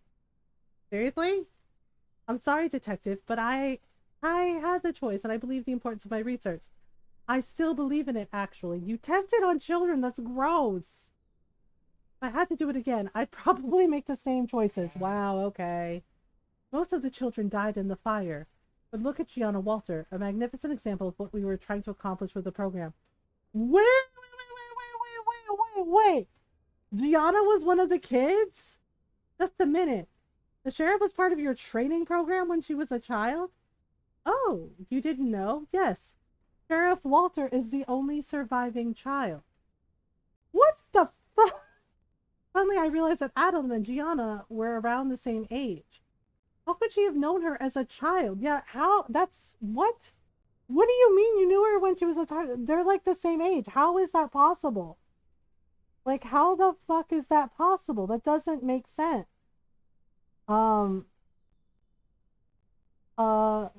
Yeah, she said Gianna was a child in the program, but Gianna and Adeline are the same age. How the fuck are they the same age? That doesn't make sense. I don't understand. How could you have known Gianna when she was a child? You know, considerably less than I thought, detective. None of us has really aged since the incident, and some of us are far older than you think. What the fuck? It's, let's call it one of the many advantages we had on joining the project. What, like a key to immortality or some shit? That's impossible? Explain it to me? Oh, sorry, Mr. Fox, but it would take far too long to explain. And even if we took the time, I'm not sure you're ready for that information. Or you could just tell him, bitch. Seriously. You could believe it or not, it's all the same to me. She could just explain it to him instead of being an asshole. The conversation seemed to be over, so she's not going to tell us shit. Cute. I had no way to make her tell me more. However, I would have to talk to Gianna. She concealed the fact that she'd been part of the project from me. Can you tell me more about yourself? Oh, with pleasure, but where should I begin? Since the incident, Inez and I have led a quiet life in Greenhearth. The allowance the government granted us was quite comfortable. I had no reason to make waves. But everything changed when Petrovsky arrived. Let her go on.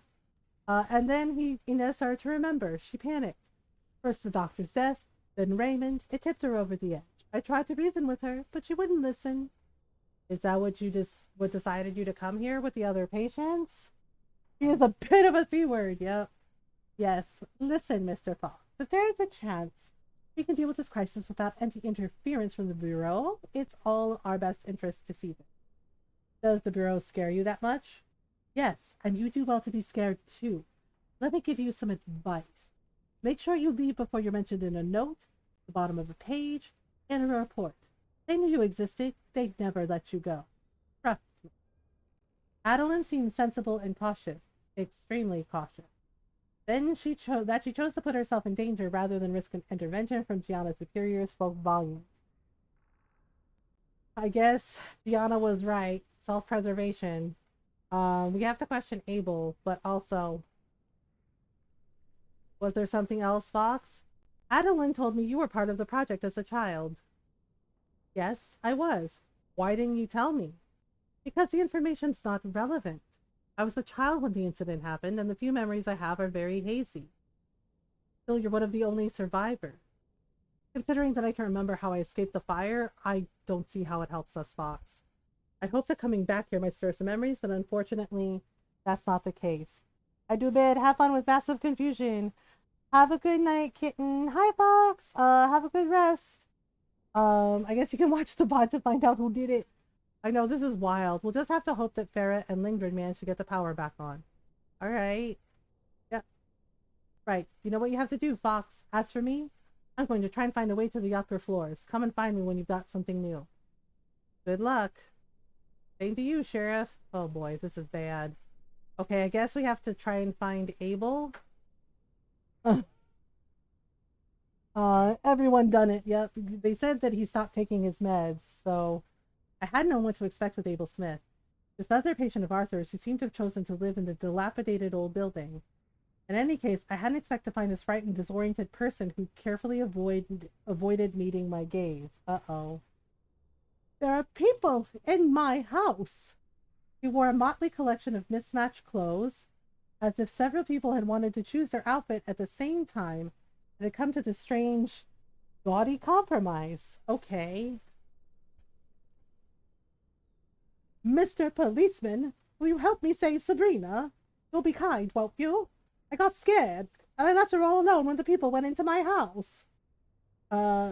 Sabrina? I'm sorry, Mr. Smith, but who is Sabrina? Yep.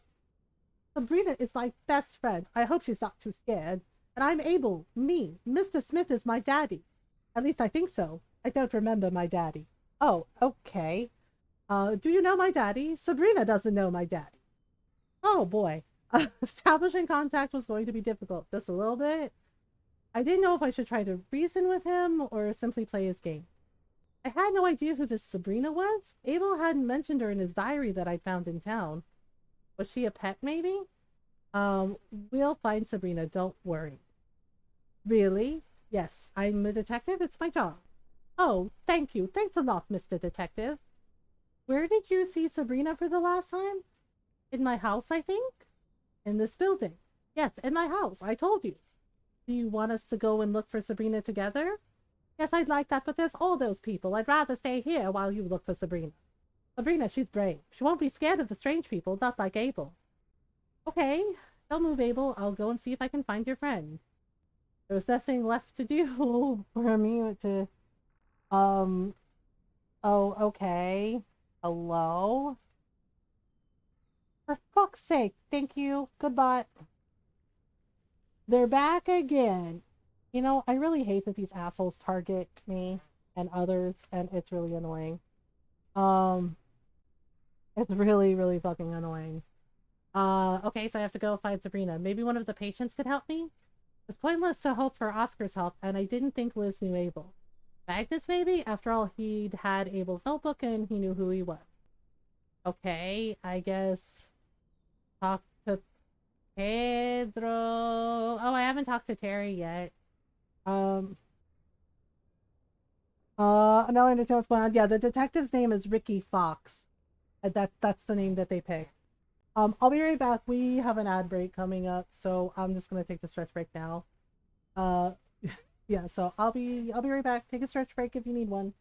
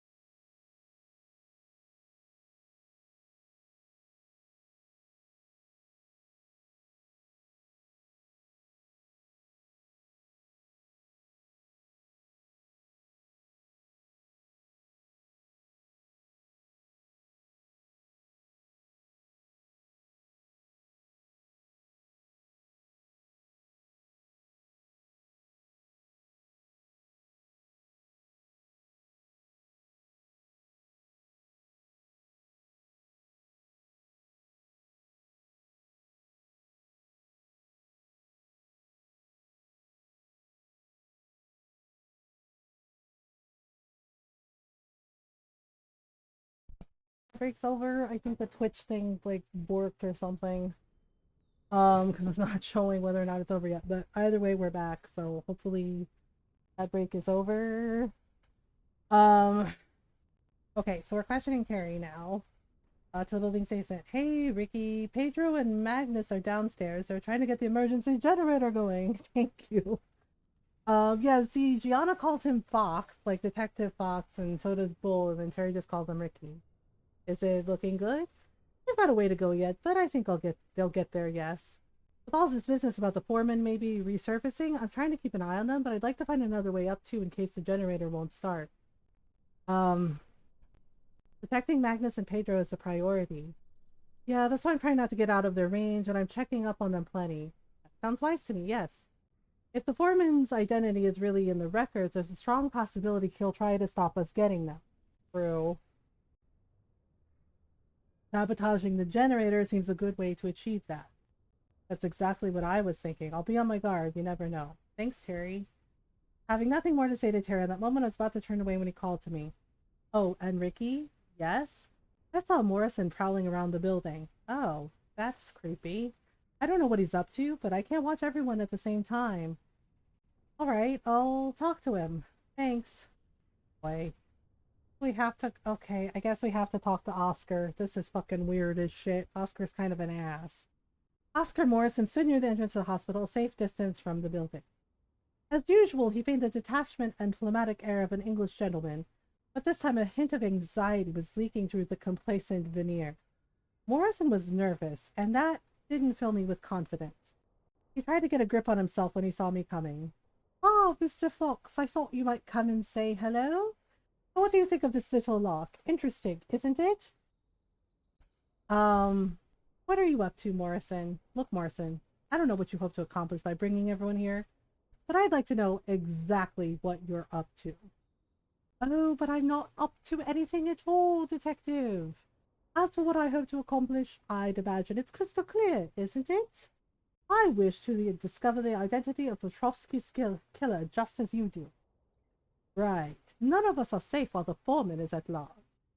What Oscar Morrison said made sense, but I was sure he was hiding something from me. If his only goal was to discover the identity of the killer, the method he chosen seemed unnecessarily complex to me and risky. Why force everyone to come back here? There are simpler ways to find out who the killer is, surely. Simpler? I believe not. If we can reach the records, there's a strong possibility we'll find a document which will directly reveal their identity. And if that's not the case, you're hoping you can get him to overplay his hand by gathering everyone together in this hornet's nest, aren't you? That's exactly it, Detective. Morrison was playing a very dangerous game. He was ready to put everyone in danger to achieve his ends. And what were those ends? I had no idea. Questioning him was a waste of time. I'd never get anything but half-truths out of him. Even if his intentions were unclear, he had a plan, and he was carrying it out with what, I had to admit, was a masterly hand. What was his goal? It was impossible to say. Was he seeking something other than the foreman's identity in this building? I thought of the bell, of the touch of cold metal on my chest, through the lining of my jacket and the fabric of my shirt. Why did he keep that thing? Like, as soon as we saw it, right, when he took it out of the safety deposit box that his friend put it in, like, why didn't he put it back? It was clearly an Eldritch Horror bell. But no, he's carrying it around with him. He's carrying it around with him like it's a pocket watch. Like, dude, put that thing back where you found it. Oscar made sure I found it at the bank, but to do that, he'd use more than circuitous methods and channels. Why? Yep, see, I knew it. I still didn't know what was the use or the origin of the thing. It doesn't matter. Put it back, man. And especially, why didn't Oscar try to get it back now that it was within his grasp? Tell me about the bell. Tell me, Oscar. There's something else I wanted to talk to you about. Welcome back. Yeah, like, seriously, why is he carrying that bell around like it's a pocket watch? Dude, put it back. When you pointed me in the direction of Greenhearth Bank, please, Fox, let's not speak of that. The walls have ears, if you catch my drift. Nuh-uh. Insist, but we're outside the hospital. There's nobody watching us. Quite the opposite. No, you don't know who's listening. Don't say any more. You'll put us both in danger. All right. I've got other people to question. That's weird. Um, I was just Harry Potter, but way, way better. Far be it for me to lecture you, but I do believe that would be a far more productive use of your time. In the meantime, I'm counting on you to. Oh, don't you worry, Fox. I haven't the slightest intention of any bellicosity, believe me. I act only for the common good and the triumph of the truth. Right. I believe you. Not. The basement stairs led down to a poorly lit little room. Uh-oh. Against one of the walls, there was a huge emergency generator. Pedro Ferra and Magnus Lindgren were bustling around the machine. Magnus, seeing me arrive, put down his tools and came over to greet me. Ah, Detective, Ferra and I are trying to get the generator going. That will allow us to explore the basement. Do you think it will open up a way to the upper floors? I think it's our best option, yes? Pedro joined us. Hola, Senor Fox. Magnus is right. Oh, the other personality, the scientist personality came out. Like, so the real personality is Pedro with the pipe, because apparently he was a scientist on the research project. Hola, Senor Fox. Magnus is right.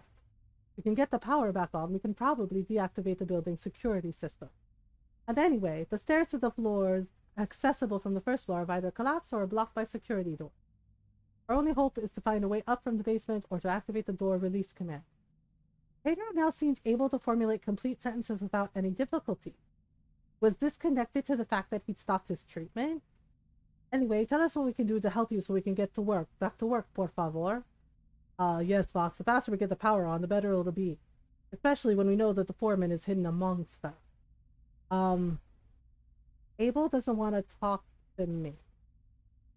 I'm not surprised. You've read his diary, haven't you? He's been living like a hermit here for years. Tell him to believe what I found out during my investigation. Arthur managed to establish contact with him. Sorry, I can't help you, Fox. He mentioned a Sabrina. Does that mean anything to you? No, nothing at all. When I was looking for the generator, I think I went through the place where he's been living, Senor Fox. It's not far from the stairs that lead here. You have to take the corridor on the right. Maybe you'll find something there? That's a great idea, Pedro. Thanks. Pedro, you seem completely different. Why? What's happened? It's hard to explain, Senor Fox. The side effect of stopping our treatment. We've all had psychiatric problems since the incident, or even before it, for some of us. The treatment stabilizes me, but it also stifles my dominant personality. The one talking to you now. Oh, snap. Now that the effects of the treatment have worn off, I've been able to retake control. Oh, okay. So they, like, forcefully put two personalities into them? Why didn't you stop the treatment earlier in that case? Because we needed to function. Look what it did to poor Raymond. And to Abel. For the time being, it's okay. We're all compensating for it more or less correctly. We'll have to start taking the treatment again at some point. In any case, since Lloyd, we've all known that it's not a good idea to stop for too long. Lloyd? The 10th survivor of the Viracocha project, Stephen Lloyd. Shortly after the incident, he stopped his treatment. Went completely off the rails before he vanished without a trace. Oh, that's not good. That was maybe a year before Abel disappeared as well. What do you mean vanished without a trace? From one day to the next, we never saw him again. Always thought the Bureau had intervened before he had caused too much of a stir. No say, it could have been like Abel. He could have decided to leave for himself too. Anyway, it was the time of Garrett Walter, the former sheriff. We'll probably never know for sure. Garrett Walter? Hang on, if I'm understanding this right, when you stop your treatment, first there's an improvement, then you become unstable. Is that right? Precisamente. Should I be concerned? Not in the immediate future, Detective. We've still got time before it becomes a problem. Yes, I think you have left town well before. That didn't reassure me, but it did explain how the foreman had resurfaced potentially. The dormant personality had woken up and taken over. Oh, shit. Unfortunately, that revelation gave me no clues to his identity. What do you hope to find in the basement? Two things: a way to release the security doors and a way to the upper level. We can only do that if we've got the power off. The basements are completely windowless. There's no way of finding our way without electricity. Anyway, our only hope that the records might have survived the fire is if the security doors were properly activated. And we'll need to open them again to access the upper floors. So, was the basement part of the Viracocha project? No, Viracocha was only one of many projects being developed on the site. Oh boy. I see. So, what was the basement used for? I don't know. I was working on the electronics projects on the third floor. Oh, okay. Each unit was isolated from the others. The only person who had access to everything was Tilkitek. Tilkit X? Who the hell is Tilkit X? I worked in the basement. We developed weapons projects for the Department of Defense. Oh boy. So the basement is potentially dangerous? No, I don't think so. I'd imagine the zone was made safer after the incident. I don't know, Pedro. Considering the way the Bureau dealt with our redeployment, I wouldn't take any bets on the innocuity of this building. Oh boy. Magnus's logic was convincing and not at all reassuring, right? All I could hope for was to quickly discover the identity of Arthur's killer before they could blow up the building. And us with it. Oh, that's reassuring. Okay, so search Abel's hideout. So we're looking for Sabrina. And no difficulty finding the room Pedro had told me about. The old mattress on the floor and the salvage furniture certainly suggested it was lived in.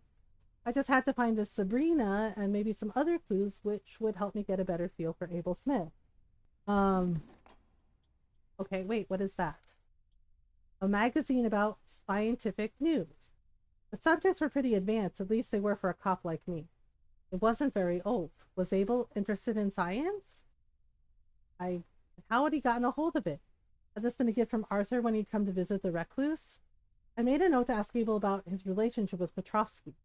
Maybe he'd be able to tell me a bit more about my friend's final day. Okay, there's a rubber duck. There's a, what is this? Oh, Sabrina's a doll. An old doll lay next to the bed. Could this be Sabrina?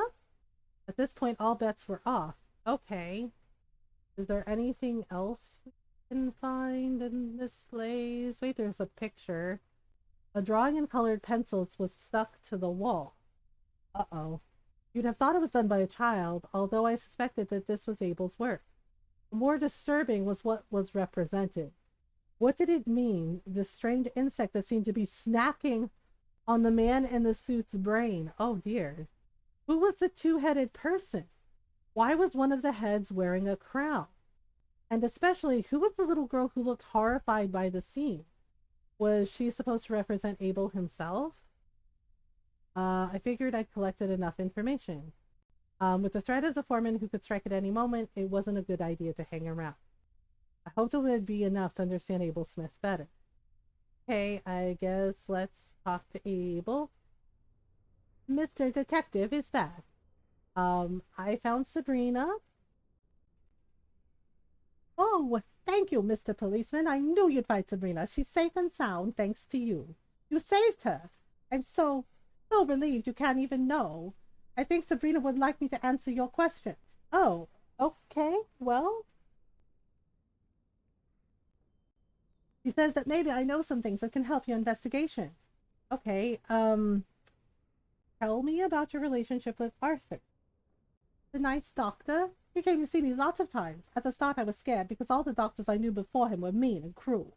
But the nice doctor, he was kind to me. He wanted me to go with him to have appropriate care because he was sad that I was all alone in my house. So I told him I couldn't leave because I had to watch the bell and that I couldn't leave Sabrina all alone either, you see. Watch the bell? So the nice doctor, he said he'd watch the bell for me, that he'd put it somewhere safe and I could concentrate on getting better without worrying about the bell. To start with, I wasn't sure I wanted to because the other doctors, they were tricky, and they used me every time I agreed to do what they said. I thought he would be like the other doctors and he was going to hurt me with the bell, but he was very kind, and finally said, okay, here's the bell, Mr. Nice Doctor. Okay. So he took the bell. It made me feel much better not to have to think about it anymore. After the nice doctor came a few times, then he stopped coming, and I was all alone with Sabrina again. And this morning, lots of people went into my house, and I thought maybe it's a nice doctor's fault, so I got a little angry with him. And then I told myself, no, the nice doctor was too nice to all these people to come to my house. And I realized I probably wouldn't see the nice doctor again. It's the bell. It hurt the nice doctor, didn't it? I should never have given the bell to the nice doctor. It's not your fault, Abel. So you're sad because the nice doctor won't come and see you anymore? Yes. Arthur was my friend, too. We were silent for a minute. Abel seemed truly distressed by Petrovsky's death. I found this drawing. The nice doctor asked me to do it. He said it could help me. Can you tell me what it means? I don't like talking about it, sorry. Makes me think of bad times. Oh gosh, what do I say? Still, you must have explained it to Dr. Petrovsky, didn't you? The policeman is clever. You can ask me one question about the drawing, and that's all, okay? Alright. Tell me more about the insect that's attacking the man in the suit. It's because of the bell. When the scientists found it, they wanted to use it, and it released something horrible. Oh, God, they used that thing? What did it release? A demon! A demon who wants to invite his friends to the feast! Oh, God, no! I don't understand, Abel. If the demon didn't die in the fire, it'll come back now, and it'll call its family. And if its family comes here, it will be the end of everything. That's all I can tell you. Okay, I don't think we should push him. Seriously? They used that thing. They did this research project and they used that freaking Eldritch Horror bell and summoned something. Oh boy. Okay. I guess insist, please, Abel. No, just one question. You promised. What was all this stuff about a demon? I still didn't understand what the bell was for, and every scrap of information I managed to dig up just raised more questions. Oh boy. You know how to get to the upper floors? You've lived here for years. Do you know how to get to the upper floors? No. I don't like the upstairs. That's where the mean doctors used to hurt people. I don't want to go back there. And anyway, the stairs to go up have fallen down. I see. Thank you, Abel. You're welcome, Mr. Detective. I'm happy to help you with your investigation. I doubted it would lead to anything, but it was still worth asking. I guess Liz. Oh boy. Liz kept herself separate in front of the hospital. She didn't look well. Her expression wavered between a blank gaze and brief moments of dread, as if she were on the brink of fleeing this place, which seemed to disturb her deeply. At my approach, she made an effort to get a grip on herself and welcomed me with a shy smile. Oh, Mr. Fox. How are you feeling, Liz? You seem upset. I won't lie to you, Mr. Fox. I'm not doing well. What's wrong? Can I ask what's troubling you? She let out a little sigh before she opened up all at once. I was fine before Dr. Petrovsky. I knew what was expected of me. I liked my work at the diner. It was simple. Everything's complicated, and I'm scared, Mr. Fox. I'm scared. Do you understand? I don't like what stopping my meds has done to me. I don't want to remember. This place is cursed. Oh, okay. Yeah, sounds about right. If they summon something. She took a deep breath. Is it really a demon? I mean, it has to be, right? Like Eldritch Horror demon. But you need my help, don't you? What can I do to help you, Mr. Fox? I found this flyer. It mentions the foreman. The two people named on this paper are the director and you, Liz. You were this Tilkedex's secretary? Yes, that was my job here. I work for the director. Okay. Are you sure you don't remember anything about the foreman? You were close to the director. Are you sure you didn't hear a conversation or see a document which would allow us to identify him? No, Mr. Fox. I'm sorry.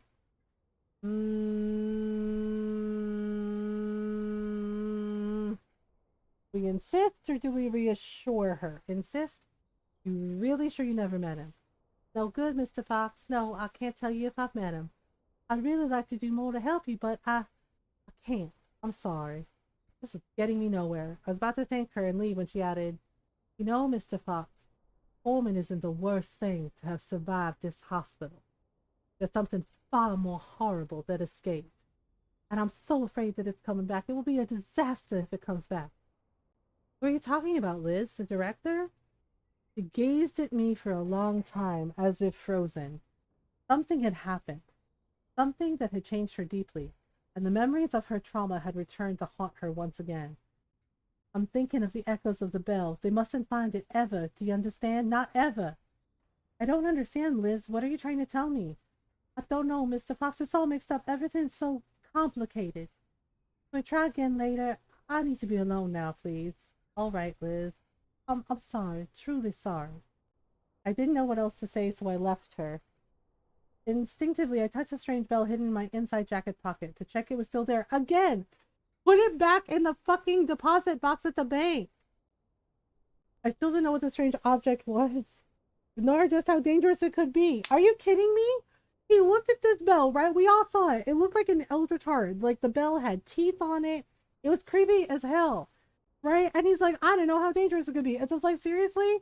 The rest of us, like, because I remember all like the folk tales my Lola told us about, like ghost stories and like the Aswal coming to get us, right? And how you don't answer if you think somebody, like, you know, when the sun's going down, if you think you heard somebody call your name, no, you didn't. You walk home. You don't look back. You keep walking home, right? And like just one look at that bell, it's so obvious it was dangerous, and he took it with him. And it's just like, why would you take it with you? Like, dude, put it back in the box and put it back, and just don't think about it anymore. But nope, nope. It probably wasn't wise to keep it on me, but I didn't really have any other choice. Yes, you did. You could have put it back in the. He could have put it back in the safety deposit box and put it away. He did not have to carry it around with him. Oh my god. Luckily no one knew it was in my possession, or did they? Senor Fox, come, it's terrible. Magnus, there's been an accident. What's going on? What happened? The generator, follow me. What? Oh my god, he's dead. The first thing I noticed as I arrived was that the power was back on. The second thing I noticed was the lifeless corpse of Magnus Lindgren bumped against the generator. What the hell? Had it really been an accident, or was this the work of the foreman? With the limited means at my disposal, it was impossible for me to determine if this had been a murder. In the regular investigation, I had immediately sealed the room and called in the forensics team. Considering the rather exceptional circumstances, my only option was to keep on exploring the building.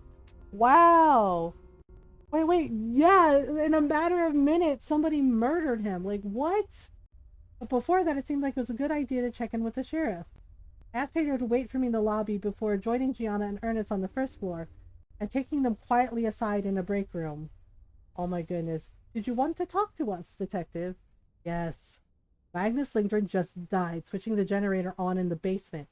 It was Pedro Ferra who discovered the body. Oh boy. That's unfortunate. That's unfortunate. That's what? Have you been able to determine if it was a criminal act? It's the lady that shot Inez. No, it's impossible to say. It could have been an accident. Uh-huh. Ricky, correct me if I'm wrong, but we've already got one murder made to look like a suicide and a death by shooting. I think we can rule out the suggestion of an accident. Let's not jump to conclusions. Oh boy. Yes, there's no point in creating a panic in a group of people who are already emotionally unstable. Sure, but you shouldn't take these allegations about the return of the foreman lightly either. What do you suggest? Now that the basement has lighting, we can explore down there and try to find a way to the upper levels.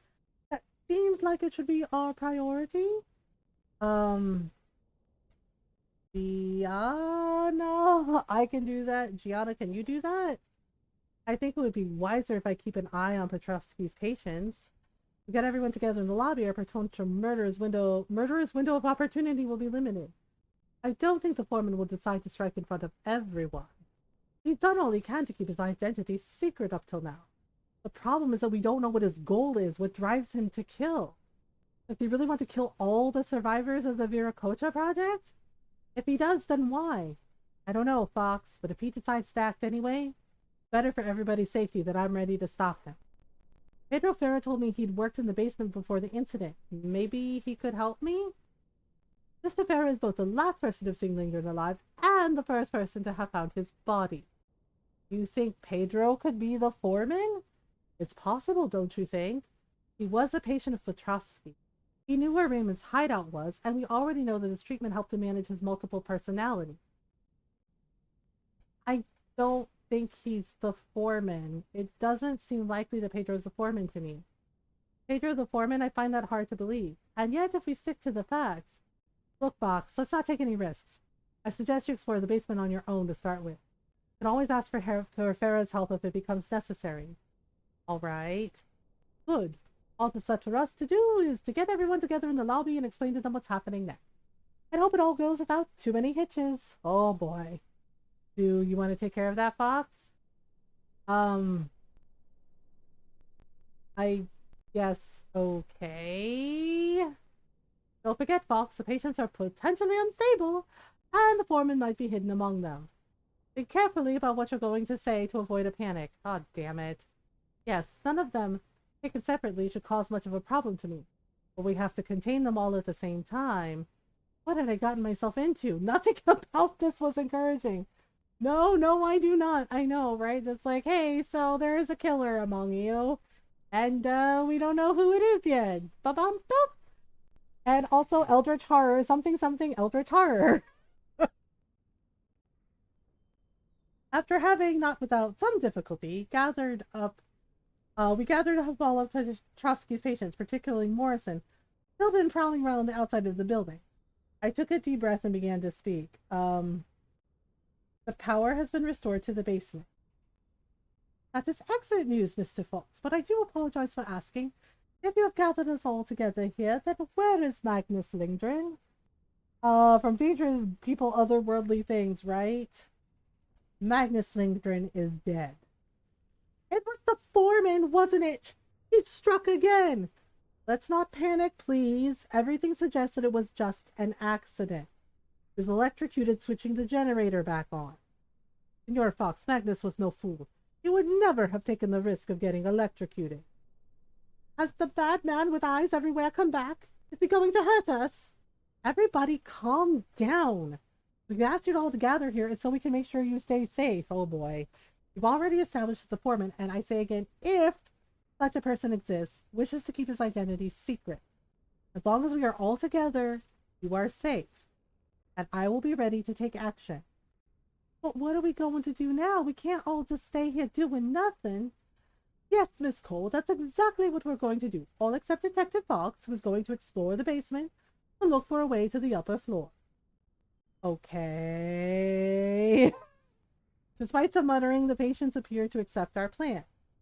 I nodded to Gianna and headed for the basement. Oh goody. Oh, it's not ominous at all.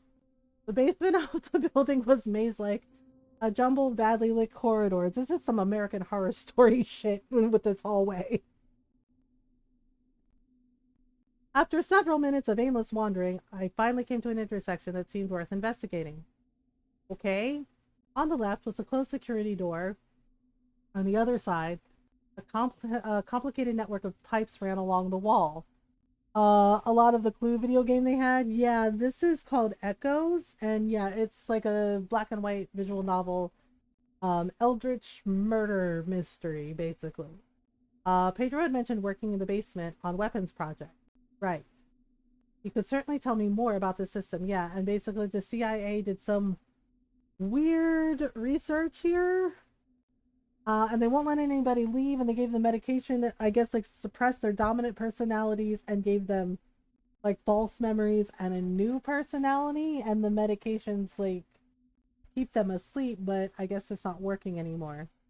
You'd certainly tell me more about the system, but considering the circumstances of Magnus's death and the suspicions that had been expressed about him, it seemed wiser to exhaust all the other possibilities before involving him. Okay, so there's something here. An emergency evacuation plan was pinned to the wall. It clearly showed the security door in front of me. The plan showed that behind it, there was a stairway to the upper floors. The door must have been activated during the fire that brought the Viracocha project to an end, which explained why the basement was relatively undamaged by the flames. Okay, they did what, poor people? Yeah. That revived the hope that the security system had also functioned to protect the records.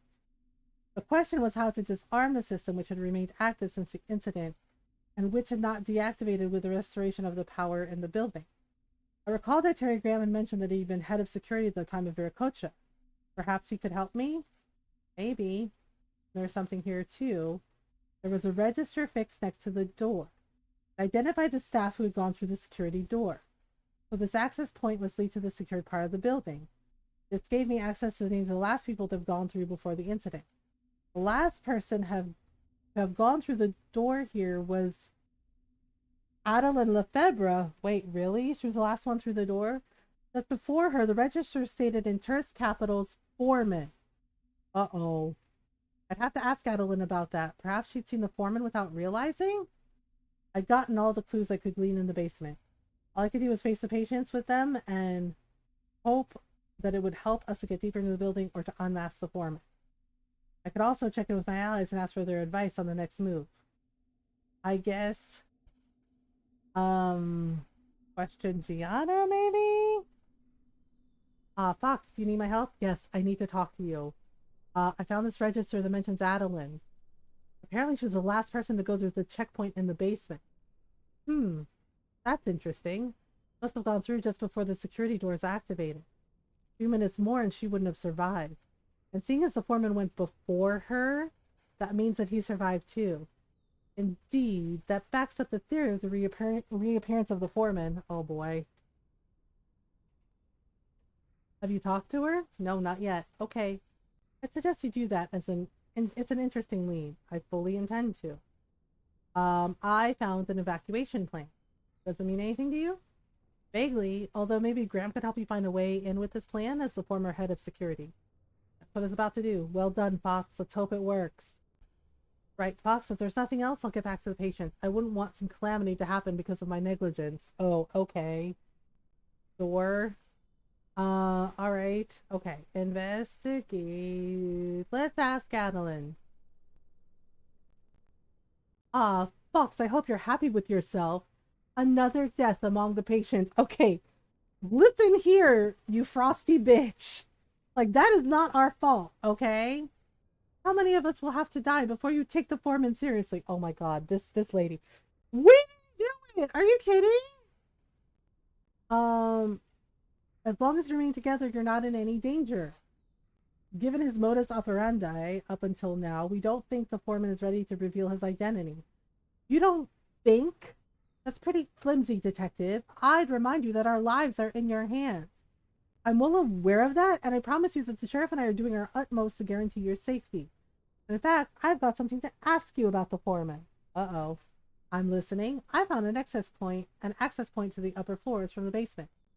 That's good news. What are we waiting for? Unfortunately, the security doors are shut. I'm trying to figure out how to get them open. Ah, of course. And I was just on the point of believing you'd finally manage to do something useful, detective. Lady, I'm going to kick you out a window. That's not what I wanted to talk to you about. There's a register. It lists all of the employees who passed through the checkpoint. She tested on children. Okay, see, the thing is they were all part of this project. And apparently, Gianna was a kid, one of the kids they tested on. She tested on children, and she's like, I would have made the same choices, blah, blah, blah, blah, blah, right? And I was just like, so I really don't think she gets to, like, pass judgment on anybody, considering we know that information about her, right? And then she and Gianna are suddenly somehow the same age, and she was just like, oh, there's a reason for it. Some of us are older than you think. So I'm just like, so you were what? Experimenting with immortality or some shit? Um, and you're the last person to have gone through before the incident, just after the foreman. You remember anything? You could have seen the foreman at that moment without realizing who he was. Look, Fox, it's all pretty fuzzy for all of us. I spent years having my memory wiped by the treatment. You think I can remember what I might have seen or not seen just before the fire? Okay, I can vaguely remember going through the security doors just before the alarm went off. Yes, but there's no one in front of me as far as I can remember. Are you sure? Of course not. I just told you my memory is shot, Fox. But you could try talking to Miss Cole. Liz, why? She was the one in charge of compiling that information and keeping the records. Maybe she knows more about the foreman's identity than she realizes. If she can remember enough of her past, she might be able to figure out who he was. I guess good idea. There's no harm in asking her. I'll go and talk to her. Thanks for your assistance, Miss Lefebvre. Don't take me. Find the foreman and I'll be thanking you. Okay, Liz. Oh, Mr. Fox, have you heard what happened to poor Mr. Lindgren? It's terrible. I can't believe he's dead. But I'm so stupid. You saw him, of course. I'd like to help you, but can I help you, Mr. Fox? Yes? I need your help, Liz. Liz's face lit up at the thought of being useful. She really did need assurance. Oh, okay, Mr. Fox, tell me what I can do for you. I found a door to the upper levels in the basement. It's shut, but there was a register of the people who'd gone through the checkpoint. The last person to go through there before the incident was Adeline Lefebvre, and it shows that the foreman was just before her. All right, but what's that got to do with me? Shouldn't you ask Miss Lefebvre? I did ask her, and she said that it was you who compiled this type of information for record. Maybe you remember something? Oh, I don't know, Mr. Fox. I compiled a lot of documents for the director, but I had a lot of work, you know. What checkpoint was it exactly? In the basement? By the security door? Got a map of the basement. Look, here. Liz studied the plan, but seemed unclear on the exact position. Uh-huh. I don't have a very good sense of direction, Mr. Fox. I'm sorry. If I showed you the place where you found the register, would it help refresh your memory? I don't know, maybe? With the other patients gathered in the lobby and staff watching them closely, I thought there wasn't much harm in trying. I walked Liz Cole down to the security door. No, I'm sorry, Fox. I don't remember. I remember the door. It goes to the upper floors, but I don't remember having seen the form. I wish I could tell you who he is, but I can't. Sorry I can't be more help, Mr. Fox, but the security door should open if we do something with the gas pipe. You know what to do? No, I was just a secretary. I don't really know much about the experiment. Okay. Pedro worked on the gas. He should be able to help you. Thanks, Liz, but we thought we'd try all the other options before we involved Pedro. Why, Pedro could help you, I'm sure. Oh, do you think Pedro might be the foreman? Potentially, yes. But Pedro's always been so kind to me. To me too, Liz. Anyway, let's get back to the lobby if you don't mind. You'll be safe there. Okay, Mr. Fox. Huh. Question Ernest? I don't know. This is so weird. Oh, Ricky, what can I do for you? There are a few things that puzzle me. I'd like to hear your thoughts. I'm listening. I found this register that mentions Adeline. It appears she went through the security door in the basement just before the incident. The register also mentions the foreman. That's interesting, Ricky, but I'm not sure that it helps us very much. If Miss Lefebvre remembered something, she would have certainly passed on the information. The register also mentions the foreman. The sheriff thought it worth looking into. And, you're right, it's a dead end. At least you're convinced, Ricky. I found an evacuation in the basement. Apparently, it shows the only way to the upper floors is through the security doors that were activated during the fire. That's unfortunate. There's also a control panel for the gas pipes that run around the whole floor, but I didn't want to risk tampering with it. Okay. I guess Pedro could help us with that. He told me he was dealing with exactly that when he worked here during the Viracocha project. Have you thought about talking to Terry Graham first? Head of security, he should know the layout of the building. Yes, that was my plan. Marvelous. Let's cross our fingers he finds an access point then. Oh, actually, Ricky, yes. Have you spoken to Oscar Morrison? Not since Lindgren's death, no. I've been trying to have a word, but he keeps avoiding me. I'm sure he's hiding something. Do you think he could be the foreman? Honestly, no, I don't think so. Since we got here, he's been keeping himself at a distance. And before, I don't know. But I guess his family could provide him with solid alibis for the murders of Arthur Petrovsky and Raymond Kowalski. And then there's the problem of the motive. We don't know why the foreman started killing. Quite, but we don't know Oscar's plan either. He was the one behind bringing everyone back to the hospital. To what end? No idea, Bull. I'll go see if he'll talk to me, but I'm not making any promises. Up till now, my attempts at pinning him down have failed. I don't have any way of getting him to let the cat out of the bag. I made a note to go and talk to Morrison, even though I guess the exercise would be fruitless, yeah. Okay, let's go talk to Terry. Terry Graham was pacing around a corner of the room. Abel was sticking to him like glue. Hey, Ricky, what's the deal? Why have you asked us all to stay here? Yes, it sucks here. There's nothing to do. Can I go back to my room? I'll be good, I promise. It's for your own safety. The sheriff and I agreed that it's better for everyone to stay together, for your safety. Does the sheriff really think that will stop the foreman? The bad controller strikes in the shadows like a ninja. Up to now, he's always managed to protect his identity. And if he attacks the sheriff, we'll bang him up. Yes, Abel, that's the idea. I see. Did you want to ask me something? Yes, I found this evacuation plan in the basement. Let's see. Yes, I recognize the plan of the building. Did you find the checkpoint that lets you get to the upper floor? Yes, but the security doors are shut. That must be because of the gas. There's a procedure to deactivate the security. Okay. I think there's a control board opposite. Do you know how to do it? No, it wasn't part of my duties, and they rerouted the pipes pretty often according to the experiment. Pedro must know how to do it. Yes, but... But what? Do you think Pedro's the foreman? Honestly, Ricky. Best to be on the safe side? Pedro's the last person who saw Magnus Lindgren alive. Okay, I get that you don't want to take any risks. We decided to exhaust all the other options before thinking about involving Pedro. I could go and take a look, but I'm not making any promises. Yes, the walk in the mushroom land. Can I come with the big muscle man and the nice detective, please? Um, I don't know. Should we let Abel come with us? I mean, he asked so nicely. I feel bad. Uh, okay. I'll be as good as gold, I promise. I'm counting on you to keep an eye on him, Terry. Yes, of course, but I don't think he'll go far. Okay. Went down to the basement. Terry spent a while looking at the gas control board while Abel fired incessant questions at him before he gave up and returned to me. No, sorry, Ricky. The board's too damaged. I might mess up and do something stupid. Best thing to do is still to ask Pedro if you really want to open that door.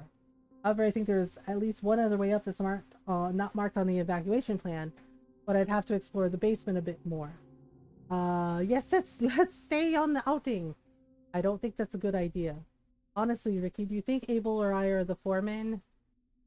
I'm not sure of anything, and at least with the sheriff's plan, we're sure to catch the foreman if he decides to strike again. I want to help, I want to help. Waiting in the lobby's boring and scary. Ricky, I promise I'll watch Abel every step of the way, and if we find anything, we'll come straight back up. No, I can't take the risk. Sorry, I get it. Hey, come on, Abel, we're going back up. No, I don't want to. Just like that, Abel took off at a run. No! Frantic Terry and I took off after him. Oh no, oh no. After a few minutes, I realized that I'd lost Terry too. He'd been behind me and must have turned off into a different junction. Oh, frick, I picked the wrong thing. Finally, after some anxious searching, I found Abel lost in a corridor. Ah, the nice detectives found me. The nice detectives won the game of hide and seek and isn't at all angry at Sabrina. Oh, there you are. You found him. Terry joined us. Right. Come on, everyone back to the lobby. No more messing around. Oh my god. I accompanied Terry and Abel into the lobby, praying I wouldn't later regret my error of judgment. I had to face facts. All my other leads had led nowhere. Maybe we should have gone to look? Pedro was our only shot at getting to the upper floors of the building. Despite the sheriff's misgivings, I'd have to ask for his help and hope he'd be able to unblock the security doors. Damn, I really don't want to. Oh, right, Oscar. Oscar Morrison was in a corner of the lobby, aloof from the rest of the patients. He seemed calmer. Was he afraid of the foreman, too? Ah, detective, a fine idea of yours, gathering everyone beneath the vigilant eye of the forces of old. Is your investigation progressing as you'd wish? Do you have a lead as to the foreman's identity? Or at the least, have you discovered a way to the records? We're working on it, but that's not what I wanted to talk to you about. Indeed. In that case, I'm all ears. You're all ears? Okay. Are you finally going to explain to me why you brought everyone here? I know you haven't told me everything yet. I thought that would be obvious. We have the same objective, detective. My goal has always been to unmask the foreman. And as the foreman is probably the person who murdered your friend... What about the bell? You're hiding something from me. Um, why didn't you tell me straight away? Why did you hide what you knew from me? Could have explained everything to me when I arrived in town. Perhaps, folks, perhaps, but were you ready to hear it at the time? If I told you of a secret government program and forbidden experimentation, would you have believed me? Or would you have put it all down to madness with all the prejudice associated with the fact that I myself was seeing a psychiatrist? It was tough to admit, but he wasn't wrong. I see you still won't talk to me. Hope you'll change your mind. Until then, I'll be watching you, Morrison. Oh, but I'm counting on it, Mr. Fox. I'm counting on it. Okay, I don't know. Maybe we should have... Maybe we should have gone to the... Maybe we should have gone down to the basement. I'm wondering. Hang on. Can we... Probably not? I don't know. Okay. I guess question Pedro. I don't know if this is going to end well.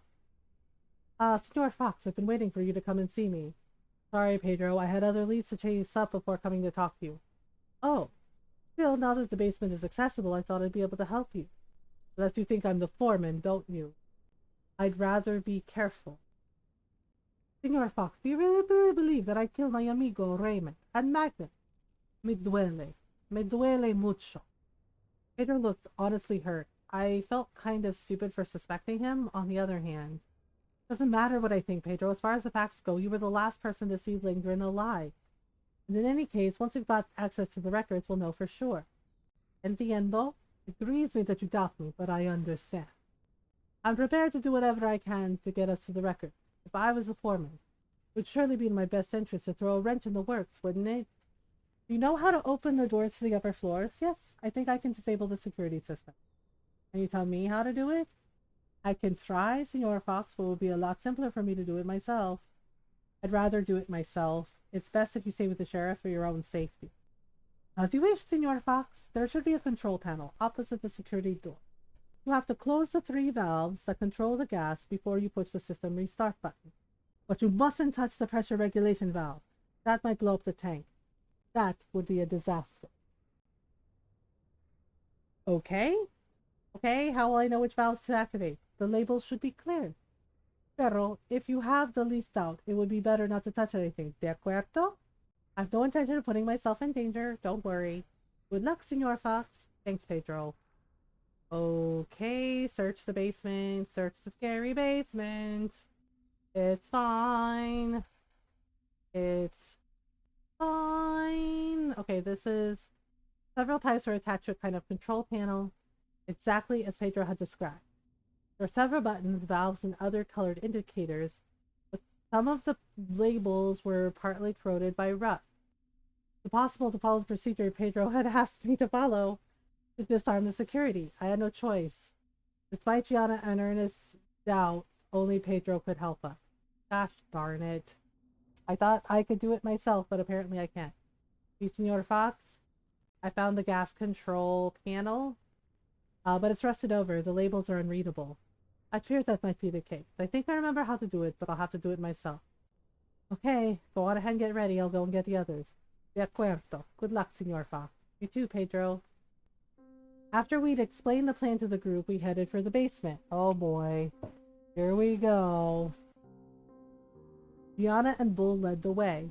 Pedro was waiting for us at the control panel, and when we were ready to go through, he activated a series of valves and buttons. The warning lights turned green, one after the other, then the doors opened with a metallic screech. We penetrated the corridor hidden behind the security doors in a single file. I was last in line, ready to act in tandem with Gianna if the foreman decided to use the cramped corridor we were obliged to traverse to strike. Uh-oh. I just let Abel pass me when suddenly I heard the unmistakable hissing of a leak. Oh no. The room rapidly filled with thick smoke. Oh no. Dios mío, there's a leak. An arc of electricity lashed the control board. Oh no! The ancient electrical equipment was about to give up the ghost and take us all with it in a flaming inferno. Move, Fox, it's going to blow! Oh no. Without hesitating, I threw myself into the corridor. Gianna was waiting at the other end, unable to help us. I prayed that Pedro was right behind me. When I got out of the corridor, I realized he'd stayed behind next to an electrical relay. Oh no. He watched us sadly for a moment, his face resigned, before he pressed the door activation button. Oh my god, he closed it to protect them. Adios, amigos. That last view of Pedro Ferrer about to be engulfed in a geyser of flame would long haunt my nightmares. Damn! What the hell? So he died? He died protecting them. Oh, damn it. Well, he's definitely not the foreman. We climbed the flights of stairs that separated us from the rest of the group in silence. Gianna was silent, stony-faced. As for me, I was still in shock from what had just happened. Pedro, he didn't deserve to die. Not like that. Arthur's patients awaited us in a kind of foyer. It was Ernest who broke the silence. Where's Pedro? I had to gather all my courage to shake my head in reply. There was a gas leak in the basement, along with an electrical malfunction. Pedro Ferris sacrificed himself, reactivating the security doors to protect us from the flames. Does that mean that Mr. Farah... Bruh, some twist, I know, right? That Mr. Farah is dead? Yes. It's the foreman again. He's killing us all, one after the other. Let's not panic. Panicking will only make the situation worse.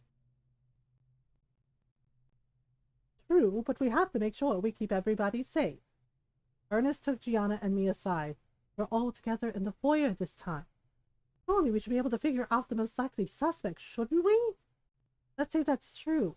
What do you suggest we do next, Bull? Usually I suppose we put them into custody, but given our particular circumstances, we simply isolate them. Isolate them how? I don't know. There must be a way of keeping someone separate from the group in this building, surely. Gianna turned to me. Fox? Okay, I'll go and look for a way to isolate our suspect while you keep an eye on the patient. Thanks, Fox. Okay. My path led me to a room which strangely resembled a classroom. Most of the floor we had reached was locked out of use. Oh boy. It appeared that Pedro's intervention had reactivated at least some of the security doors. Luckily, the way to the upper floor seemed clear. But before I explored further ahead, I had to find a place to isolate the foreman, or at least the most suspect person or persons in our group. Okay, well, let's see. There's a memo was pinned to the wall. It cited methods of psychological conditioning.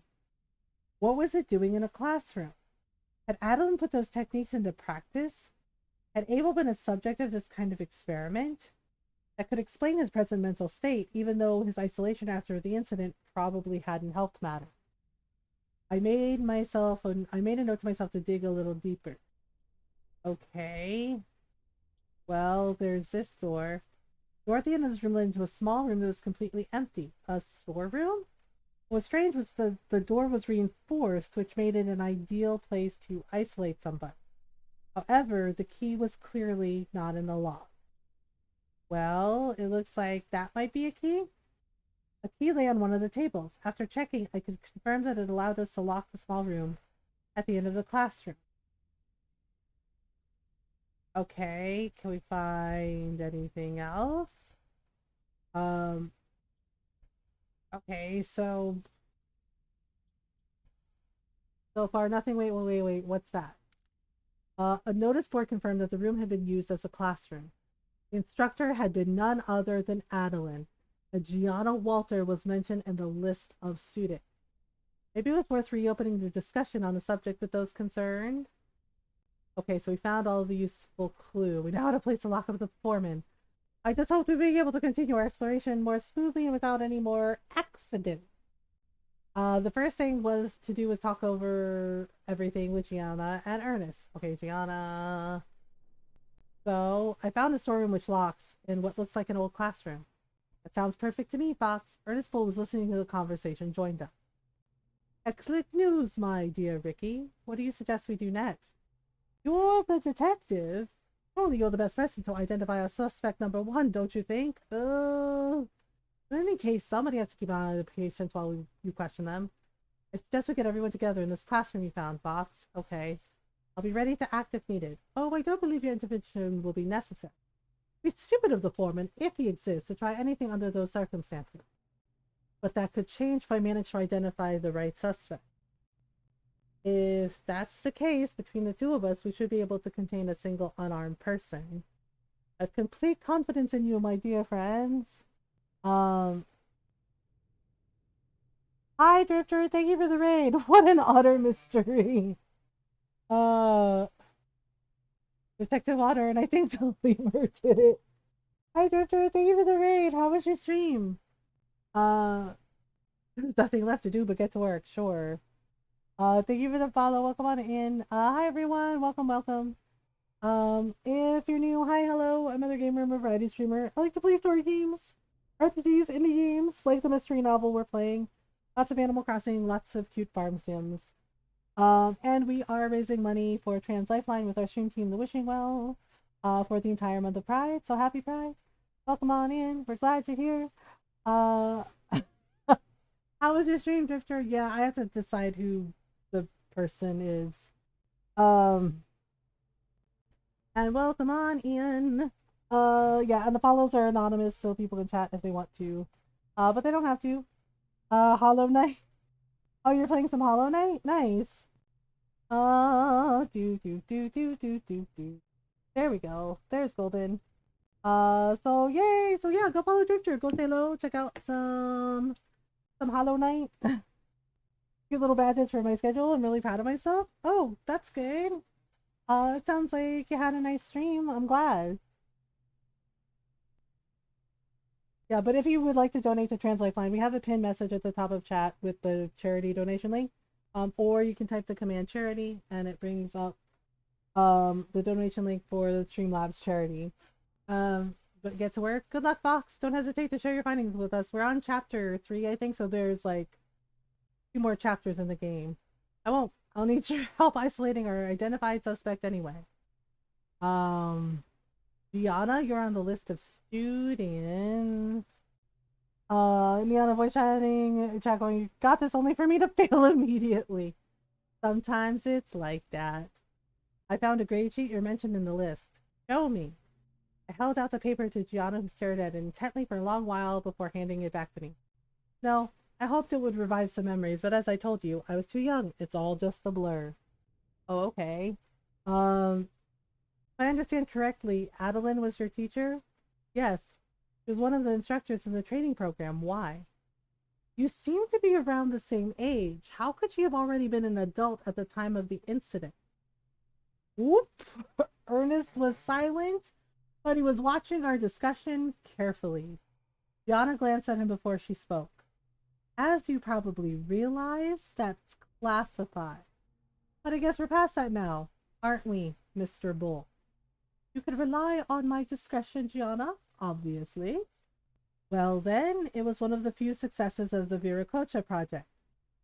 Wait, seriously? Objective was to find ways of prolonging human life. So they thought, what the hell, we'll just summon an eldritch horror to do it? Cute. With the goal of allowing people with rare expertise to continue to work on their projects much longer than a normal lifespan would have permitted. Oh sure, this can only end well. Most of the survivors living in Greenhearth had benefited from the results of that research, which was promising. But why did the research stop? As you must have realized, some of the side effects couldn't be eradicated. Oh, so it's because of this research that the patients have had to take the treatment which affected their memories? Exactly. The Bureau decided to bury the work done on the matter. In any case, most of the researchers who could have continued the work died in the incident. Oh, that's unfortunate. Unless it was the object being researched which disappeared or was destroyed.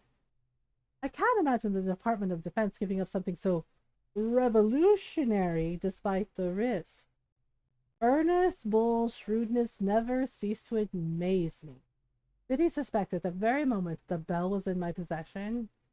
That's all I know, Bull. As you can imagine, the strict need-to-know basis applies to me too.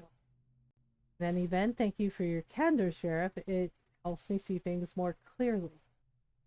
I mean, I guess. Can't seem to convince them to pay me even when I don't show up. Yeah, unfortunately, side effect of work. Do have to show up. Uh, I okay. I guess this question, Oscar. Oh, Detective Fox, have you come to finally offer me an apology? Hell no, bitch. Excuse me? Why would you want me to offer an apology? Well, now that appears fairly obvious, doesn't it? Despite all my efforts to cooperate since your arrival in town, you haven't ceased to threaten me and accuse me of wrongdoing. Seriously? Seriously? During my nap? Oh, what did Chance do to you during your nap? With this new accident in the basement, you will surely finally concede, I do hope, my innocence. Hell no. Hang on. Even if you're not responsible for the explosion in the basement, which could, by the way, just be an accident, what about the rest? Several eyewitnesses with yourself, the first among them, could confirm that I hadn't set foot in the building before the death of poor Mr. Lingdon. Oscar was right. I had no reason to keep him on my list of potential suspects. All right. And so, Oscar had wrong-footed me, and now he's getting a kick out of bringing it to my attention. Wow. Wow. Um, I'm not letting you out of my sight all the same. Even if we're able to establish that you're not the foreman, if such a person exists, don't think I'll let you out of my sight, Mr. Morrison. I'm sure you're hiding something. Oh, Mr. Fox, Mr. Fox. He tutted in disapproval. Even though I know it's a waste of time, despite all the facts, allow me to take issue. As for who the foreman may be, the threat is very real, I'm afraid, Detective. How many strange accidents must happen before you cease to doubt his existence? And I suppose you've got an opinion on that? Oh, unlike yourself, Mr. Fox, I'm no detective. Do you truly wish me to draw what could probably be hasty conclusions? Give it a shot. Well, it's quite simple. You have two options. Either you consider that the accident that took the life of our dear mechanic was an act of sabotage, which will certainly allow you to proceed by elimination, or you try to follow the thread of the investigation, taking all the elements into consideration, from Petrovsky's death to that of Magnus by way of Raymond, which may be a little too ambitious for your intellect, I'm afraid, and which in any case will not bring you to any conclusion that you haven't already made. What do you mean? You are going to realize, with the exception of yourself, the sheriff, Paul, and of course myself, any of the patients still alive may be the foreman. I see. Under the circumstances, it will be indelicate of me to keep you any longer. I wish you bon courage and most especially good luck, Mr. Fox. Don't forget that our lives are in your hands. Oh, he's still a dick. Morrison was irritating, but unfortunately he wasn't wrong. Like, he's still such a dick. I felt something brush against my bottom lip. Chance showing his butt to me. A little closer than usual. I'm hoping it was really his tail. I'm so sorry, Golden. Oh, that's awful. I mean, it's funny, but it's also awful. Cats are just gonna do what cats are gonna do, I guess. Um, okay. Well, I guess let's question Adeline. Ah, there you are. I hope you managed to prepare a sounder plan with your little friends, because it hasn't been a big success up till now, if I may say so. Don't speak to me like that. If you want my respect, do something to earn it, Detective. Or must I remind you of your pathetic list of achievements since you arrived in town? Okay, she absolutely needs a kick out the window. Our lives are in your hands, but I suppose you didn't come here to talk about that. You literally tested on children, you bitch. Are you serious? Ang putana ko. Was it the wake-up call I wanted? No. What can I do for you? I found this pamphlet. I found this grade sheet. Uh-huh. Yes, it is, now that you mention it. With all the damage, I hadn't realized which part of the building we were in. Can you tell me a bit more about your work here? I already told you I was doing a training program. With what purpose? The idea was to create the next generation of elite soldiers, able to adapt to all sorts of crisis situations.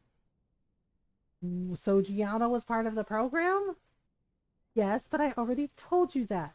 I don't see how that's going to help you know who the foreman is. You need to re-examine your priorities, detective. And you need a kick, lady. You tested on children. Like, seriously, that's disgusting. Like, teaching children to, like, kill and be soldiers? What is wrong with you? Alright, found this pamphlet about methods of psychic conditioning. What do you want me to say? You can judge me all you want, but don't be surprised.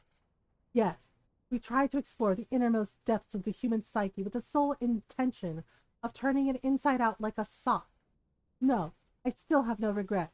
You're a monster. He's like, yeah, we tested on kids and made them learn to be elite soldiers.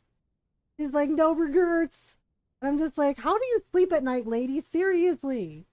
She's the only one I don't feel bad for because she's an ass. But you were experimenting on children too. Yes, I mean, no, the children's program was later. The psychological conditioning. We're not monsters. Psychological conditioning. Who wants to tell her?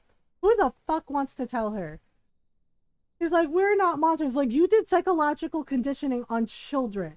You are, in fact, monsters. You are terrible people.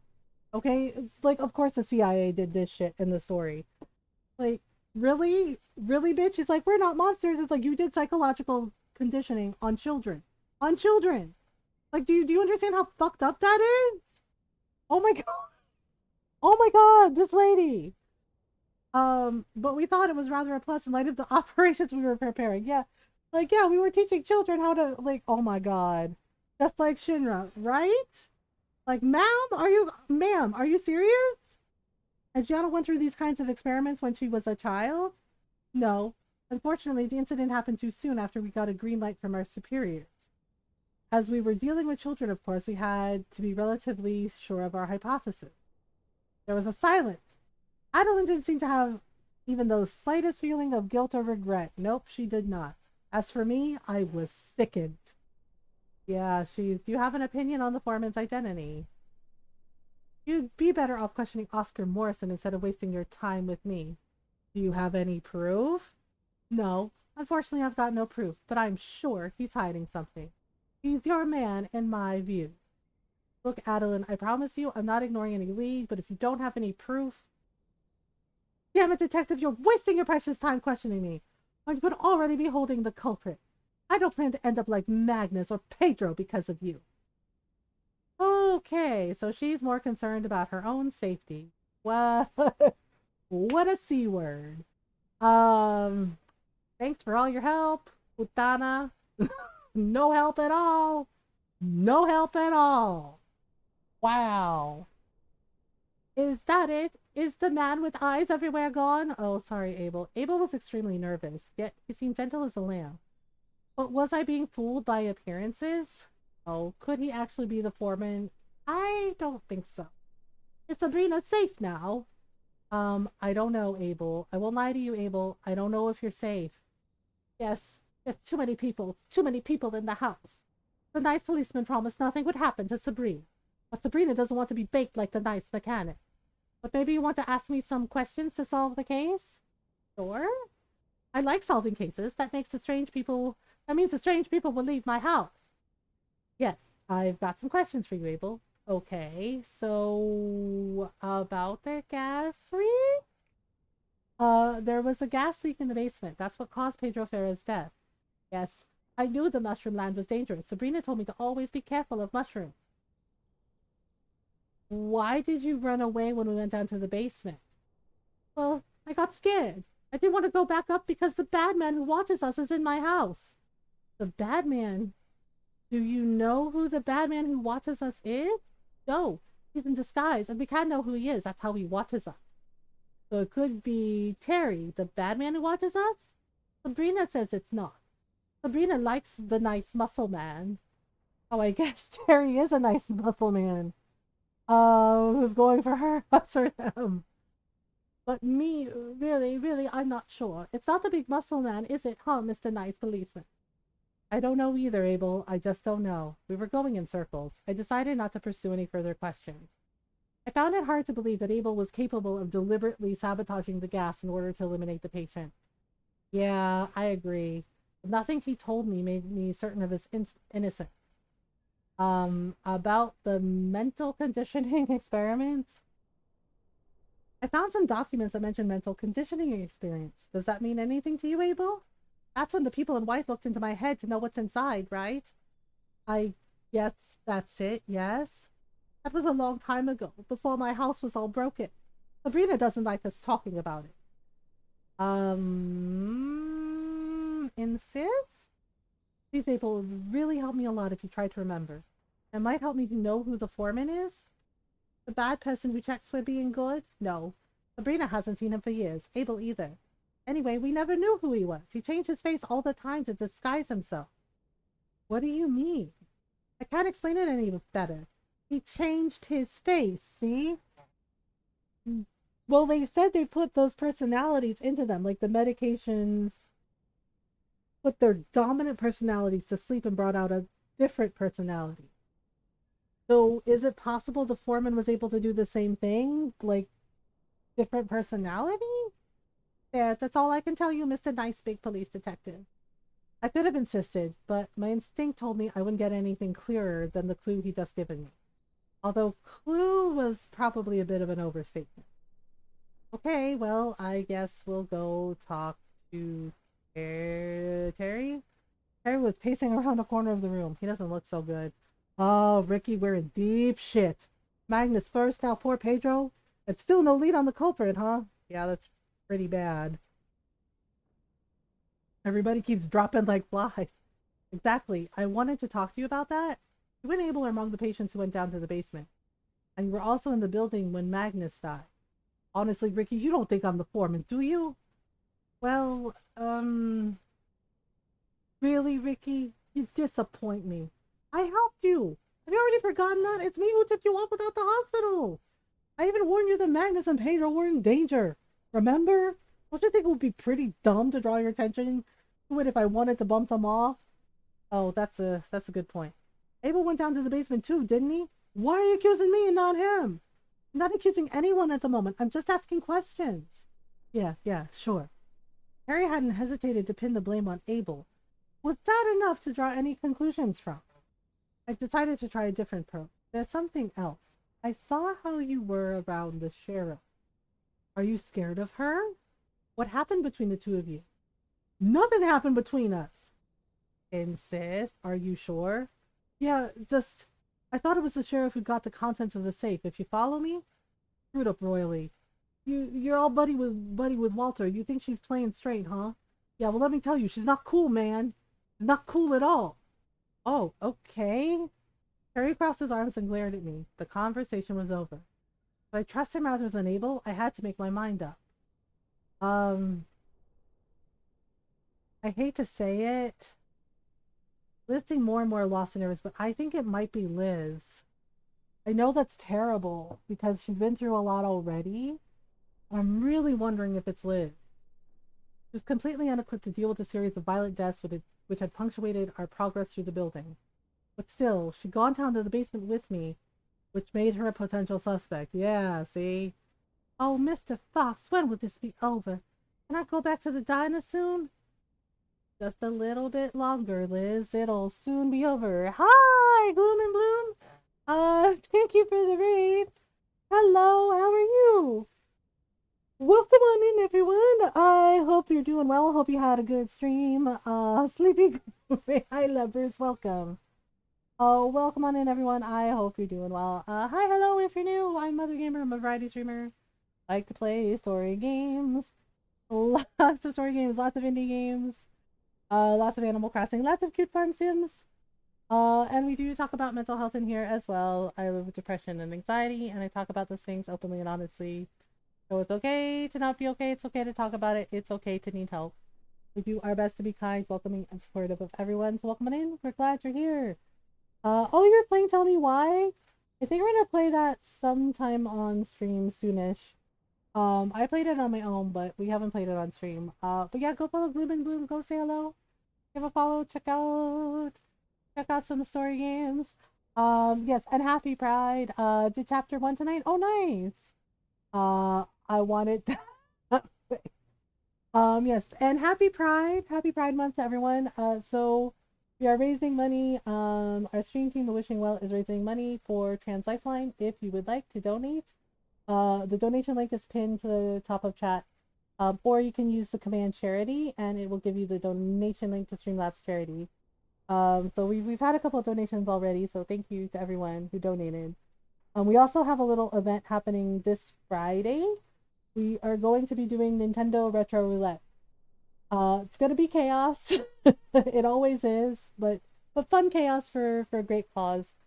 Yeah, basically, if you make any dollar donation to Trans Lifeline, you get to choose which retro Nintendo game that I play. And so I'm sure there's going to be a lot of Mario Kart because for some reason everybody wants me to play Mario Kart, even though I'm bad at it. Yeah, and if you need to raid and run, no worries. Please do whatever you need to do to take care of yourself. But thank you again for the raid. If you want to hang out, yeah. So we're playing a Eldritch. There's no other way. Eldritch horror murder mystery visual novel called Echo. Yeah. And thank you to Player 2PR. They gave me a game code for the Switch. We're on chapter 3, and there's like 2 more chapters left. We're trying to figure out who the scary murderer person is. I'm not really sure yet. I kind of think it's Liz. Because I don't know. Like, I think maybe she has the personality in there that's the bad personality, like the foreman that everybody's scared of, but I don't know. So just a little bit longer, Liz. It'll soon be over. Okay. What happened to Mr. Farrah? It was horrible. He was so kind. Uh-huh. Talking of that, you went down to the basement with me. Oh, you suspect me? But how could I have done that? Really? You had a window of opportunity. Went down to the basement, which means you had a window of opportunity. Well, Mr. Graham and Mrs. Smith went down there too, didn't they? Yes, I've already questioned them. Oh, okay. I don't know what to tell you, Mr. Fox. You didn't lose sight of me the whole time when we were down there. Liz was right. I can't see how she could have sabotaged the pipe while I was watching her. Fortunately, I couldn't say the same of Terry and Abel. I don't think it was them, though. For all we know, it was just an accident, right? Poor Mr. Farrah and poor Mr. Lindgren. They were regulars at the diner. I could never wish any harm on them, and I'm really going to miss them, you know? The circumstances seem to vindicate you. Oh, thank you, Mr. Fox. Thank you so much. I'd have been so upset if you suspected me. You're the only person who's been so kind to me, to listen to me. Uh-huh. To the others, I was just a secretary, just a waitress. But that doesn't bother me. All I want is to bring people a little happiness. I don't know. I still suspect her. This clearly didn't have an ounce of malice in her. Are you kidding, dude? I couldn't even imagine that she could be any kind of murderer at all, let alone the foreman. Sometimes it's the person you least suspect. Like, it could be an act. It could be... I decided my suspicions would fall on Abel, Smith, and Terry Graham. What? Are you serious? After all, out of the other patients, they were the only ones who have had access to the basement. That doesn't seem right. Anything new, Fox? No, except that Ricky Fox is kind of an idiot. I just, I think it's Liz because, right, like, sure, he had his eye on her the whole time, but she could have done something. I question Adeline. That's pointless in my opinion. Ricky, we're already sure that Adeline's not the foreman. Well, I know, but I'd hope she'd have some additional details to share. And, unfortunately, she's too fixated on her own safety to be of any assistance to us. Pity Fox, but there was no harm trying. I question Oscar. And pointed out to me quite rightly that he hadn't set foot in the basement until we went through the checkpoint. The facts are clear. Oscar can't be the foreman. Oscar might not be the foreman, but I'm sure he's hiding something. Oscar's a pain, but he's not a murderer. You're right. He is hiding something. There's always something suspicious about how he behaves. Still, Fox, his actions are in line with his declared goal of wanting to protect his former colleague. After all, it's true, he wouldn't be the first patient to demonstrate some, let's say, surprising behavior? At first sight, anyway. Saying that, I agree with you. It's best we keep our guard up. Okay. I don't think it's Abel. I question Abel. At least let's just say question is putting it strongly. And what conclusions did you draw? It's impossible to come to a verdict with any confidence, unfortunately. The fact is, he insisted on going down to the basement, and so he obviously could have sabotaged the gas piping. And it's my fault completely. I shouldn't have dropped my guard. True, it must be admitted, you certainly showed a lack of judgment there, Fox. However, what makes me wonder is that he doesn't have the profile of a criminal able to coolly plan several cold-blooded murders. He could very well be playing his cards close to his vest, Ricky. Remember, got no alibis for the murders of Raymond Kowalski and Dr. Petrovsky. That's true, but everything suggests that he hasn't left this building for years. Hi, Frosty Nuggets. I'm here now, but I'm also off to work. Have a good morning. Have a good morning. Have a good day at work. Except if once again he's playing close to his vest and wasn't the foreman reputed to be a master of subterfuge. I have to admit, Bull's right, Fox. It's impossible to state that Abel Smith's not our man. To be honest, there's something else I noticed. Abel told me that he knew the mushroom land was dangerous. The mushroom land? That's what he called the basement. Do you mean that he knew there was no need to sabotage the gas because he already knew that the system was faulty? It's just a hypothesis, but in that case, why insist on going with Terry? It's hard to say, Fox, but whatever you decide, I'll support you. I question Terry? Oh boy. Okay, I guess that was hard work. It's true, Terry's pretty edgy. But to be honest, I don't know what to think. On the one hand, Terry warned me about the risk Pedro and Magnus were taking. But on the other, because of me, he and Abel had access to the basement, and one of them clearly could have had the opportunity to set off a gas leak. I should never have left them alone. Don't sweat it, Ricky. You've done the best you could in a difficult situation, but technically he didn't, but okay. Thanks, Ernest. Right, if you want my opinion, Fox, Harry's probably dangerous. Whether or not he turns out to be the foreman, he could become violent if he feels he's in danger or if he panics. Personally, that seems like a good enough reason to keep him separated from the others, especially if you don't have any more conclusive leads. Thanks for the advice, Gianna. I'll think it over. I questioned Liz Cole. Good, what did you conclude? I've decided to cross her off our suspect list. Are you a fool? And yet she did go down to the basement with you, Ricky. Yes, and that does give her a window of opportunity.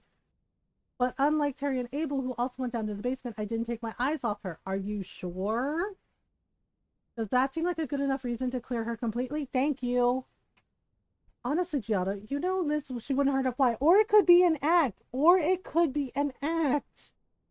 I'm with Ricky on this. I don't believe she could be the killer at all. It's true we still don't know the foreman's motives, but Liz seems to only want one thing. We let her just get on with her quiet little life. Still, she was close to the head of the center before the incident. One more reason to keep her with us. She's the best place to help us find the records, isn't she?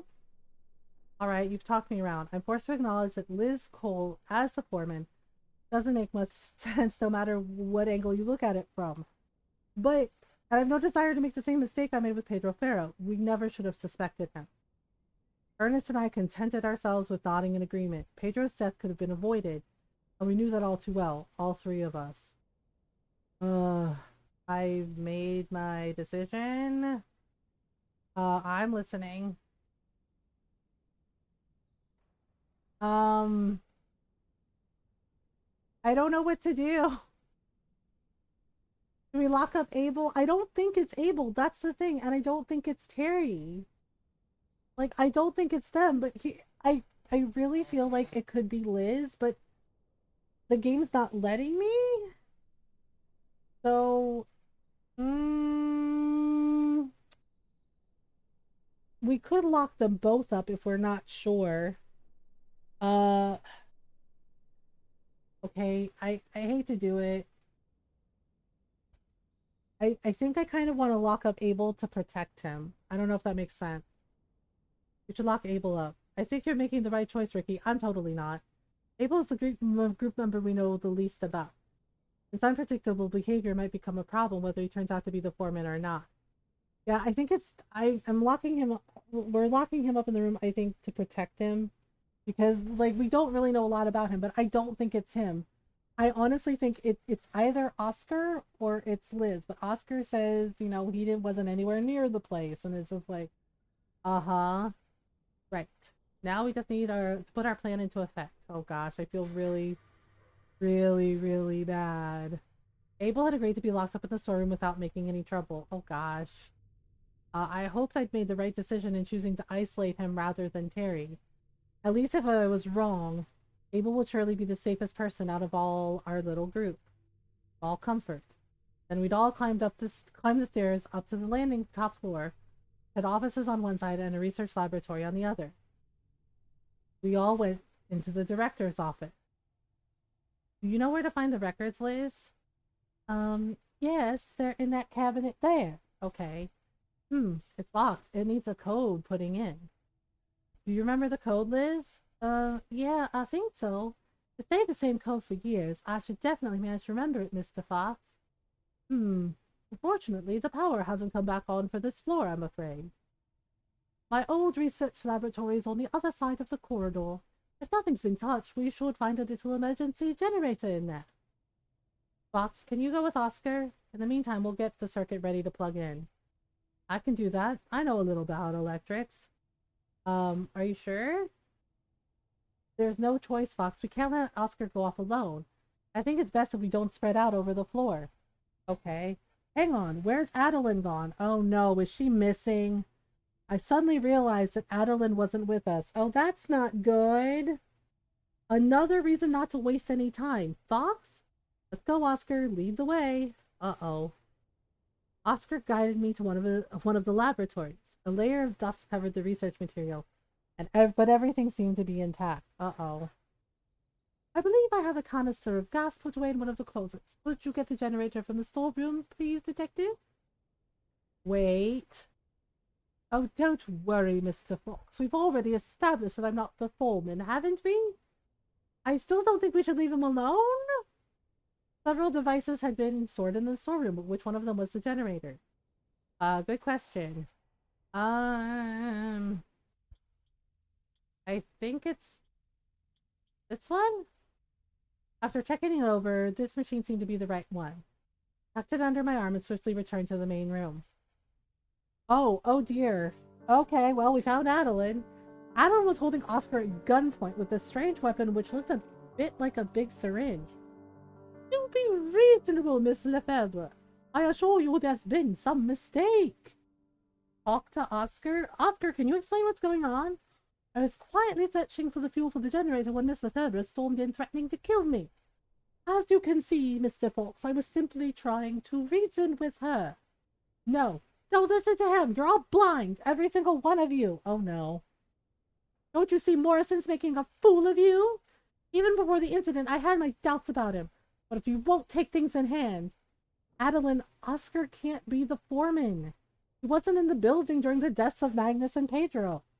I don't believe you. You're letting him dupe you. Oh dear. The situation was volatile, to put it mildly. I had to find a way to de-escalate things before another tragedy occurred. At least some way to play for time. Oscar, did you find the gas for the generator? Yes, it's there on the desk. Oscar jerked his chin at a 3/4 full jerry can. Here's what we're going to do. Adeline, we're about to open the record. If I show you a document which confirms the foreman's identity, will you accept that Oscar Morrison is innocent? I know I'm right. I've been tricking you from the start.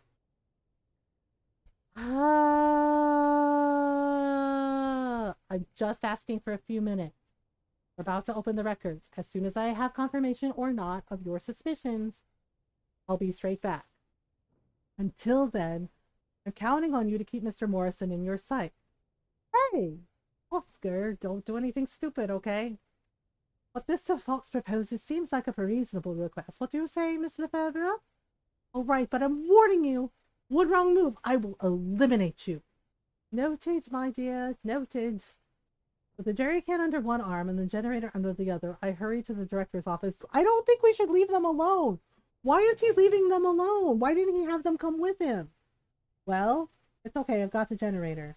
I quickly explained the situation while Terry plugged in the power, and then he entered the access code. Huh? Well, I, the undersigned, John Whiteman, found a body, etc., except of my own free will, the fusion procedure with Miss Elizabeth Cole! Oh my god, I was right! Liz is the foreman! But the game wouldn't let me put her in the storage room. Ah, shit. Maybe that's part of the story?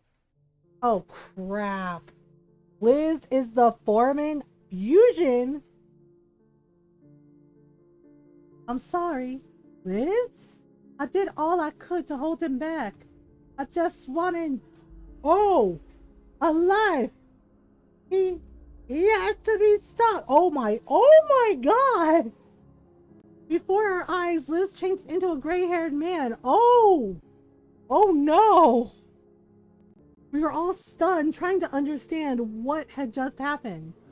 Oh dear, oh god! Before we could do anything to stop him, the foreman had launched himself at Terry's throat. Oh no! And had shoved him into one of the shelves. A crash of broken wood and shattered bone filled the room. Oh damn, dude. Oop! Gianna, who'd got a grip on herself, threw a hard kick at the man's ribs, momentarily cutting off his breath. He fused with the secretary? Oh dear. But with a leap, the foreman attempted to flee as Gianna drew her service weapon. Uh-oh. Caught between the elevator shaft and the sheriff, the man turned defiant. Hands up! You won't get another warning. There was a moment of suspense as the foreman weighed up his option. The creature. Tell Tilketex that it's awake. He'll know what to do. As for me, I failed. Without hesitation, the man threw himself into the void. Oh, damn. Yana and I rushed to catch him. But it was too late. Oh, boy. Oh, no. The man who was transforming back into Liz smashed into the remains of the elevator 4 stories below. What the? Fairy lady, red flag crimson, red flag crimson. We need an adult now. So that's the experiments the CIA were doing, the Veracocha experiments. Oh my god. After that, everything happened very fast. Uh-oh. Oh, Adeline's dead too. We went back to the laboratory to realize that the person we were supposed to save wasn't who we thought. The decapitated body of Adeline lay against one of the benches. Oh, damn. Thank you for the low energy. Hello, I hope you're doing well. Oh, damn. As for Oscar, Oscar was gone. Oh, boy. Finally giving into uncharacteristic panic, Yana hurried me out of the building and accompanied me to my car. It made me promise to leave town immediately and to never come back. I wish I could have kept that promise. But I had something with me. Something that would force me to return. You see this creepy belt? He still kept it. Throw it into the ocean, man. Like, seriously, do not keep that thing. Or at least put it back in the safe deposit box at the bank. Like, Arthur put it in that box for a reason. Why can you do not keep the scary eldritch horror thing? You sink it into the ocean with a ton of bricks, or you put it back where you found it and don't touch it. Why did he bring it with him? Like, the logic. Like, why did he bring it with him? Why is he carrying it around like a freaking pocket watch, sir? Oh my, seriously, why did he keep it? Unbelievable, dude. Like, why though? The terrible noises from the other room make it hard to concentrate. What is it behind the door that I don't want to remember? Something really, really bad? I have to keep on writing so that I keep on remembering. Jody, I have to do it for you, my love. Oh no. Oh, we're on chapter 4. Jody, oh. So he did go back home.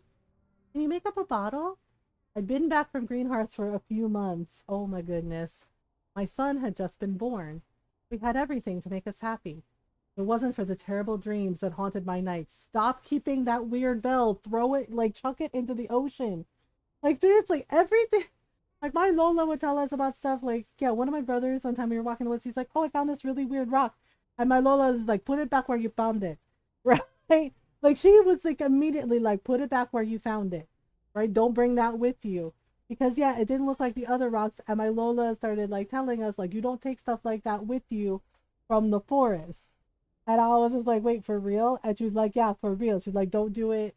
Yeah. And it's just like, and what did he do? He took that thing with him instead of, chucking it into the ocean back where it belongs.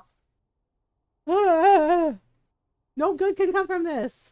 Terrible things had happened in those few days I'd spent in that accursed town. But the worst thing had been the death of the patients, Oscar Morrison, the foreman, honestly, the foreman, Liz's face deforming itself to reveal his features, would be carved into my memory forever. Right? Gianna had managed to stop him, but in the end, but at what price? At least I had the answer to a mystery which had been nagging me since the start of the investigation. If Arthur had wanted to meet Liz at the Golden Sky Hotel on the evening of his death, it had probably been to try and convince the foreman to help him. Had he used the strange bell, and what exactly did it do? There were still so many gray areas in this investigation.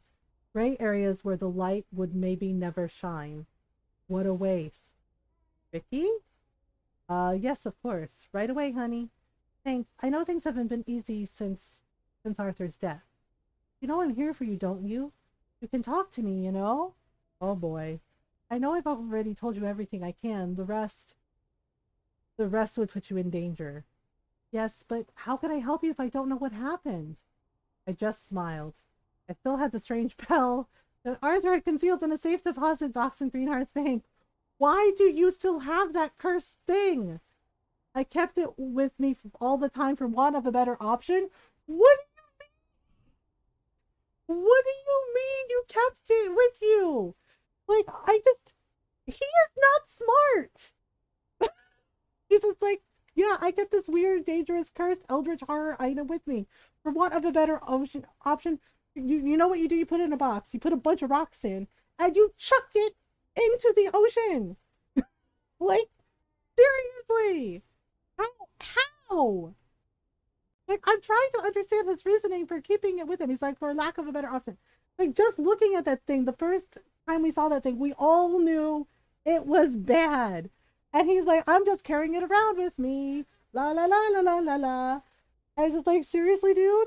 You get a really big box, just like a chest or something. You line it full of rocks. You chuck that thing in there. You seal it really tight. Seal it. Seal it. Put exorcism slips on it. And you throw it into the ocean. You don't keep it.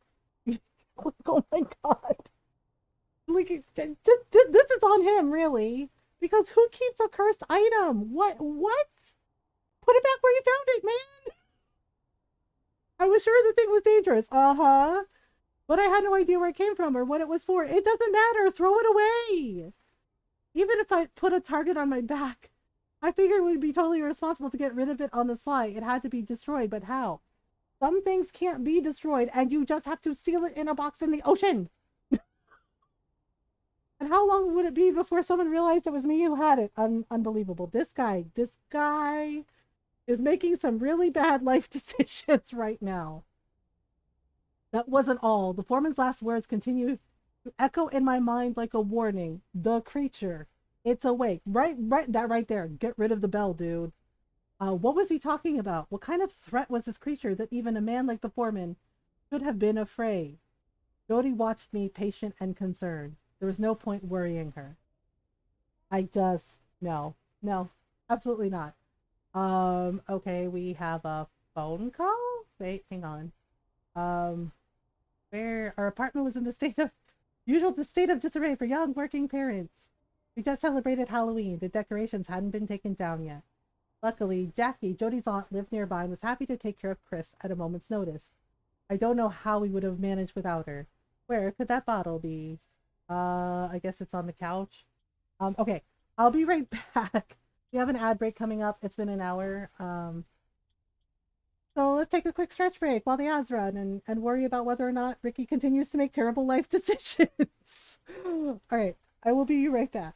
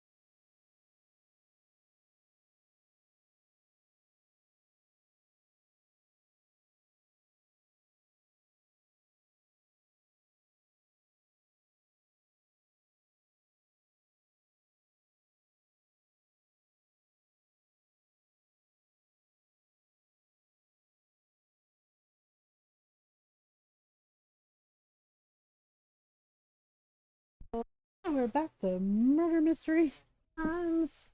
Okay, so we're looking for his son's bottle. Okay, there it is. Ta-da! The bottle lay on the couch. I have to wash it and warm the milk. Okay. So, oh, also has phone ringing. Phone rang. I remember picking up. It was my partner, James Giordano. Fox. Hello, James. Got a new case. There's no need to stop by the station. I'll meet you at the scene. Uh-oh. Well, that sounds ominous. Okay, where do I have to go? You got the address of the college campus, the state college? No, but it shouldn't be too hard to find. We agreed on a meeting point, traded a few remarks, and then I hung up. Wasn't I supposed to... He's supposed to warm up the milk, right? Oh, hello, what this? I glanced at today's headlines. The dread of seeing what had happened in Greenhearth coming to light had faded a little with time. I guess the Bureau had managed to cover everything up thoroughly. I often thought of Gianna Walter. I hoped she was okay. We'd agreed that it would be unwise to contact each other. Her phone would probably be tapped for a good long time. Was she still sheriff, or had she been made scapegoat for the fiasco at the hospital? At that moment, I thought I'd probably never know. Jody was waiting for me to give Chris his bottle. I didn't hang around. Okay. Here you go. Here's the bottle. Thanks. James just called. I have to go. Okay, I'll finish getting ready and I'll drop Chris off with Jackie. Can you pick him up this evening if you're not too late? I'll probably be late. It's a new case. You know how it is. I understand, my love. Don't worry. I'll take care of it. A good day. I kissed my wife, snatched for my keys, and set off. Okay. After finding the college reception and losing myself in the maze of corridors, I finally found Jane. She was waiting for me in the front of a dorm room. Okay. Police tape had been strung up and my colleagues were bustling around. I joined my partner. Ah, Ricky. James? Starting the day with some nasty business. Homicide. What the fuck? Who's the victim? Has the victim been identified? Yes, one Martin Maloney, one of the two students who shared this room. What happened? Bullet to the back of the head. Oh, damn. Okay. The victim was found on his bed, still dressed. He probably never even saw it coming. What the fuck? It was the day after Halloween, and the student parties had the reputation for being pretty wild. The victim must have come back from a party and fallen asleep immediately. Probably drunk? Drunk for sure, but maybe not just drunk. We'll know more when we get the tox report. Forensics had done what they needed to. I was able to get the body moved immediately. Still early. Most of the students aren't up yet. I thought I'd get it done fast before we start to draw a crowd.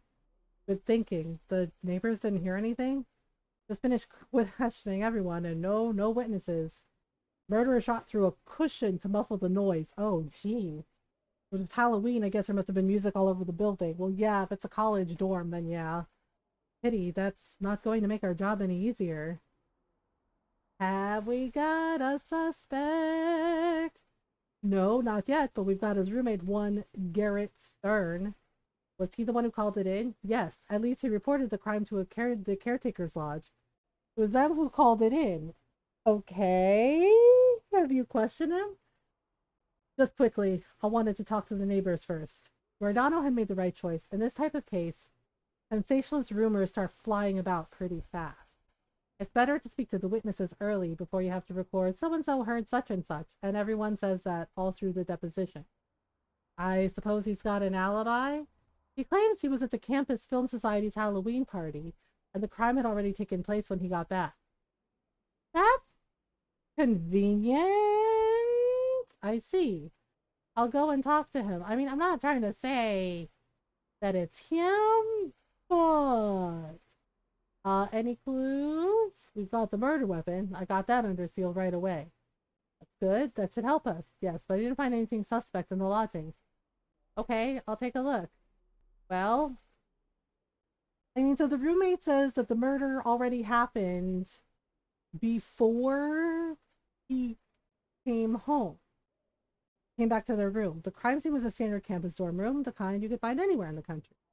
Pulled on some gloves to avoid contaminating any possible evidence and got straight to work. Okay, let's see. What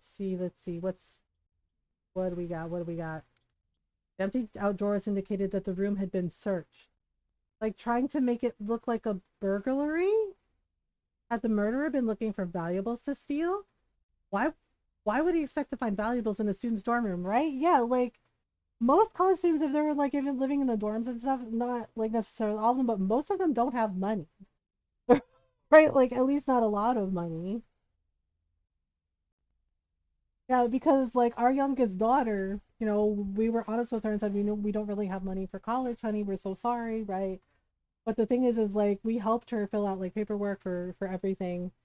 And the thing is like, yes, our daughter lives close to us, but she's going to college in another town in the same state. But the thing is like she has two jobs. Like she's putting herself through school. right? Like we're really proud of her. She's worked really hard. She's worked her ass off. But yeah, she does not have a lot of money, and she says, I don't go out a lot.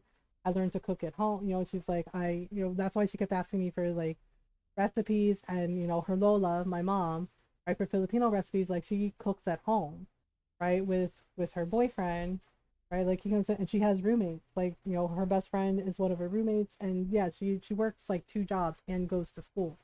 So yeah, that's weird, right? Like that, like a lot of the college kids are like that, because she said her roommate also has like two jobs, putting herself through school, same thing, right? So they don't have a lot of money, so that's really weird.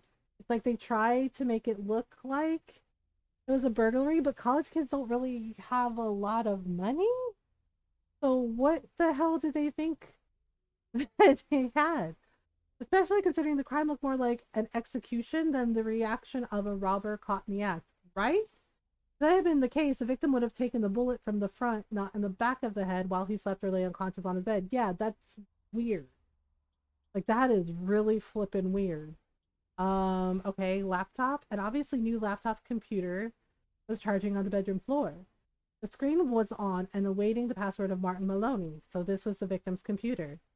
The presence of the computer was inconsistent with the state of the room. Yeah, like right, exactly. You have an expensive laptops are expensive too. Surely a thief wouldn't have left that kind of thing behind. Yeah, the first thing they would have taken was the laptop, because that's worth money. But they left it on the floor. That doesn't make sense.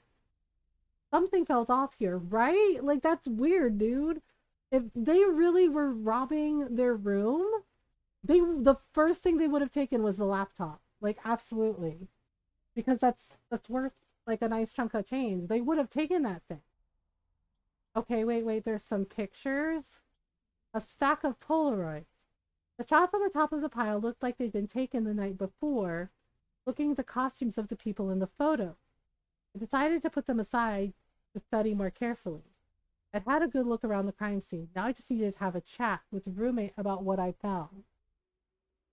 Okay, I want to examine the file of the pile of photos, because something's weird. Wait a minute. The stack of Polaroids was made up of local shots of classic student life. The most recent looked like they'd been taken the night before at a Halloween party. Wait a minute. Wait a minute. That tan line on his wrist. Where's his watch? That's the tan line for a wristwatch. Where is his wristwatch? One of them caught my attention. Yeah, look at that. The campus clock was clearly invisible in the background. Oh my god, yeah, and then he doesn't have the, oh my god, that's a classic thing. I think that's one of the Sherlock Holmes stories. The person had, right, like everybody saw me, blah blah blah. Here's the clock in the background, right? Like the alibi, but they weren't wearing their watch. I decided to examine the photo more closely. Look at this, look at this, look at this. What the heck? Where is his wristwatch? Garrett Stern had a tan mark where his watch should be. I hadn't questioned yet, but I made a note to look out for that detail. Okay. All right, hang on. No. Okay. Yes, I found some contradictory clues. I've examined the crime scene and there are some clues that don't add up. Meaning, on the one hand, the room seems to have been turned over, but on the other, the victim's computer wasn't taken. You think it's a murder disguised as a burglary? Yes. Yes. In that case, that makes Garrett Stern our prime suspect. I guess we better go talk to him. Oh god, okay. The first thing I noticed about Garrett Stern was his attitude. I didn't like it at all. Oh shit, here we go. He was still wearing his Halloween costume when I interviewed him, which was understandable under the circumstances, but what really got under my skin was his self-satisfied attitude. Oh my god, he did it, didn't he? And he thinks he got away with it.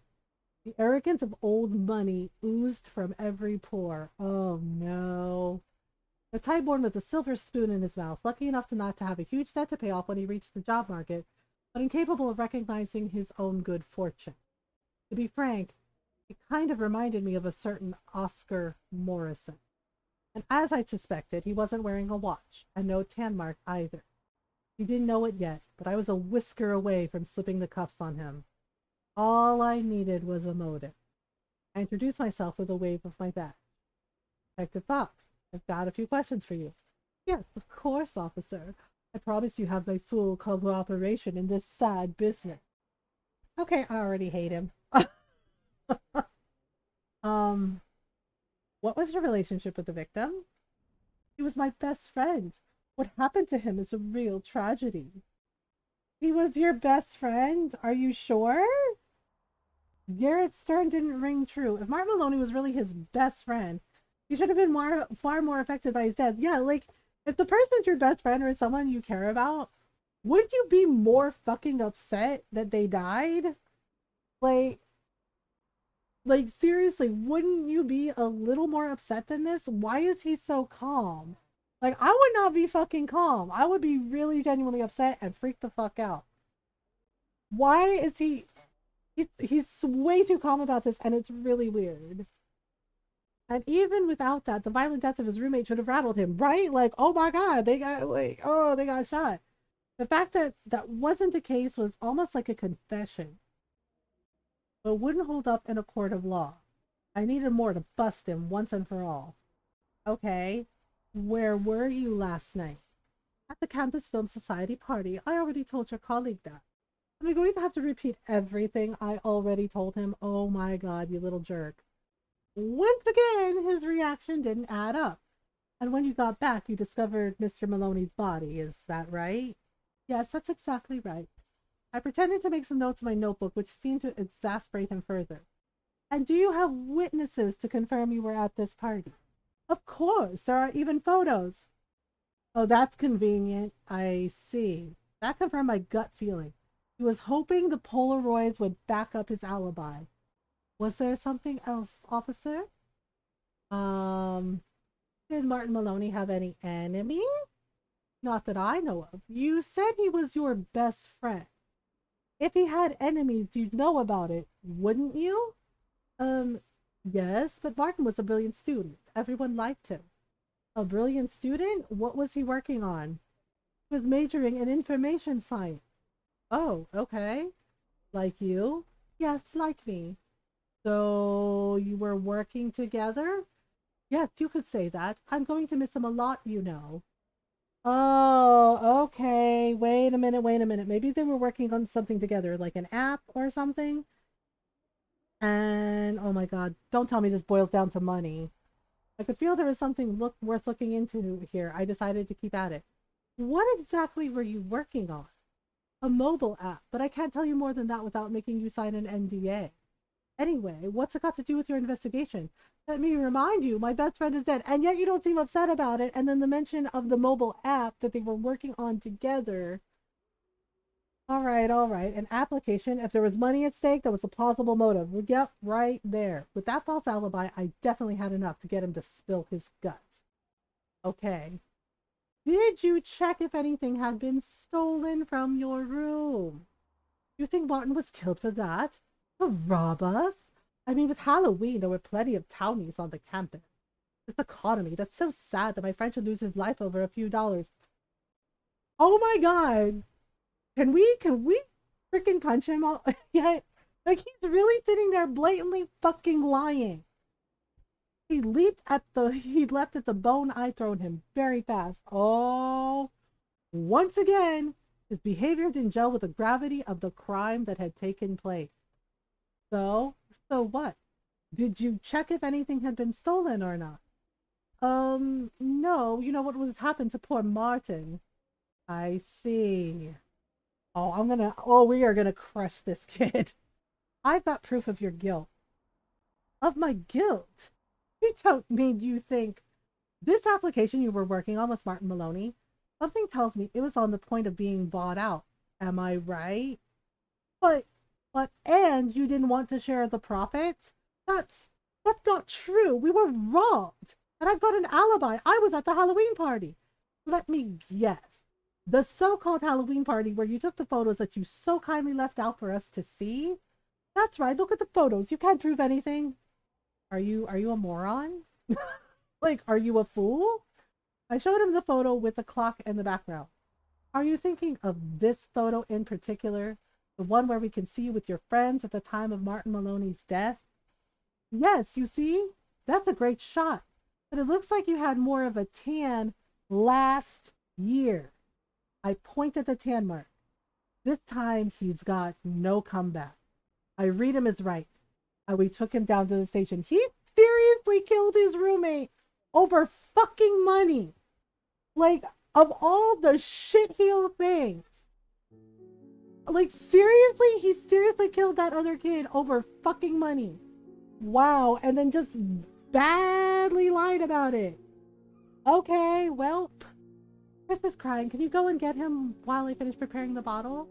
The months had passed. It was almost Christmas. My son's first Christmas. I tried to be there to enjoy those moments, but I was having a hard time forgetting Greenhearth. And that murder case kept going through my mind. How could a young student from a wealthy family be capable of murdering his friend for the chance of a few extra dollars, right? Like that part. We were expecting the verdict any day. Ricky? Yes. Your son? Yes, I'm going, sorry.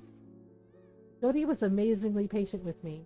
I did what I could to conceal it, to be there for her, but she was no fool. You could see something was wrong. Maybe I should have talked to her more. Would that have changed anything? It's impossible to say. Oh God, so one way or another. Okay, well here's his kid. Oh, my son. I miss him so much. As soon as I took him out of his stroller, he stopped crying. I don't want to remember what happened next, but I have to. For you, Jody. Okay, Jody finished preparing the bottle. I handed over Chris, who immediately began to drink greedily. Okay, so let's see, what's this? A flyer lay on the table. Odd, I'd never seen it before. It talked about a hospital for children, a fundraiser. I made a note to talk to Jody about it. Here's the Christmas tree. Here's... Checking the papers again. There's nothing interesting in the paper. Mostly the usual seasonal features. And still nothing about Greenhearth. It was now almost 6 months since Arthur had died. I was finally starting to breathe easy. Tell myself I was well out of the business and that terrible things I'd seen in that damn town wouldn't come back to haunt me. I have to go. Today's the verdict of that case with the student, isn't it? That depends on the jury, but in theory, yes. I'm sure it'll be fine. Considering the circumstances, they won't take an age to decide. I've got faith in the justice system. I'm a queer person of color. I fucking know better. Yeah, it's like, I'm queer and Filipino. I know better. I know better. Until the verdict's been passed. Yep, we all fucking know better. We can't be sure of anything. Will you tell me about it tonight? Of course, honey. You want me to drop Chris off with Jackie? Yes, if you don't mind. I should finish early tonight. I'll pick him up when I get off. I remember going to the precinct. It was a quiet day. I did some filing. Around 4 o'clock, James came to my office. The verdict for the Maloney versus Stern case was out. Good news, Ricky. Verdict's out? Yeah. Stern got 20 years. That's a relief. That doesn't make up for what he did. Brilliant young man lost his life because of the greed of his so-called best friend. Come on, Fox, it's a win. It's not often we congratulate ourselves on a job well done. The only thing you'll get from brooding like that is an ulcer. He wasn't wrong, but since Greenhearth, I could only ever see the glass as half empty. Well, still, that evening, I left the office a bit more cheerful for the first time in months. What I didn't know was that the day was just about to come apart at the seams. Uh-oh. Uh-oh. That can't be good. As soon as I stepped into the apartment, I could feel something was wrong. The living room was plunged in darkness. Uh-oh. Chris was crying in his room. What? I went to get him. I changed his diaper and tried my best to soothe him, but my anxiety was palpable, and he must have felt it. Oh no. There was no trace of Jody in the apartment. I was thankful to see there was no sign of a struggle either. But what there was, however, clearly placed on the table was a handwritten note. Oh no. I snatched it up with a trembling hand. My very dear Detective Fox, I don't believe I'm mistaken in suggesting that you have in your possession an object which belongs to me. It would have been good of you to have left it in Greenhearth before your hasty departure. As you may imagine, I have had great difficulty in coming to find it. In your absence, I've taken the liberty of borrowing your dear wife who is, incidentally, quite ravishing. If you wish to see her again in one piece, you know where to find me. Do accept, my dear friend, my most sincere best wishes. Signed, Oscar Morrison, Esquire. Fucking Oscar. P.S. I'm alone. Oh my god, Oscar kidnapped his wife like after... Yeah, because he disappeared after he killed Adeline, right? But how the hell did he find out where he lives? At that moment, it was as if my world was falling apart. The demons of Greenhearth had come to claim my soul. Oh, that is bad. I'd known this case would come back to haunt me sooner or later, and I'd chosen to ignore it. I put Chris's things in one suitcase, a clean suit, and my shaving bag in another. Then I got in my car. It was obviously out of the question for me to take my son to Greenhearth. I had no choice to leave Chris with Jodie's aunt. Oh no, the kid's gonna be an orphan! She hounded me with questions, but what could I tell her? That her niece had been kidnapped and that anything I told her would put her in danger? Leaving my son broke my heart. I planted a kiss on his forehead, praying it wouldn't be the last time I ever saw him. Then I hit the road. Oh, damn. I had no chance of catching up with Morrison, but I drove until I was exhausted, allowed myself just a few short hours of sleep on a gas station parking lot. But if he wanted to exchange the bell for my wife, and the quicker he got it, the quicker Jodie would be safe. I had no idea what to expect when I got there. Damn, dude. The winter sun was just rising when I finally reached the Greenhearth Dam. The forest in the town were covered by a thick blanket of snow. I headed across the great concrete structure as fast as I could. But a police roadblock awaited me at the other end. If I'd hoped to arrive unremarked, I'd failed. The cavalry had arrived and occupied the area, no mistake.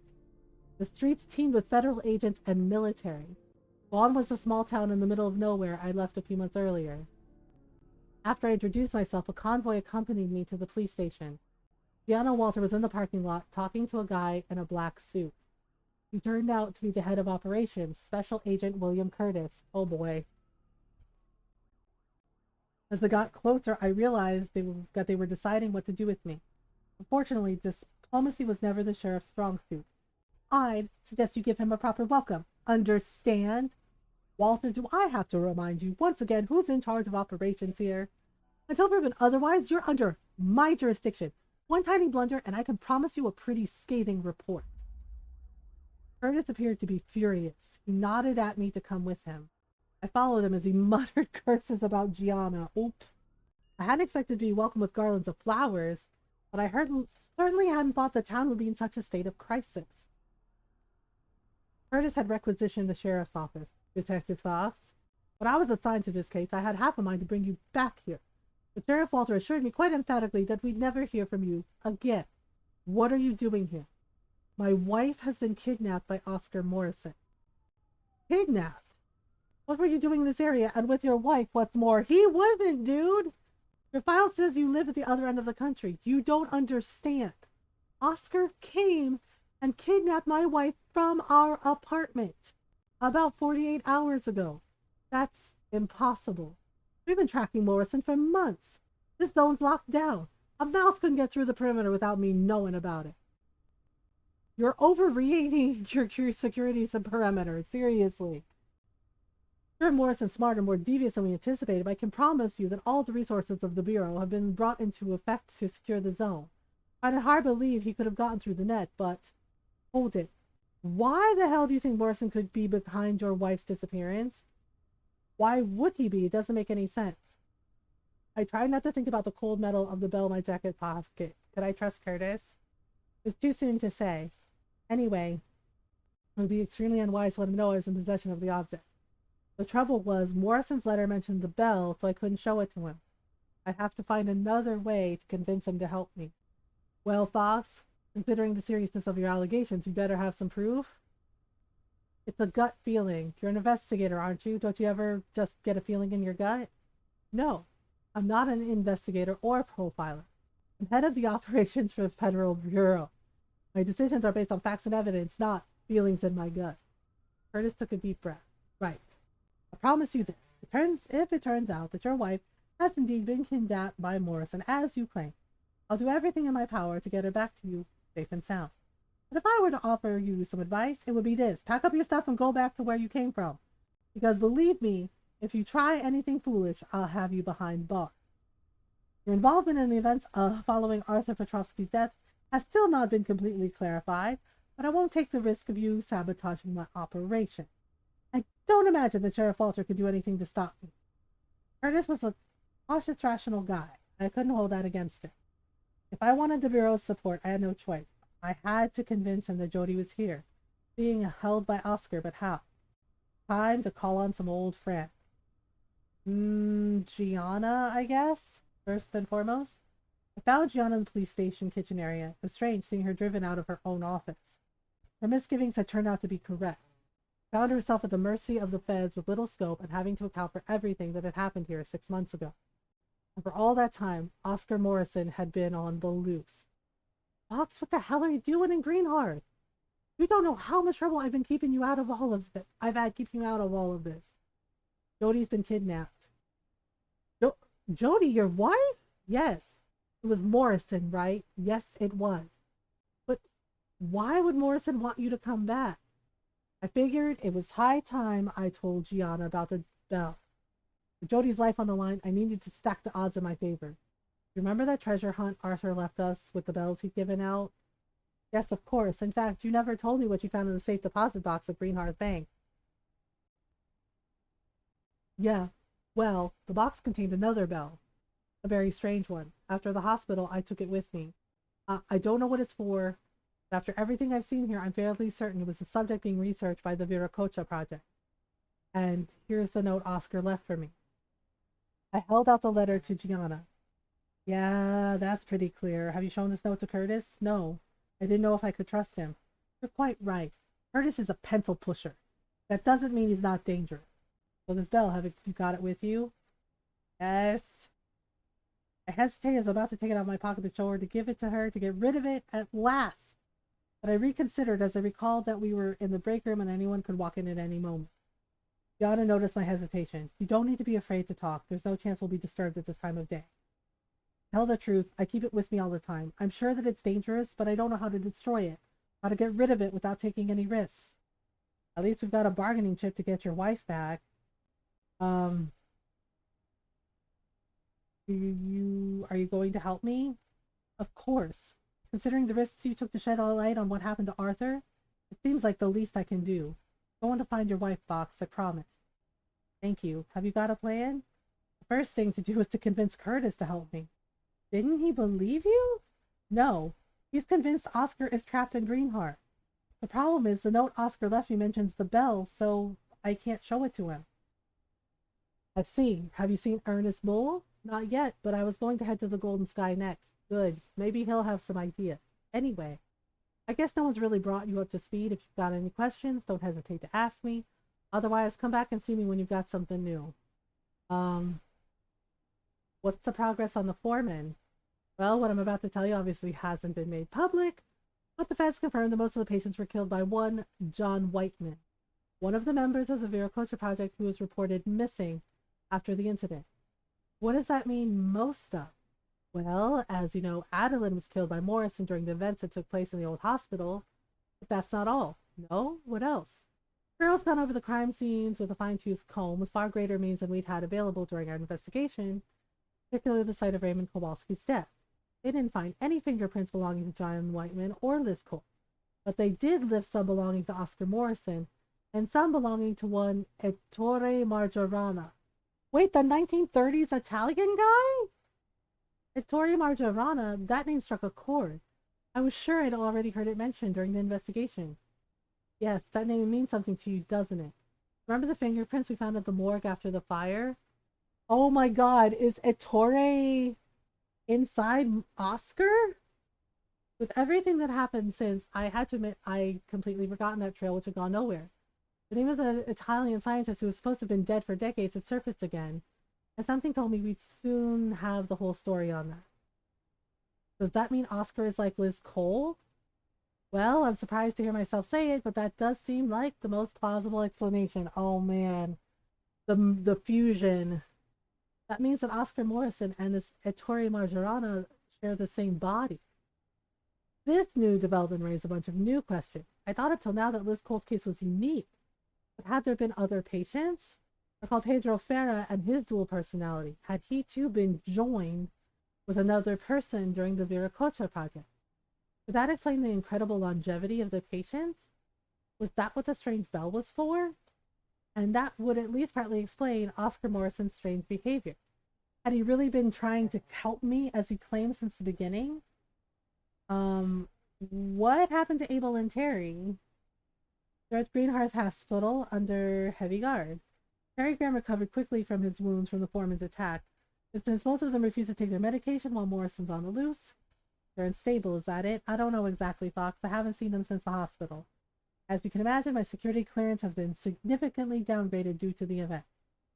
Going to be no mean feat to get access authorization if you feel like paying them a visit. Okay, what's the status into Arthur's death? The Bureau has confirmed the suicide theory and the file's been classified.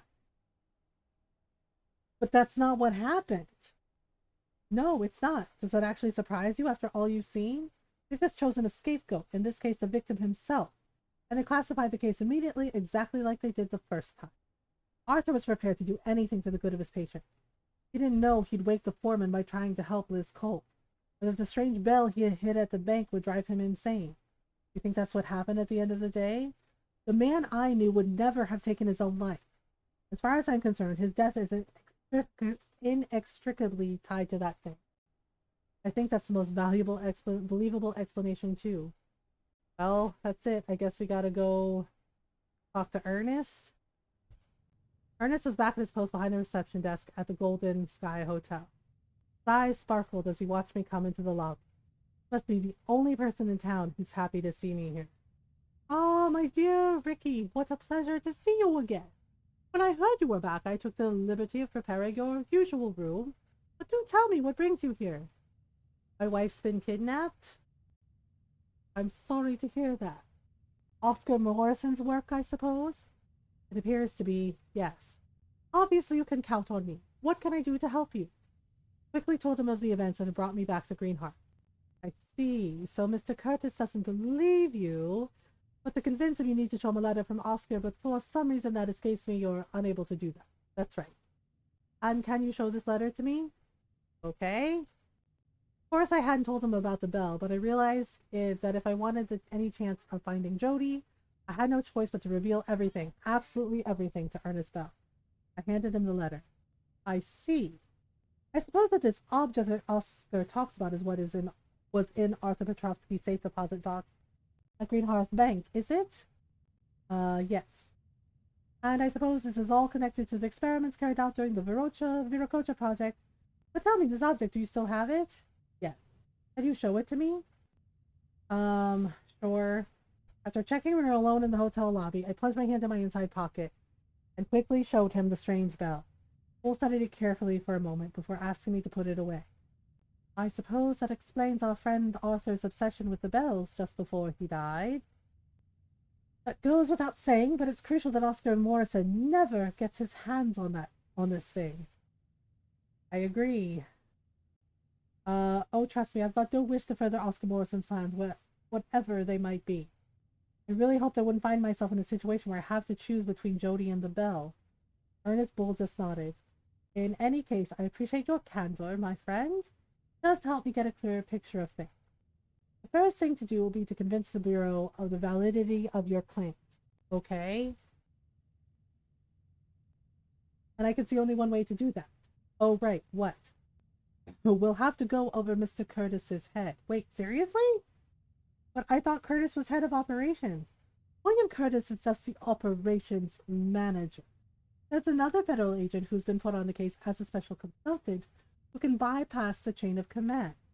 His name's Louis Parker. You'll find him at the diner. From what I've heard, he spends most of his day there. Thanks for your help, Ernest. I'll go and talk to him. My pleasure, my dear friend. And if you want more information, don't hesitate to ask. What do you know about Oscar? Because we don't really know a lot about him, do we? I'm afraid I don't know much more than you, Ricky. Okay? He's been on the run since the tragedy at the hospital. The vets have spoken to his wife several times, but she's been refusing to cooperate. Apart from that, their searches have been fruitless. There's something I don't understand. Why did Morrison come back to Greenhearth if he managed to get outside the security perimeter? For one thing, we don't exactly know when Oscar left town. Maybe he managed to escape not long after the hospital, and it took him 6 months to track you down. That's possible, yes, but in that case, why has the Bureau restricted the search to the Greenhearth area? Oh, well, that's simple, and it squares with your other question, too. Bureau thinks he's got a reason to stay here? Exactly. It all suggests that the Bureau knows about that curious bell of yours. Okay, maybe not Curtis, and certainly not his underlings. I don't think they'd have adequate clearance. But Parker, on the other hand. Yes, that's got to be why Parker was rushed out as a special consultant. In the event of a failure, Curtis will take the blame, but in the event of success, Parker will be ready to secure the item on behalf of the Bureau. That's it. That still doesn't tell me why Morrison came back. If you want my opinion, then it's just a guess. Oscar needs both the bell and to be here in Greenheart. Fool's right. I had to prevent Morris getting his hands on the bell no matter what. I didn't know it yet, but the trap was closing around me. What have you found out about the foreman since I left? They surprised you, but absolutely nothing interesting, I'm afraid. Bureau decided to let Oscar Morrison take the rap, including for the murders committed by the foreman. Officially, the man died years ago in the fire at the hospital. I see. Anyway, that's the version I've heard. Maybe Sheriff Walter could tell you more. She could. She told me about an internal memo, which said, confirms that the foreman killed most of the patients. Obviously, the feds will do all they can to reveal as little as possible. I think we'll have to make do with what we already know, Ricky. Okay, so what do you know about Agent Parker? Not much, I'm afraid. I've never encountered him in person. Oh. After my involvement in events in the hospital, I was placed under house arrest. From what I've heard, he's efficient and capable, but he's long past retirement age. Do you think he could be linked to the Viracocha project? Considering the fiasco that turned out to be, I'd be surprised if Bureau could be told of anyone who'd been involved in it anyway. And those who couldn't be fired were buried here in Greenhearth, with the ashes of the project, as you know all too well. Okay. Well, I guess we better go question Louis Parker? Got to admit, pushing open the door of the little family diner gave me a strange feeling. What was even stranger was the wildlife that had invaded the setting. It was swarming with men in dark suits. I thought of Liz, who had loved this place so much. In the end, she'd been another collateral victim of the Viracocha project. I was just forgetting not asking for a more detailed description of Parker when a tall, thin man, his craggy face creased with deep lines, approached me. Detective Fox, I presume? That's me. I'm glad to finally meet you, Detective. As you can tell, your reputation precedes you. I believe I heard that you're here in search for your wife. What can I do to help you? I have to convince Curtis that my wife is here. I see. Curtis is a man of reason, as you must have realized when you met him. He won't move unless you bring him proof of what you claim. Fortunately, I don't have any formal evidence. I understand your dilemma, Detective. Here's what I suggest. Mr. Morrison's wife, a delightful woman, by the way, refuses to help us. Obviously, she's been under high surveillance since her husband disappeared. But I could arrange a pass for you, if you see what I'm saying. You see what I'm getting at? Perfectly. Parker seemed to be suggesting some kind of quid pro quo. I'd have to help him make some progress in his investigation. He was going to intercede with Curtis for me. Do you think his wife's still in contact with him? I think it's a possibility. Just let me warn you, I don't think Rose Morrison's confession will be enough to get Curtis moving. We'll have to find something more substantial for him. He scrawled an address on a paper napkin. Thanks. Alright. I'm just gonna go. Okay, so we have to question Rose Morrison. Morrison's home was as mundane as they come. The kind of house lined the sidewalks for miles in residential areas all over the century. What was less mundane, however, was the police presence put there to keep watch on the surroundings. We're waiting months for Oscar to make a mistake. Mistake that had never happened. Okay. I nodded to the car station in front of the house. The two federal agents inside it nodded back, confirming that I could approach. Parker's orders had gone through then. A woman watched my approach from the doorway. I could see a child through one of the first floor windows. Okay. Just as I was about to enter the garden, she came to meet me. What do you want now? I guess I'd have said she was about 50, but her features were so pulled by worry and fatigue that I could easily be wrong. I already told you I don't know where my husband is. Mrs. Morrison, I'm not with the feds. Um, ha ha ha ha. I'm a friend of Dr. Petrovsky. What do you want me to do about it? Don't talk to me about that man. Everything was fine until he came to town. But he was trying to help Oscar. He was trying to help all his patients. As I was frantically trying to figure out how to redirect the conversation, Rose seemed to realize who I was. Wait now. You're Ricky Fox, aren't you? Wait, really? She knows who he is? Okay, that's weird. Why does she know who he is? Um, okay. Yes? Yes. I'm sorry. I thought I'll stay here. Follow me. Waved at me to come with her. Once we were inside the house, a child of around 10 came and nestled against her, staring at me with a strange insistence as he did so. Our son, Nathan. I attempted a hello, young man, but there was no reaction from the child. Look, Mr. Fox, Oscar told me I could trust you. That's the only reason I've let you into our home. Oscar told you that? Really?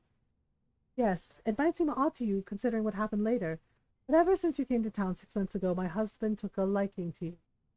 Told me he wanted to help you, and he hoped you'd help him too. Okay? Be surprised? That seems difficult to believe. You know, Oscar's always been an artistic eccentric. It's a side of him that I've always found refreshing, even if it can be a little wearing on a daily basis.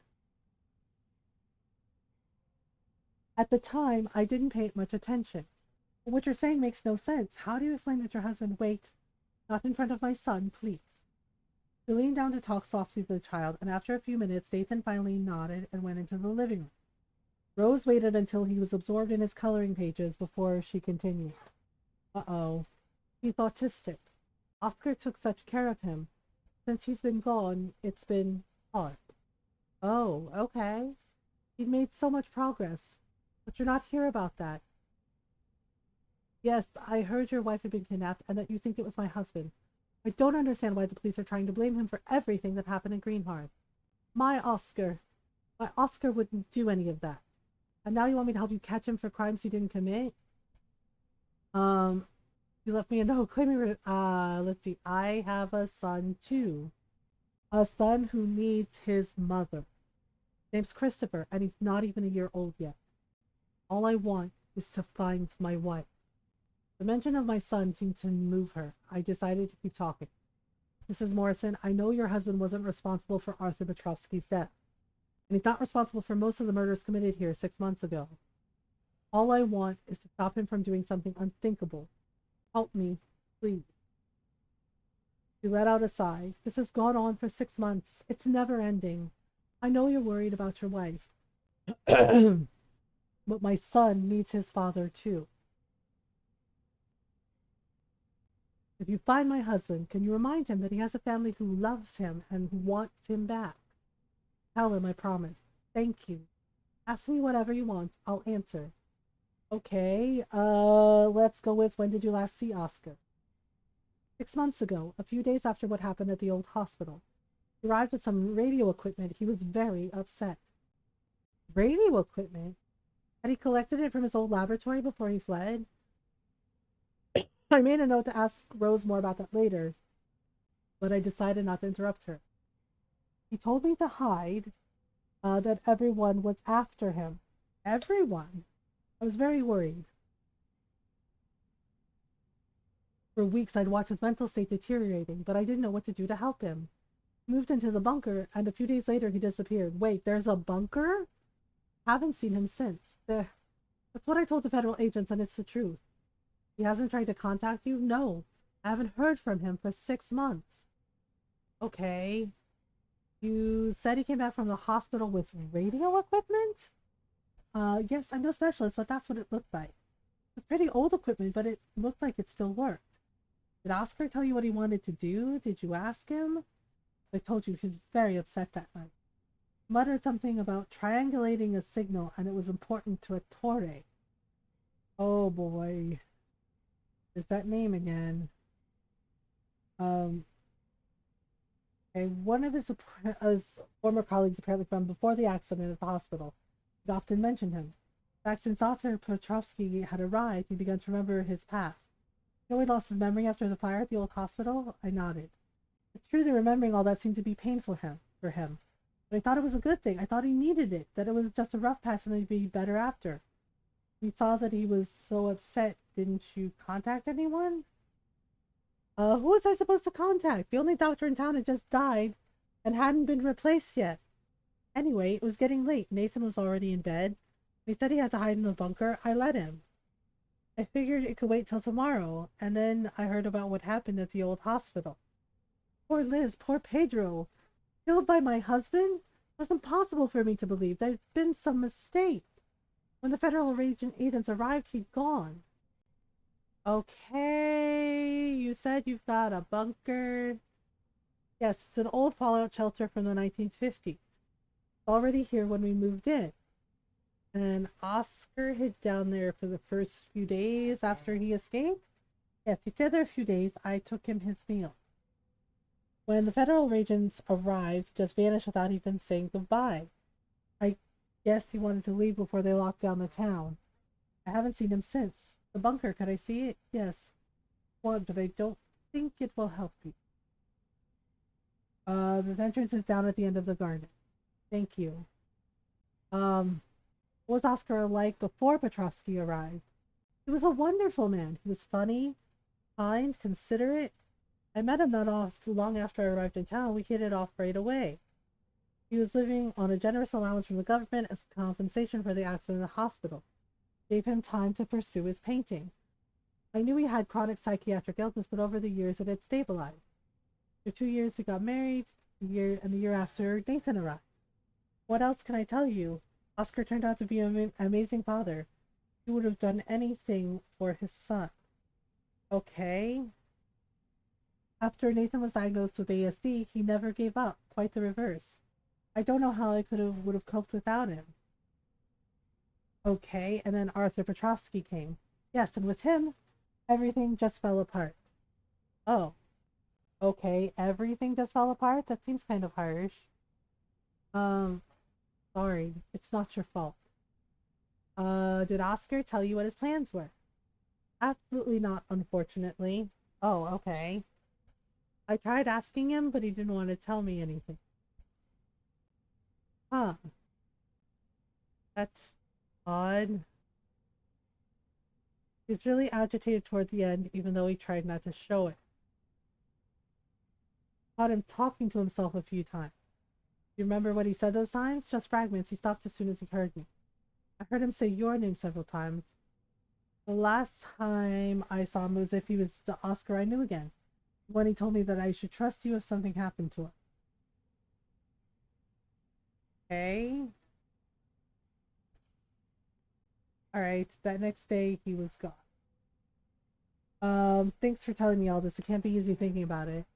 Rose Morrison nodded sadly. She seemed resigned. Okay, I guess let's check the bunker. So, yeah, so he was fine. Petrovsky started messing around with the bells and whatnot, and I guess it awakened their personality. I had no difficulty finding the door to the bunker. Got inside through a trapdoor at the end of the garden, as Rose Morrison had told me. Oh, okay. The interior was typical of these constructions, which had been built all over the country during the Cold War. A bunk bed, a table, and a few cans of food on shelves.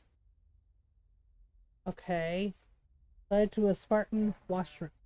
I wouldn't have been surprised if all the homes in Greenhearth had had one. At the time when the town became the bedroom town for the employees attached to the Rococha project. Huh. What's surprising, however, were the signs of recent occupation. Had Oscar come back to stay here when he returned to Greenhearth without letting his wife know? I mean, I don't know. I guess let's see if we can find some stuff. Wait, let's see. There's something. Okay. Right there, a notebook. It's possible that the feds had left this behind when they searched the bunker, so it seemed to confirm that Oscar had been back here recently. Pages and pages were covered with mathematical uh, equate calculations that seemed to involve geographic coordinates. Okay, that's weird.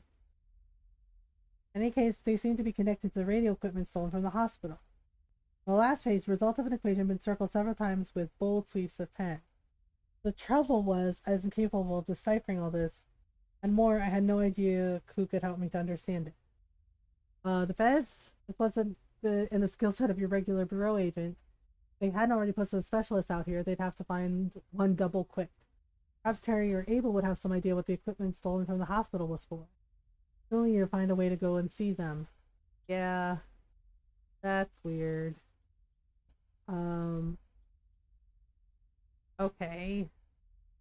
So I'm trying to see if there's any clues. There's a bunker complete with food. Yeah, this is weird. So she says she hasn't seen him for 6 months. Has he been like sneaking back home? This is really odd. What is this? A cell phone had been left on the table. The battery was dead, but the phone seemed up to date enough to have a GPS system. Okay. If this was Oscar's phone and he'd had it with him while he was on the run, maybe I'd have the proof that he'd been near my home when Jody had disappeared. If that was the case, would that information be enough to convince Curtis to help me? Although I'd still need help from the feds, or rather from Parker, to unlock it, get access to the location history. I found everything Oscar left behind after his recent occupation of the bunker. There were older pieces of evidence. They'd already been filed by the feds, but I suspect they hadn't found anything very conclusive. Between my talk with Rose and the clues left in this room, I was beginning to get a clearer mental picture of Morrison.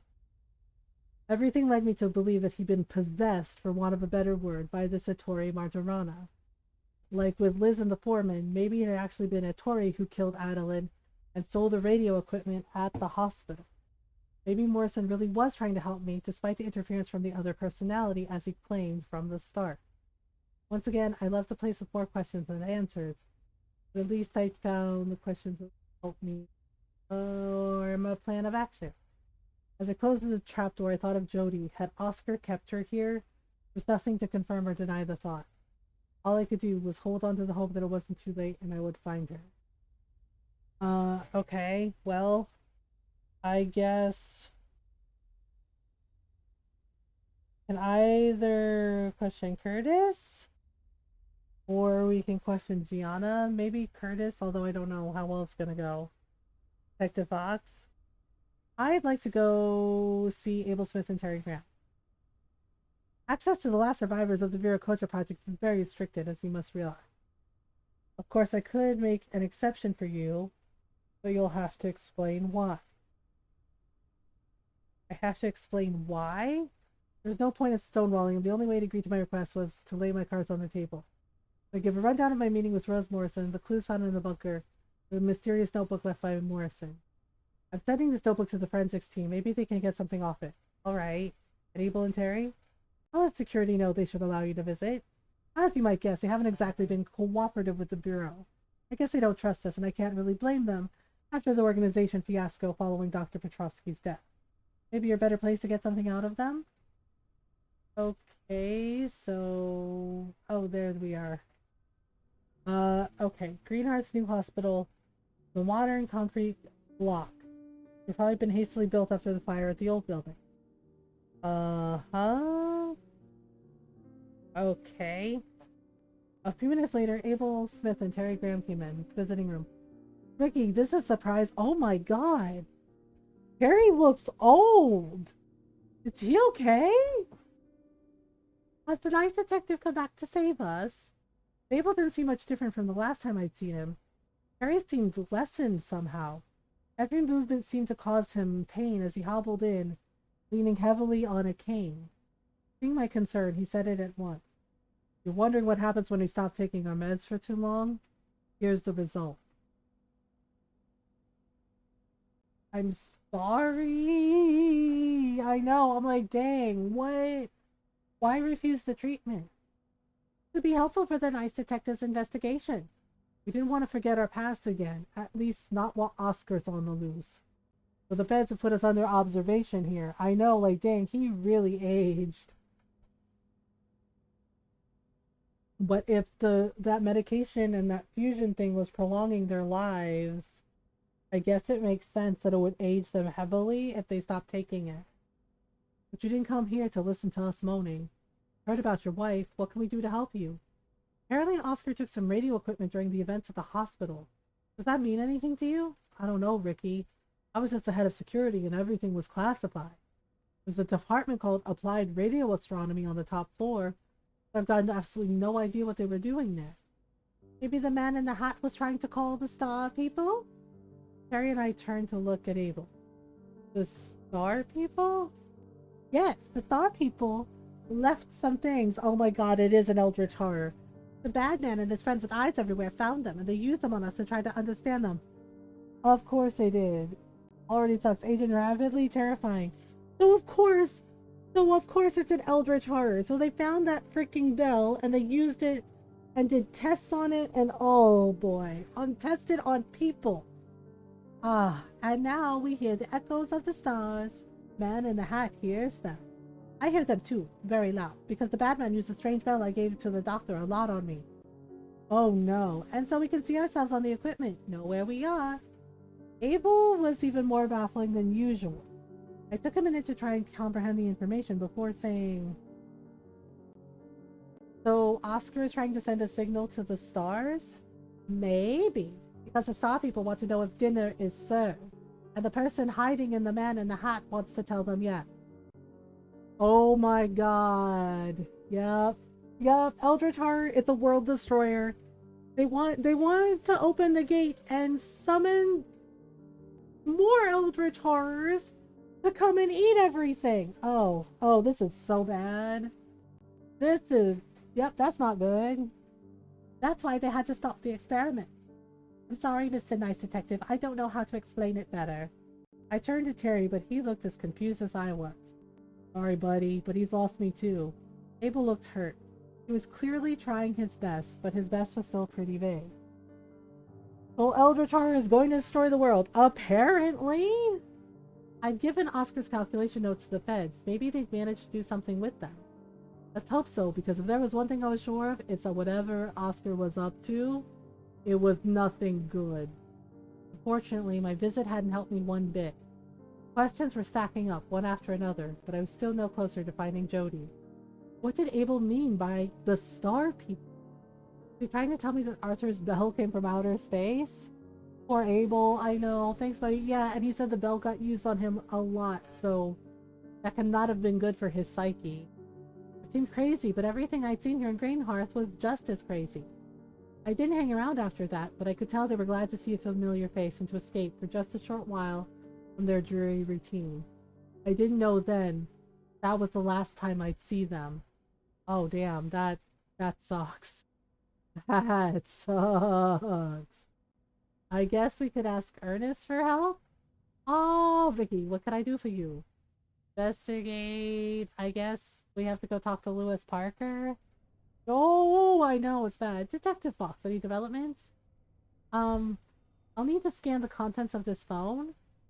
Got the equipment to do that, but it'll take a little time, Detective. Can I ask what you're hoping to find? I think this is the phone Morrison's been using while he's been on the run. With a little luck, the GPS history will confirm his presence near my home when my wife disappeared. If that's the case, that should certainly be enough to convince Curtis to help you. Come back in a while, I should have the result. I'll wait if that's okay with you. As you wish. Hardly had time for a cup of coffee at the bar before Agent Parker was back. Detective, here we are. I've got the results of the phone analysis. And it is Oscar Morrison's phone. We matched some fingerprints from the phone. And as for the GPS coordinates, we've been able to recover his itinerary. He did indeed go to your home in the time window we've got for your wife's disappearance. And what has he been doing during his 6 months on the run? It appears he's getting closer to you, but very carefully, avoiding the major highways and mostly getting around on foot. On foot? He walked? He really walked all that way? Morrison knew he was wanted and that the slightest mistake would lead to his imprisonment. Once his plan was accomplished, he probably stole a vehicle and came straight back here to Greenheart. You know how he managed to come back to the town without getting caught? No, that's something we don't know for now. And there's another gray area. Morrison seems obsessed with you. His only goal while he's been a fugitive has been to ensure that you return to Greenheart. Do you have any idea what he wants? I knew exactly what he wanted. That note he'd left me had made it perfectly clear. He wanted the bell. Or rather, Ettore Marjarana wanted the bell, and Oscar was under his control, right? But I couldn't tell the feds that without also revealing to them the existence of the bell, my bargaining chip to get my wife back. I simply replied, no, I don't know what he wants, but I'd like to find that out too. Parker watched me silently with his keen gaze, as though he expected something and was waiting for me to confess. Well, let's hope we get to the bottom of the mystery. Curtis already knows, but I think it would be wiser for you to pay him a little visit to figure out what to do next. Why are you helping me? I'm kind of curious. Why is he helping? Parker said with a sharp stare, his face inscrutable, for a long moment before he answered. There's something about him that made me deeply uncomfortable, but I couldn't divine exactly what it was. Yeah, I kind of get the feeling that Lewis is bad. Oh, but that's obvious, Detective. As you realize, Curtis's efforts ground to a halt months ago. If the Bureau was ever to get their hands on Oscar Morrison, the only solution seems to be to shake up the status quo. And if I'm to believe the incredible results from the last time you came to Greenheart, everything suggests that you're just the man for that job. But my best friend had been murdered? And you moved heaven and earth to find out what happened. I look forward to seeing what you'll do to find your wife. So Parker saw me as some sort of agent of chaos, and he was hoping my presence and my actions would drive Oscar into making a mistake. Oh, that's unpleasant. Jeez. Well, I guess we gotta go talk to William. I know, I'm like, damn, dude. I returned to the police station with the proof that Jody really had been kidnapped by Oscar Morrison.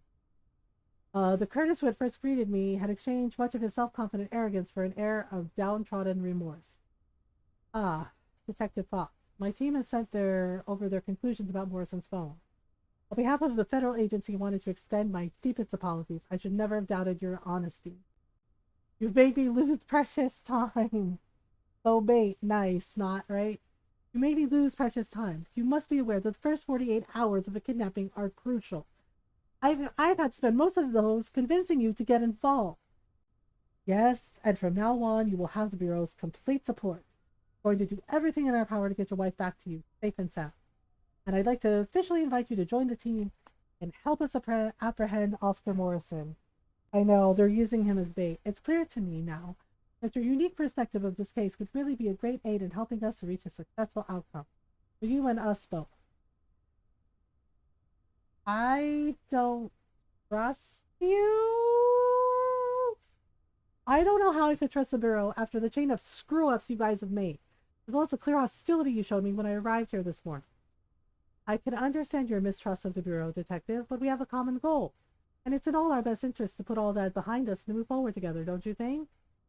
Curtis wasn't wrong, and it would be much easier to keep an eye on the Bureau's scheming from the inside. Right, but I'll be watching you like a hawk. Counting on it, Mr. Fox. As for our next move, the notebook we found in Morrison's bunker is promising. We'll need a bit more time to analyze it. I suggest we meet up tomorrow morning when I'll have the result. Okay, I went back to the hotel for the night. Oh boy. I didn't know how much Oscar was responsible for the kidnapping and how much this Ettore was. But my determination to make them pay hadn't wavered in the face of this path full of obstacles, kept me from finding my wife. I didn't know what their plans were either.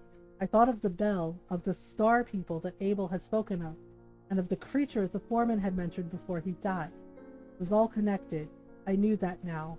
And especially, I hoped that wherever she was, Jody was okay. I finally sank into a dreamless sleep late in the night. Uh-oh. Something else is on fire.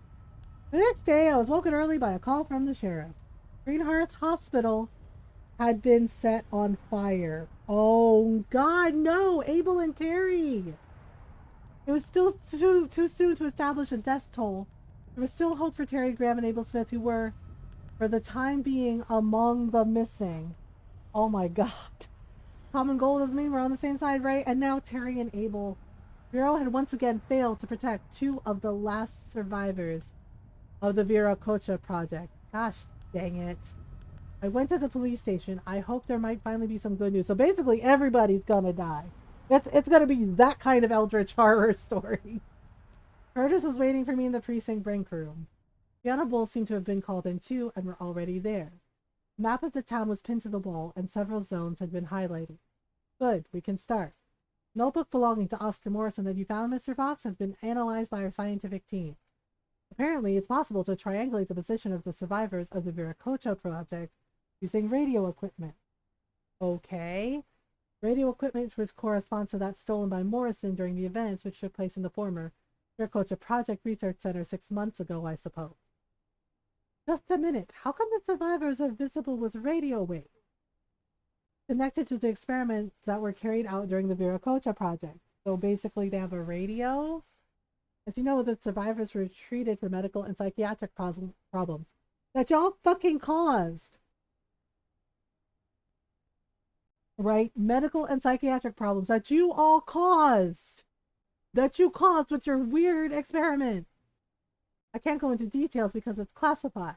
Morrison's calculations allowed him to establish that the survivors gave off a detectable radio signal with radar waves.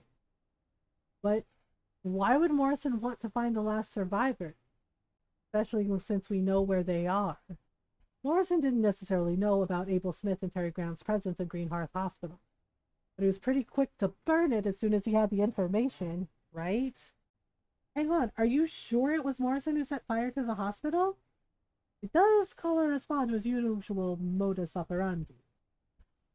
It does indeed, Mr. Bull. We've been able to determine that Oscar Morrison was behind the fire at the morgue, and everything suggests, with the new evidence, that it was also him who set fire to the research center in the old hospital. Son of a bitch. It sounds like he wants to finish the job the foreman started and eliminate all the other survivors. That's the hypothesis of the Bureau, too, yes. Petrovsky's former patients must represent a threat to his plan. Plus, we don't know anything about, at the moment, Oscar, or rather Ettore, must be trying to find the bell. Why was he so intent on Arthur's former patients when he knew it was in my possession? Unless he decided to eliminate the other potential threats before redoubling his efforts to get a hold of the bell. Yep. After all, I was here. I wasn't going anywhere until I found my wife, and he must believe that Gianna, Ernest, and I wouldn't represent a danger once the other survivors had been eliminated? All right, would you please take a look at the map of the town? Several zones had been circled on the map of Greenheart. Curtis appeared to be expecting us to ask him about them. Okay. So, what's this one? I pointed to the zone on the map which said weak signal. Probably a detection artifact. There's no point considering it. The signal was very weak compared to the two others. Our radio specialist was just being thorough, so they put it on the map. Strange, it matches the position of Arthur's cabin. Heard me. Curtis didn't react to the remark. Oh boy. Okay, signal B. Suppose this zone is the hospital? Exactly. We started the readings during the night before the fire. I'm sure this corresponds to the position of Abel Smith and Terry Graham. Maybe even to that of Oscar Morrison, who must have been near the hospital at that time. Okay. And then this one. The circled zone showed a building at some distance from the town in the middle of the forest. What's there at that spot on the map? But this is getting real good, yo. We have like this chapter and then like one more chapter. There's been a Catholic mission there for centuries. There's a church there? The monks who take care of the place are almost completely self-sufficient. They don't usually get mixed up in town business. Okay, so why has a signal been detected there? Stephen Lloyd? Ernest was talking about the last known survivor of the Viracocha project, reported missing years ago. Wait, would he be hiding out at a church? At a mission? Would he really be at a monastery, though? He'd been the first the Bureau had lost trace of. Before Abel went back to the hospital, and long before Arthur took up his post in Greenheart. Yes, Mr. Bull, that's what we think, too. Mr. Lloyd has indeed found refuge in the monastery, then everything suggests that he's Oscar Morrison's next target. Uh-oh. Right, I suppose you can guess what comes next. Detective Fox, the Bureau would like you to go to the monastery so you can help us find Stephen Lloyd, or he's eliminated by Oscar Morrison. To assist you in that task, you'll be supported by Sheriff Walter, who you've already worked with, as well as Mr. Bull here. Does that mean you're going to take off this electronic tag I've been dragging around on my ankle for months? No, Mr. Bull. It means that you're going to enjoy a temporary waiver of your home detention. If, of course, you agree to help us. Would be a good place to hide, yeah. Bring me Stephen Lloyd, safe and sound, and we'll reevaluate your case. Ethan Parker is already in place with the team. They're ready to step in if Morrison tries anything. As for me, I'm going to supervise the operations around the hospital until you get back. For the time being, the bodies of Abel Smith and Terry Graham haven't been found. If it turns out they survived the fire, we'll have to organize their extraction to a secure health facility. Okay. Donna, Ernest, and I left the police station and climbed into the sheriff's car. After a lively 10-minute drive along the hairpin bends that climbed the mountainside, we came into view of the old Franciscan mission. Oh boy. The neo-Gothic architecture style was reminiscent of the East Coast. Gargoyles, bas-relief angels, and other oddities. Basically scary. But okay, so here's the thing, dude. His wife is in danger, man. Get it off of his ankle, right? Here's the thing, though. He's like, gargoyles, they're scary. The thing is like gargoyles on churches and buildings, like, they're meant to look scary on purpose because they're supposed to be guardians. They're basically guardians for the church. So I get that he's like, oh, the gargoyles are scary, like, but that's by design. They're put there to protect. They're basically wards and guardians for the church. Like, Yana told me that the monument was too close to Greenhearth to become a tourist attraction. The monks who lived there had been left in peace, and references to the buildings had been removed from maps of the region. Okay, well, that part's a little odd. Yana approached a man in a homespun habit who was waiting for us at the entrance. We exchanged a few words with him, and he allowed us to enter. We went into the building, but I don't remember if I began my investigation straight away, or if I spoke with my companions before I started the search. I guess search the Abbey Cloister? We found ourselves in the Abbey Cloister. Several monks were going about their business.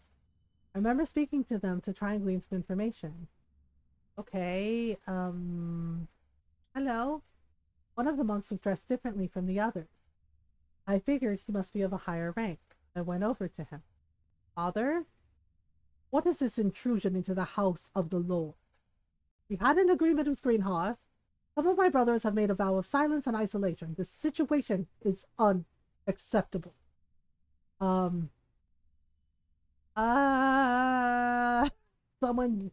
Somebody dangerous has infiltrated your abbey. We're looking for Stephen Lloyd. We know he's hiding here. I'm sorry, my son, but Stephen Lloyd is no longer here, and I have to ask you to leave the premises immediately. Father Diego wasn't going to be easy to convince, but he had to hand over Stephen Lloyd before it was too late. There was no point insisting at the moment without more proof of the gravity of the situation. Okay. One of the monks noticed me as he crossed the cloister. I approached him. He looked mildly irritated by the intrusion of the town people into his daily life. What do you want now? What do you mean now? Gargoyle sounds similar, right? I'm looking for Stephen Lloyd. You know where I can find him? Forgive me, my son, but there's no Stephen Lloyd in this abbey. Are you sure sorry, my son, but I have a lot to do. I have chores in the vegetable garden today. I have to clean the glass house before sex. Monk turned and strode across the cloister, clearly annoyed by our conversation. Okay, that's... Oh, wait, who's that at the end?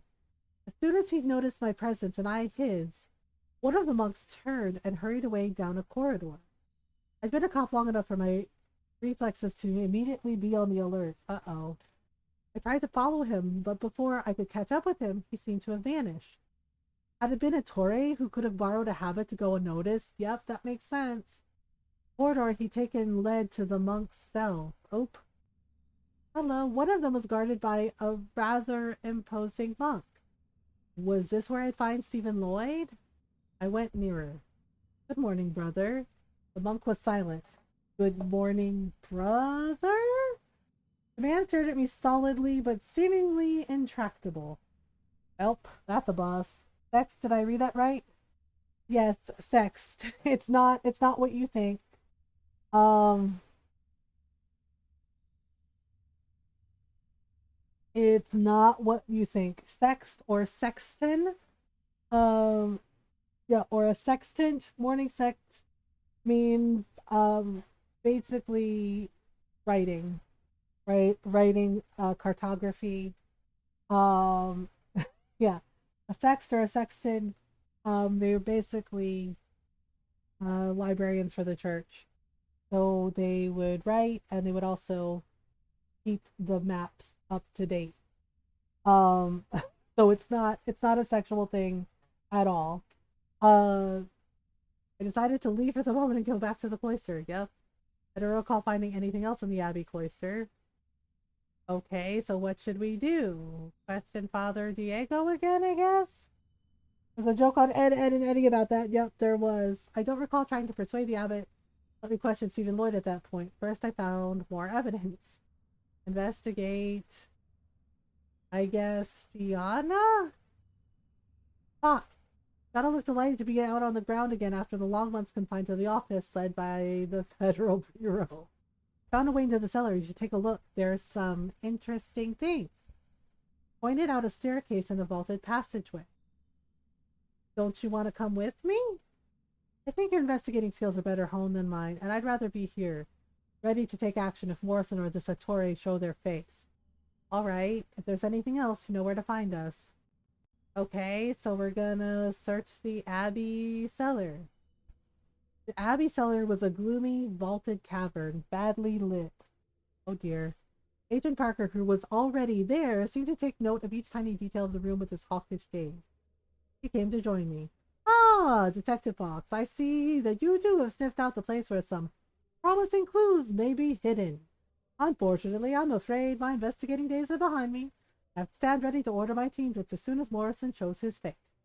Incidentally, we found some radio equipment which seems to correspond to that stolen from the old hospital. I believe we may reasonably conclude that Morrison is here. I suggest you be very careful, Detective, and don't hesitate to come to me. I'll be happy to give you my advice. Okay. Without waiting for any reply, he left me to my investigation. Alright. Well, I guess there's... Oh, what's that? A hastily drawn sketch lay on the floor. Wait, is that Oscar? I was no expert, but I thought I recognized Oscar Morrison's hand. The lines were far more disorganized and hesitant than usual. I wondered if Parker could tell me more. Yeah, like maybe he's trying to take back control. Oh, there was blood on one of the pillars. Uh-oh. It was still congealing, so it was recent, and the pattern of the stain suggested a physical altercation. If one of the monks had been attacked, it was possible that a Torre had taken his habit to get around the abbey unnoticed. That corroborated my theory of the identity of the suspicious monk I'd encountered in the cloister. Fortunately, I hadn't found the victim's body, but I could hope that this clue would be enough to convince the abbot to let me meet Stephen Lloyd. Okay, but who's that guy here? The monk was sweeping up and muttering quietly. I went over to him. Is everything all right, brother? Yes. Sorry. Look at the image I'm presenting of our monastery. I shouldn't complain like that when there are strangers in our midst. You don't like sleeping? No, it's not that, but Brother Jeremiah should be doing it this week, and once again he's unavailable. Brother Jeremiah? Don't tell the abbot I was complaining. But I don't understand why he gets so much preferential treatment. This time it's supposed to be because of the police. What's it going to be next time? Tell me this. I'm sorry, please excuse me. I shouldn't be moaning to you. If you just allow me to concentrate on my work. Oh, okay. The monk turned his back on me and returned to his sweeping with extra vigor, continuing to grumble under his breath. This brother Jeremiah was probably in the guarded cell near the cloister. Was Stephen Lloyd hiding behind the alias? Yeah, I think so. I think so. Wait, there's a symbol there. Strange symbol had been drawn in blood on a pillar. Did this have something to do with Stephen or with the torch? Maybe Parker would be able to tell me more. Okay, so no other clues? Alright. Let's talk to him about it.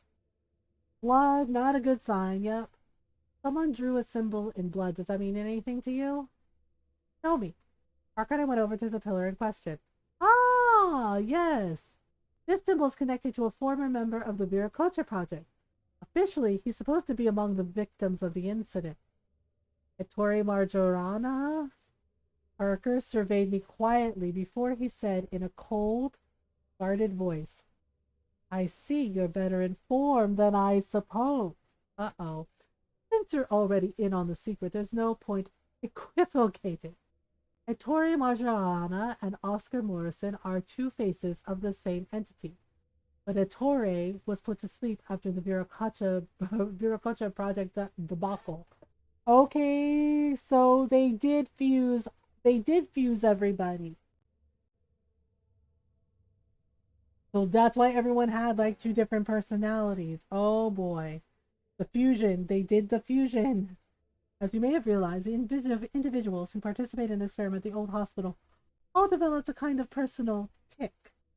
This tick allowed them to establish their personality and keep control against the other implanted personalities. Oh boy. Echo Auditore. Now this one is bad. So they did fuse them, and so they had a dominant personality. It appears that Ettore drew this symbol to avoid Oscar Morrison retaking command. I see. What do you think of this drawing of Oscar? If I recall the work in the file right, the style corresponds to Oscar Morrison's, but it's as if he was interrupted suddenly. Wait a minute, if I got this right, we can conclude that Oscar Morrison tried to retake control over Ettore by doing the sketch, but Ettore managed to keep control by painting the symbol in blood that I found. Is that right? That's exactly right. Unfortunately, that's not good for us. Marjorana is dangerous and psychologically unstable. I'll tell my team to be ready to catch him. Oh god, oh boy, this is okay. That's bad. That's bad. What can you tell me about Stephen Lloyd? That he's one of the 10 survivors of the incident, which put an end to the Viracocha project. Lloyd was high up in the hierarchy. He was one of the masterminds, and let's say one of the founding fathers of the project. Wait a minute. Are you saying that Stephen Lloyd is the person hidden behind the alias Tilkit X? No, but he was directly under Tilkit X in the organization, if you see what I mean. Honestly, I kind of feel like maybe Parker is Tilkit X. He's way, way, way too squirrely. So you know who Tilkit X is? Yes, of course, but you're barking up the wrong tree. That alias died with the project, and knowing his identity isn't going to help you get your wife back. I see. Okay, well, I guess we can question Father Diego now? When you know stuff he thinks you shouldn't, yeah, I'm starting to wonder if he's Tilkit X. I remember talking to Ernest Bull before I tried to convince Diego. Oh, okay. Talk to Ernest. Oh, Ricky, come over here. I've got something to say to you. Ernest and I moved away. I've heard from some of my contacts. Apparently, there's insurrection brewing among the feds. Wait, insurrection? Wait, what do you mean an insurrection? Yes, I've been informed that a secret faction within the feds posted to Greenhearth are cooking something up. Do you think Parker? Maybe, probably. I can't see Curtis turning against the hierarchy. I figure they're ready to leap into action as soon as they've traced you know what. Bull was referring to the bell, of course. I shouldn't have been surprised if Parker knew of its existence and wanted to get a hold of it. Yeah, see? I'd have to stay on my toes and be ready to pull the wool over his eyes. Anyway, could you drop a quiet word in the sheriff's ear, please? As for me, I'm going to keep an eye on the comings and goings. Come and find me when you found Stephen Lloyd, if you don't mind. Okay, let's do that. Watch yourself, Ricky. Everything might look under control with the Bureau, but the situation could get messy. Be fast. Okay, I guess we better tell Gianna, damn. Fox, Bull asked me to warn you. He thinks there's going to be an uprising among the feds. Oh, I've got to admit, I've been afraid of that ever since Parker turned up. But an uprising? Really? I think we can believe Ernest. He seems pretty sure of how reliable his information is. We'll have to be doubly careful, Fox. Curtis is behaving like a Boy Scout, and Parker? I don't know. There's something shady about him, but I can't put my finger on what it is. Yeah, see, she knows too. I think he's tilted X. He has to be tilted X because like the way he's acting, it's really weird. Um, you're right. I'm not sure about him either. Yana nodded in agreement. Anyway, we'll just have to be on our guard. I'm going to keep an eye on the comings and goings here. As for you, as soon as you get your hands on Lloyd, I suggest you come and get me. And then all of three of us, you, Bull, and me, will be his escort. I think that's our best chance of keeping him safe while we get him out of here. There's a cell guarded by a monk in his corridor. I think Stephen's inside, but we'll have to persuade the abbot to let me see him. Then that's who we need to convince to trust us. Thanks for the info, Fox. I'll keep an eye on the corridor. Come and find me when you find anything out. Okay, well, now can we go talk to Father Diego? Like, now can we talk to him? Convince the abbot to allow meeting with Stephen Lloyd. Look, Father, I completely understand that you want to protect the members of your order, but I really need to talk to Stephen Lloyd. Let the agents do their jobs. They're better able than you are to protect him. My son, I've already told you, Stephen Lloyd is no longer Brother Jeremiah, if you prefer. Where did you hear that name? Doesn't matter where I heard it. However, I do know where his cell is. It's the one guarded by one of the brothers beside the cloister, isn't it?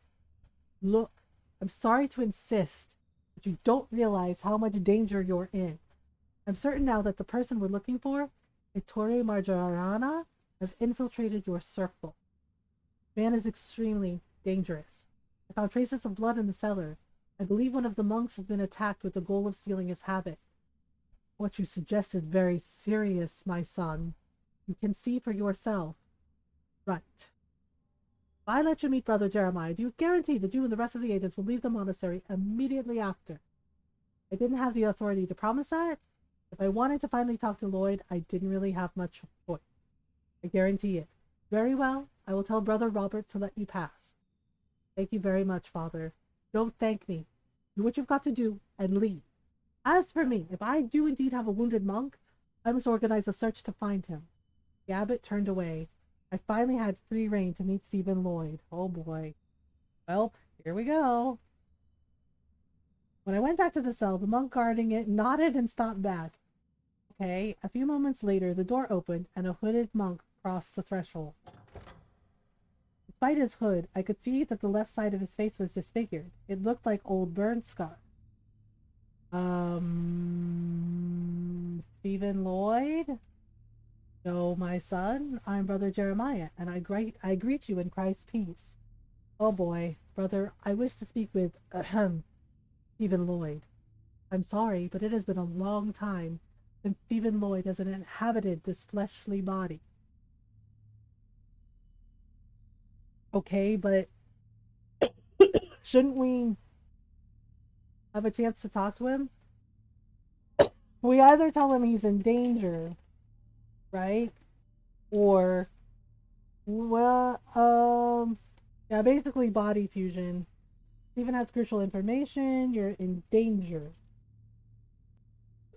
What do you mean? I know. It's like,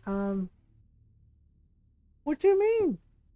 I guess we could tell him Stephen has crucial information, or you're in danger.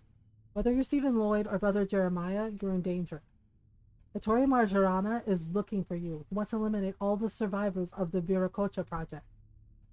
What you say has no meaning for me, my son. I'm at peace, and I am ready to die. Our Lord Jesus Christ has decided to call me to him. Who am I to oppose his divine will? If you want to talk to Stephen, you will have to retrieve him.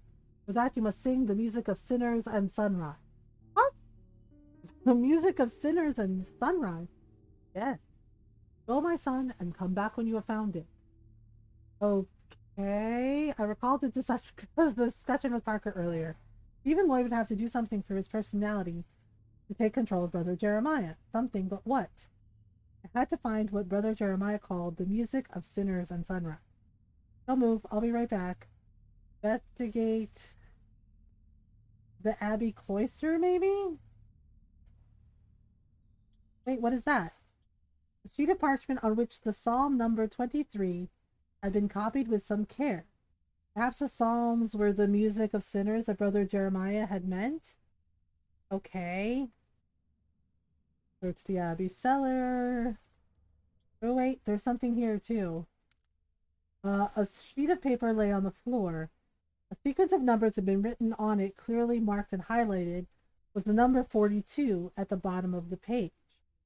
I didn't see what that could have to do with the music of sinners and sunrise. Finding it here was odd. So I pocketed the paper, planning to show it to Brother Jeremiah. So we gotta sing a song. Yeah. Wait, where's the monk that was sleeping? Oh crap, what is that? An old harmonica had been left here.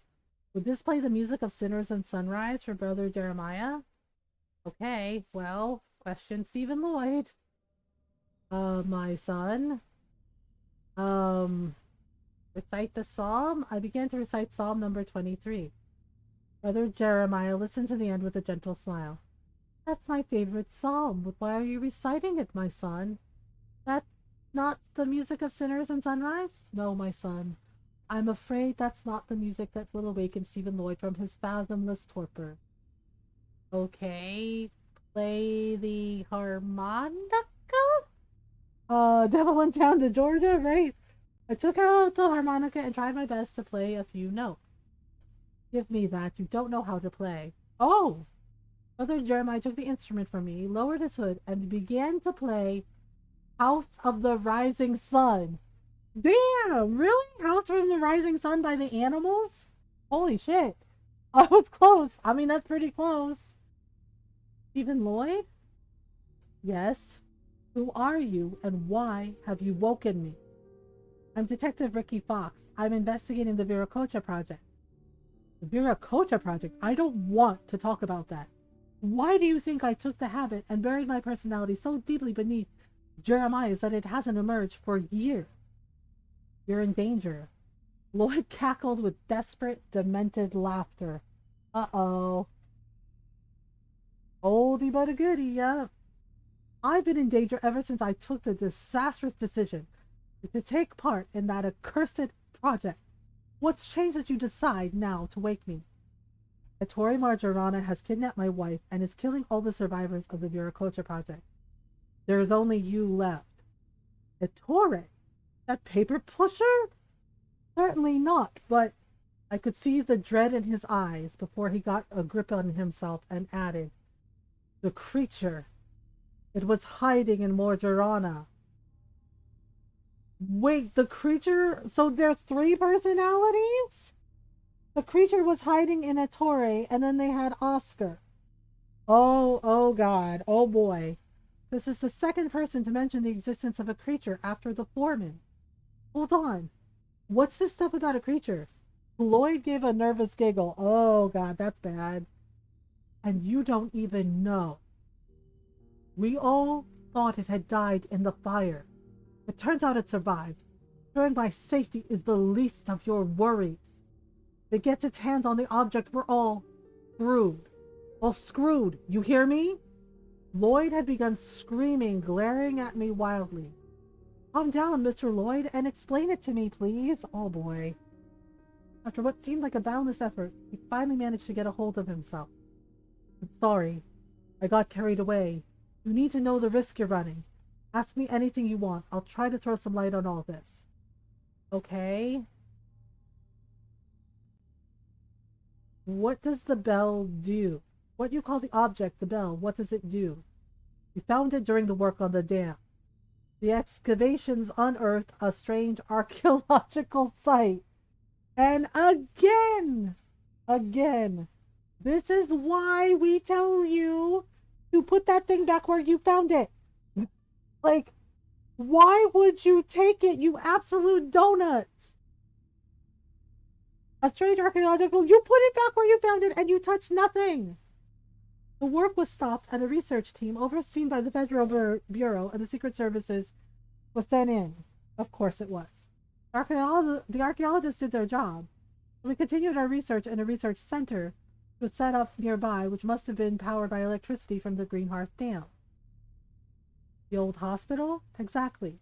The single site of the medical center was just the front, obviously. So they were making the dam. They found a strange archaeological site, and they're like, "What the hell? We'll take these artifacts." No, you leave it where it is, especially that creepy bell. Our research quickly focused on this object that looked like a bell. Oh my god. We realized that this object allowed the fusion of living beings, which is why the foreman was in Liz's body, considerably slowing their aging and increasing their physical strength and their resistance to disease. Yep, trying to throw creepy artifacts in a volcano. Yeah, and it's like, and y'all thought, what the hell? We'll try it out and test it? What is wrong with you? Who does that? Like, who the fuck does that? Oh my god! The trade off was that the dominant personality had to remain permanently in control of the fused entity or cooperate to share the control. Yeah, so it basically doubles their lifespan, but they have to have a dominant personality and cooperate with the other personality. Like the foreman? What? John Whiteman survived? Yes, but we were able to stop him. You stopped the foreman. Lloyd looked impressed. Yes, he chose to kill himself rather than be arrested by Gianna Walter. That's annoying. John's methods were always hasty, but I imagine everything he did was to stop the creature. Even Lloyd wasn't wrong, unfortunately. Thinking about it, if the foreman's object had been to eliminate this creature, probably had no choice but to act alone, trying to eliminate one by one the potential hosts. Oh, that's why. What's the creature? No idea.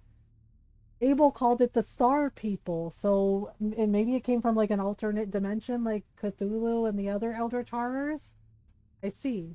Well, it gave me a moment to digest all this information. Tell me about this creature? An entity that was asleep in the object. Of course it was. When we began our research, we woke it and freed it. Is it a fucking star spot? I think it is. He's like, we woke it and freed it. It's just like, again, if you find strange artifact, like a bell that has like fangs and teeth on it, you leave it the fuck alone. You leave it there. You don't touch it. You seal up that area and you never speak of it again. Like, oh my god, they did so much dumb shit. And they released this thing. And then Detective Fox is no better because he has that thing on him. Like, he took it with him instead of, putting it back in the safe deposit box and putting it back, and walking away. Right? Some things are better left buried. Yeah, he has it on his person. Like, he should have just put it back in the box and been like, okay, yep, no. But no, he kept it. He kept it. Why did he keep it? Of course, we didn't realize at the time. By the time we tried to act, it was too late. Do you know where this entity comes from? Not exactly. The two main hypotheses are that either it's of extraterrestrial origin, or it comes from, how should I put it, from another dimension. Yep, you summoned an eldritch horror. Yeah, good job. Seeing my skepticism, Lloyd added, "Oh, don't look at me like that. I'm well aware of how implausible it sounds. But I imagine you've seen enough strange occurrences in Greenhearth to be able to appreciate the gravity of what I'm saying. Anyway, strictly speaking, we never managed to establish contact, but it quickly became apparent that this entity was not Pacific. After the fire at the hospital, we hoped it had perished, but there was a chance it had managed to change hosts. Do you know what its plans are? Not exactly. But in my opinion, its main objective is the same as every other living species. To survive." Shit. To survive? Well, that's not good. He's like, yeah, we want to, yep, and propagate. Yeah, so like, we woke up a thing. We were like, hey, we can fuse together and we can live forever. Ha ha ha ha. No bad things can possibly come from this. Like, except it did. Lots of bad things happened. Bearing that in mind that it seems to have no way of reproducing, my hypothesis is that it will try to make contact with its own kind. Oh, lovely. Considering the menace just one of these creatures represents, I dread to think what would become of us if it succeeds. So basically, world destroyer. Do you know how it would go about contacting its own kind? By radio signal. Would have to find the right place and find the right time to send the signal, and I suppose it might need the object. That explained why Morrison had taken the radio equipment at the old hospital. Um, do you know why the creature is going after the survivors of the Viracocha project? I don't know exactly why, but I suppose we must constitute a threat to its plan. You know how to stop it once and for all? Unfortunately, I don't. We thought it had perished in the fire at the hospital, and look at the result. Okay. Do you know who Tilkit X is? Right, then on the Armada, the old rich beings, yep. Do you know who's hidden behind the Tilkit X alias? Yes. Is the operational director of the Viracocha project. In theory, the operation was overrun by the Secret Services. The Federal Bureau insisted on having their piece of the action. The center was jointly directed by Tilkit X, an ambitious high flyer from the feds, and by myself as a representative of the intelligence service. The research was led by Dr. Alexander Korsakov, a Soviet defector who died during the incident. All right, but that doesn't tell me the real name of Tilkit X. I can give it to you, but I don't know if it will help you much. I'd guess he retired a long while back. Louis Parker! Oh my god! We were right about Louis! Oh my god, that Secret Service agent guy, Louis. Oh! I knew it, Gianna knew it, we knew it, Ricky knew it. You know, even Ernest knew it, that there was something fishy about Parker. Oh my god, he's Tilkit X. Holy shit. Holy shit. What? Louis Parker is Tilkit X? Of course it had crossed my mind, but the idea seemed too far-fetched to give it any credence. Damn, we in trouble. Do you know him? He's here as a special consultant for the Bureau. Lloyd gave another nervous laugh. If Tilkit X is here, I don't give much for your chances. He'll definitely want to get the object back. Yes, I gather it's you who's got it, and no, I don't want anything to do with that damn thing that destroyed my life. But if you value your own life, you better be doubly careful, and I wish you the best of luck, my friend. Yeah, Agent Parker is Tilkit X. Holy shit. Holy shit. Suddenly, the possibility of the uprising that Ernest had spoken of had become a far graver threat. Uh-oh. I guess we're gonna leave. It's time to go. My associates are ready, if you would. Boyd interrupted me. You go. Me? I have no intention of moving from here. I insist? Accept? I think we should insist. We should insist. Mr. Lloyd, we can try to save you if you stay here. I've made my decision. You won't make me change my mind. I'm going to give Jeremiah the control back in a moment. If we must die, let it be so. Damn, dude. There was no point insisting. All right. Thank you for all your precious help, Mr. Lloyd. He nodded and pulled his hood back up. Go in Christ's peace, my son. Oh, man. Oh, no. I hurried to meet Gianna and Ernest in the cloister. Uh-oh. It was Bull who I saw first. As I approached him, I felt a hooded shadow brush against us. Oh, no. Freaking Oscar! The shadow grabbed Ernest by the collar, and beneath the hood, I could make out Morrison's face, but his gaze was cold and distant. Oh, it's a Torre. And as though he were a passenger in his own body. You were lucky at the hospital, but that's over. Oh no, I grasped at him and pulled on his shoulder to make him release Ernest. But he swept me aside with the back of his hand, effortlessly. His hood had slipped, but now his features had changed, and it was no longer Oscar, but a Torre who now had control. Oh, damn, dude. He held the bell in his hand. Shit! You gave me more of a run for my money than I expected. But the path ends here and now. He spoke in a strange, almost metallic voice. Oh my god! Oscar's the one that killed Arthur! which sent an uncontrollable shudder of terror through me. That recording where the voice sounded metallic, it was Ettore. Ettore killed his best friend and everybody. Was it the creature speaking through Marjorana's mouth? Was it able to communicate? Oh no. Ettore, or perhaps I should say, the thing, turned, causing Bull to stumble and throwing him onto me as if he were nothing but a wisp of straw. And with its other hand, it raised the cursed bell above its head, making it ring. Oh no! Suddenly the air seemed to harmonize in a strange frequency, and the unspeakable happened. Ernest's face seemed to melt into my arms. Oh no! Poor thing, a misshapen clump of flesh beneath my stupefied gaze. There was pain, but adrenaline and shock held us as I watched. Impotent, the unthinkable. Oh my god, the bell caused them to fuse. Oh shit, oh shit, oh shit. We fell screaming to the ground, Ernest, me, not knowing where one began or the other ended. Federal agents arrived at a run in small groups, alerted by our cries.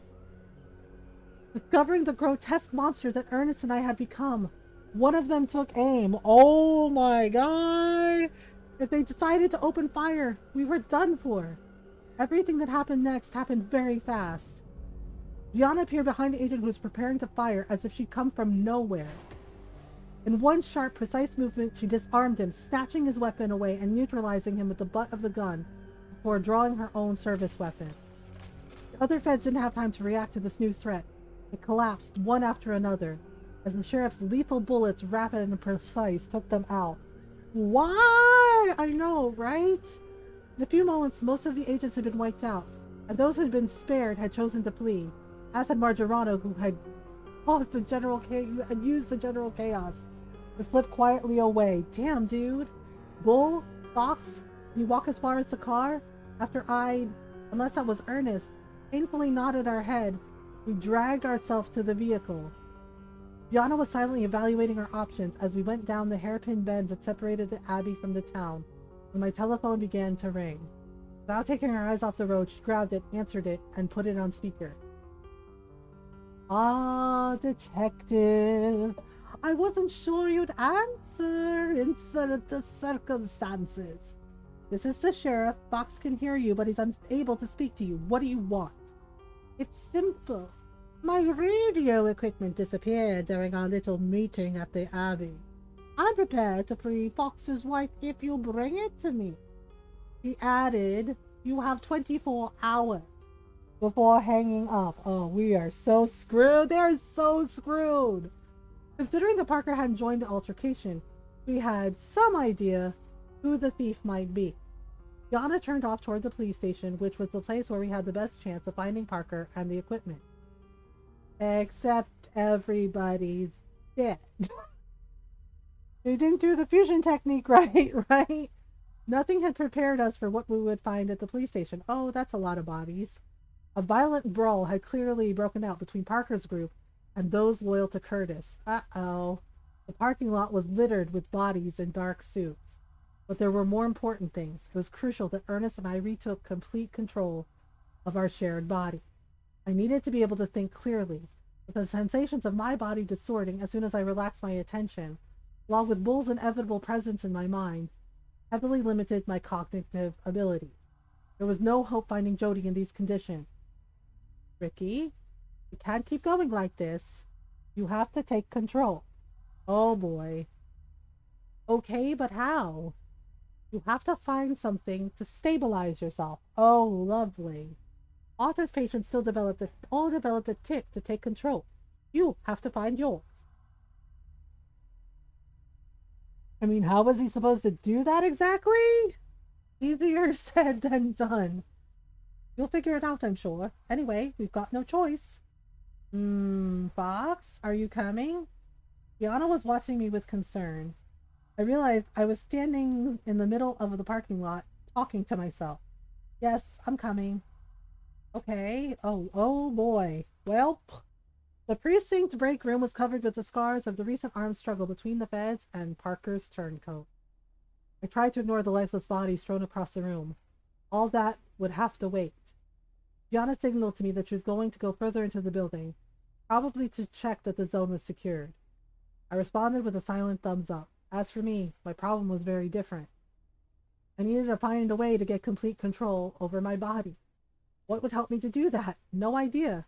Remember how I groped around to find it? Okay, well, damn, Curtis is dead.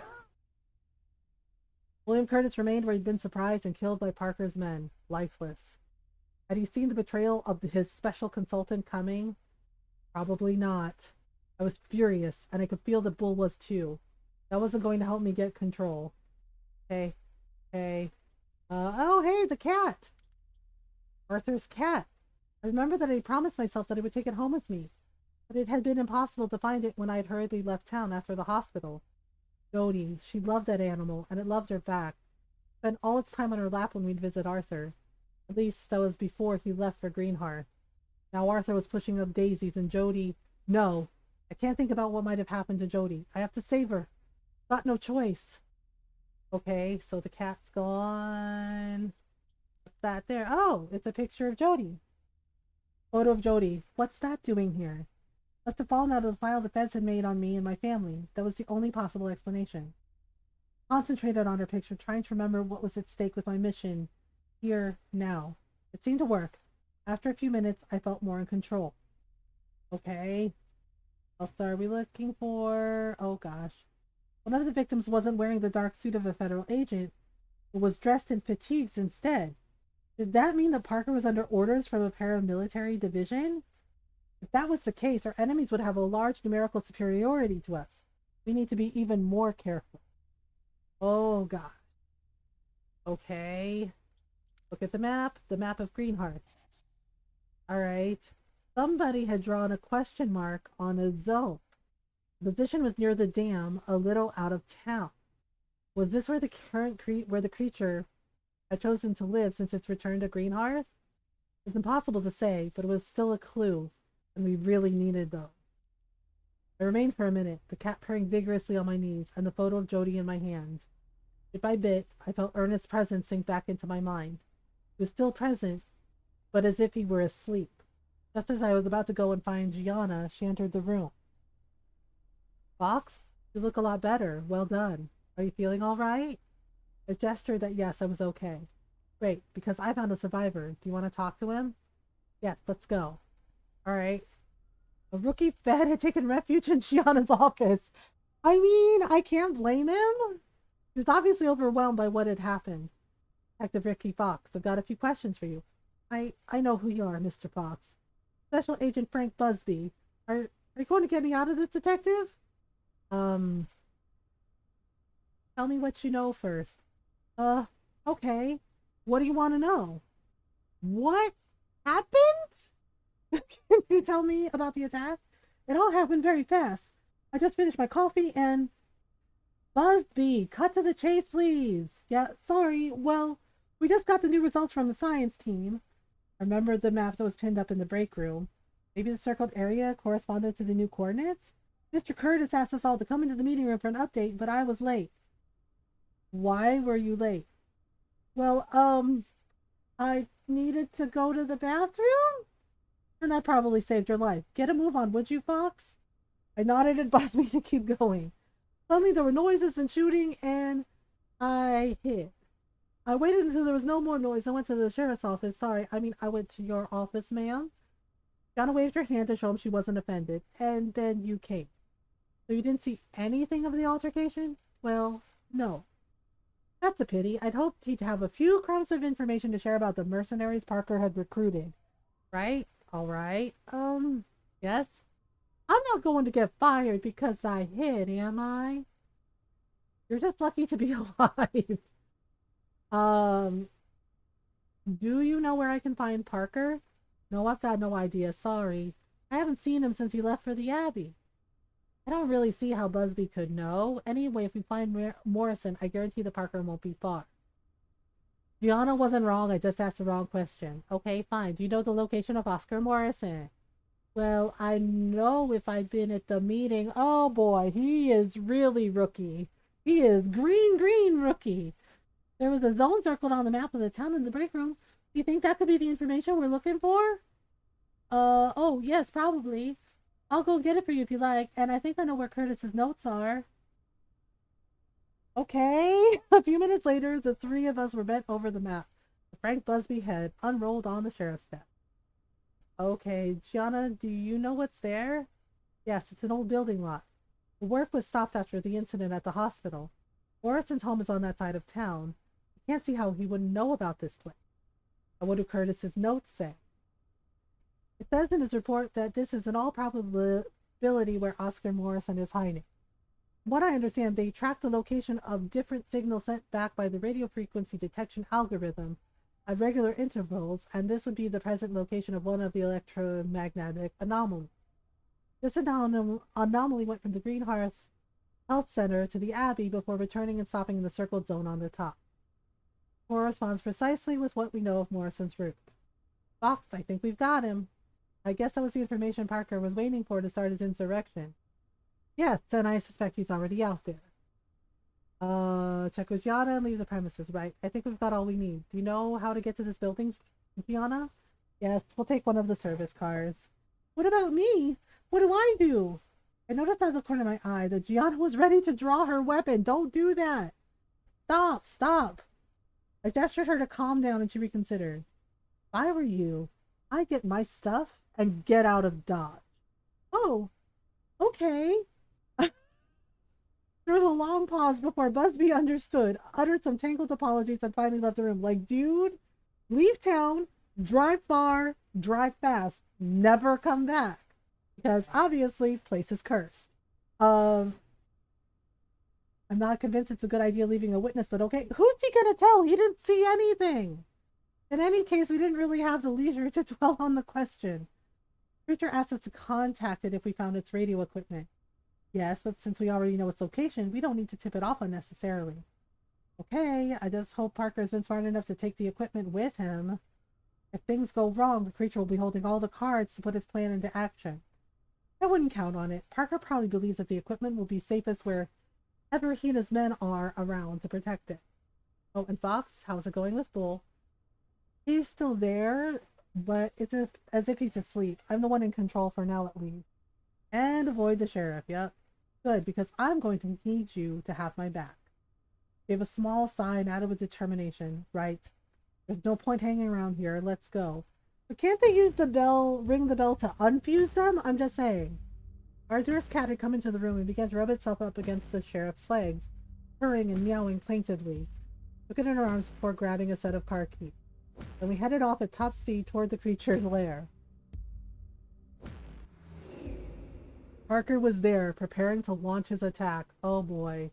He and his men had taken shelter in a garage. 4 people in total, him and 3 mercenaries in fatigue. They didn't seem to notice our arrival. Their attention was focused on a derelict house about 30 yards from their shelter. I don't know exactly what I'd expected. Something worse? The situation actually looked fairly manageable for the sheriff and I. Signaled me to get out quietly. I opened the car door. Arthur's cat slipped out and disappeared into a bush. Then, without a moment of hesitation, she drove full speed at Parker. And the creature is scared of cats? I don't know, but I think the cat knows Gianna and likes her. The bullet sprayed in a direction, but there wasn't much they could do against an armored police car hurtling toward them. At the last moment, Gianna threw herself from the vehicle. Oh God. Letting the car finish its journey, knocking down one of our opponents. The 2 others had no time to react. Each of them took a volley of bullets. The threat was reduced to nothing in moments. As for Parker, he'd once again vanished. Too bad. Oh, he ran away. As this was happening, I approached the derelict house and entered a room on the first floor. Jody. He was near. I was sure. Morrison was there. He'd used the situation to get his radio equipment back. Oscar, I know you can hear me. Fight! Don't let this thing control you. Ah, Detective Fox. You see, in the end, I didn't need you to get the equipment. Whoop! Oscar or the creature controlling him had no time to finish their sentence before Gianna came in and threw herself onto them. Uh-oh.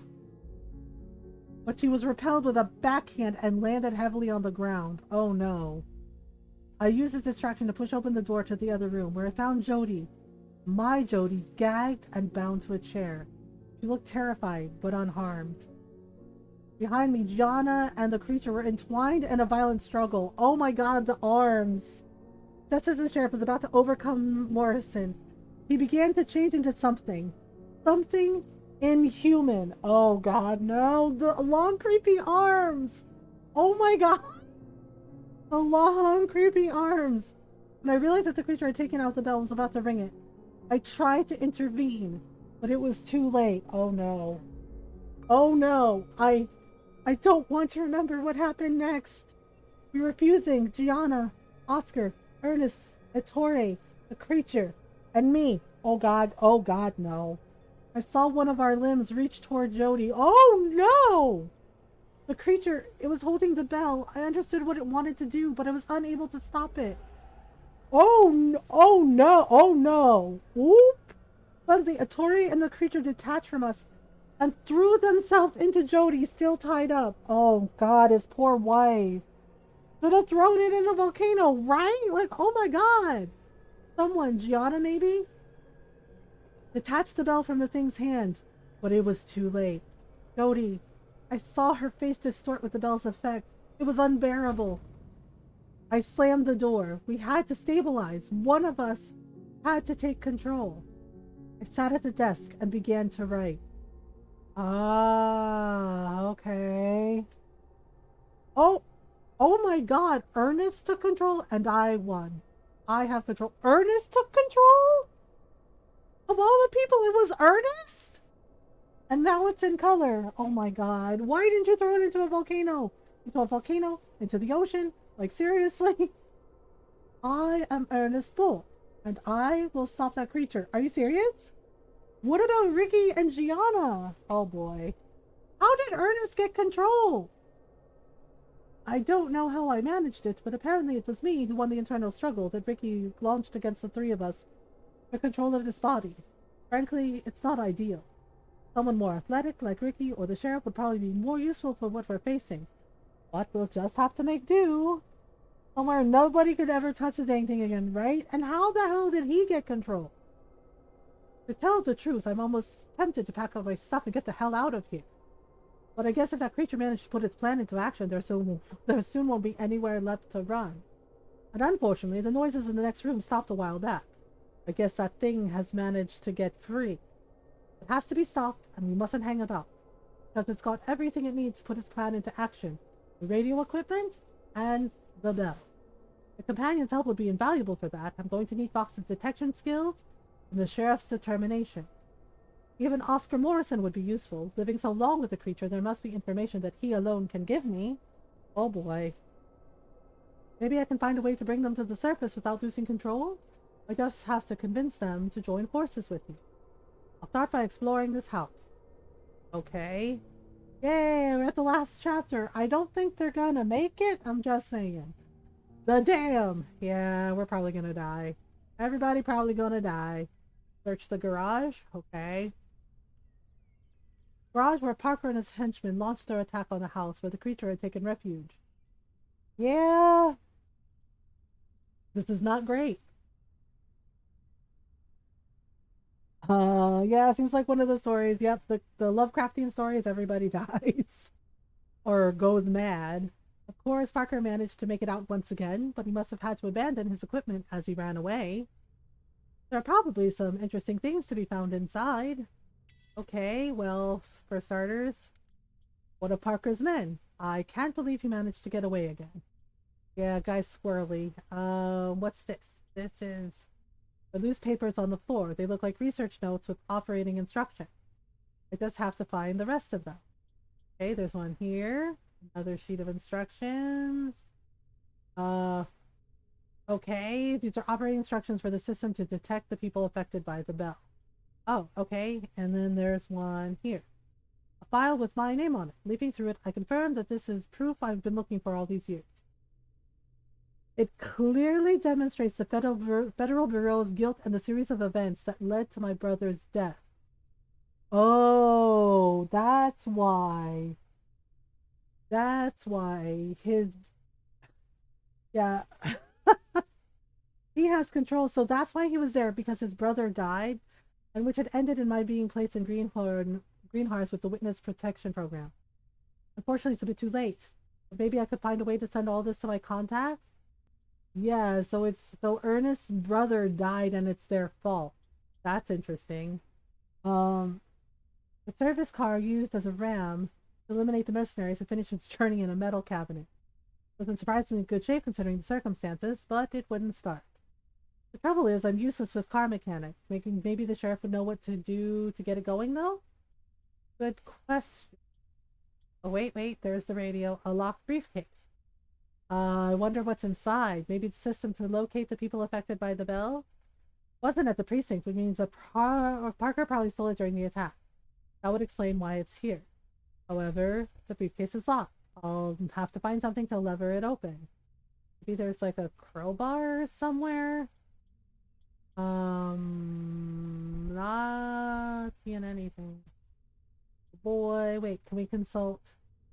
Can we consult? Diana. Arthur, save Greenhearth? We have to find a way to wake the sheriff. We brought a cat with us when we left the precinct. I guess that animal must mean a lot to her. If I can get a hold of it, maybe that will be enough to bring her out? Okay, search the abandoned house. There's the cat. This is the place where we lost several hours in our mental battle. Yeah, Ricky Fox's notes are on the table. I'll leave them there. Maybe they'll help someone understand what happened in Greenhearth. I may not have Fox's detection skills, but there must be things to find here. Okay, well, hey, there's a crowbar. A crowbar! Okay. As I thought, the case contains a device to detect the people affected by the bell. I need to find the rest of the operating instructions if I'm going to use it, though. They have to be in here somewhere. Wait, there's the cat. The cat the sheriff brought from the precinct is lounging on the table. I didn't understand why she decided to bring the animal with us, but something tells me she must be fond of it. Perhaps it will help me to wake her? Maybe. Okay, there's notes, there's nothing. Wait. There's blood stain. Looks like it comes from the creature. Donna must have managed to injure it when she was trying to restrain it. Hope this slowed it down a bit at least. Okay, let's search the garage. Okay, so we have to consult Diana and give her the cat. Have to save Greenhearth. Seeing the sheriff reduced to a shadow in a corner of my mind is a very strange sight. And despite that, her thoughts seem to waver between Arthur Petrovsky and her duty to the townspeople. The cat that the sheriff wanted to bring with us has curled up on my knees and begun purring loudly. Arthur's cat. I promised myself I would take care of it after he died. But I lost it. I lost everything. How can I take care of Greenhearth if I can't even take care of a stupid cat? All is not lost. At least not yet. We still have a small chance of stopping that creature, and I'm going to need you to do that. Yes, you're right. We've still got a chance of stopping that creature. I won't lie to you, I'd rather be in control, but never mind. I'll do all I can to help you. Thanks? I need help getting the car started. The squad car? I should be able to handle that. Went to look at how badly the vehicle was damaged. Yes, the radiator's taken a bang, but I should be able to patch it up. I'm going to need some tools. Okay, I'll see what I can do. I think I saw a toolbox in the abandoned house. Okay, search abandoned house for a toolbox. Toolbox. Oh, that looks like a toolbox. Alright, there we go. Okay, consult Gianna's fine. Here is a toolbox. Does it have what you need to fix the car? Yes, it's not perfect, but I should be able to cobble something together. 15 minutes later, thanks to the sheriff's instructions, the car was ready to go. Right, we wouldn't make it far across the country, but it should be good enough to get us back to Greenhearth. One thing less to worry about. Okay, search the garage. It says we're missing some instructions. I think. Wait, hang on. Ah! It's glowing red. Police radio? I suppose this is how Parker communicated with his men. Okay. Can we use it? No?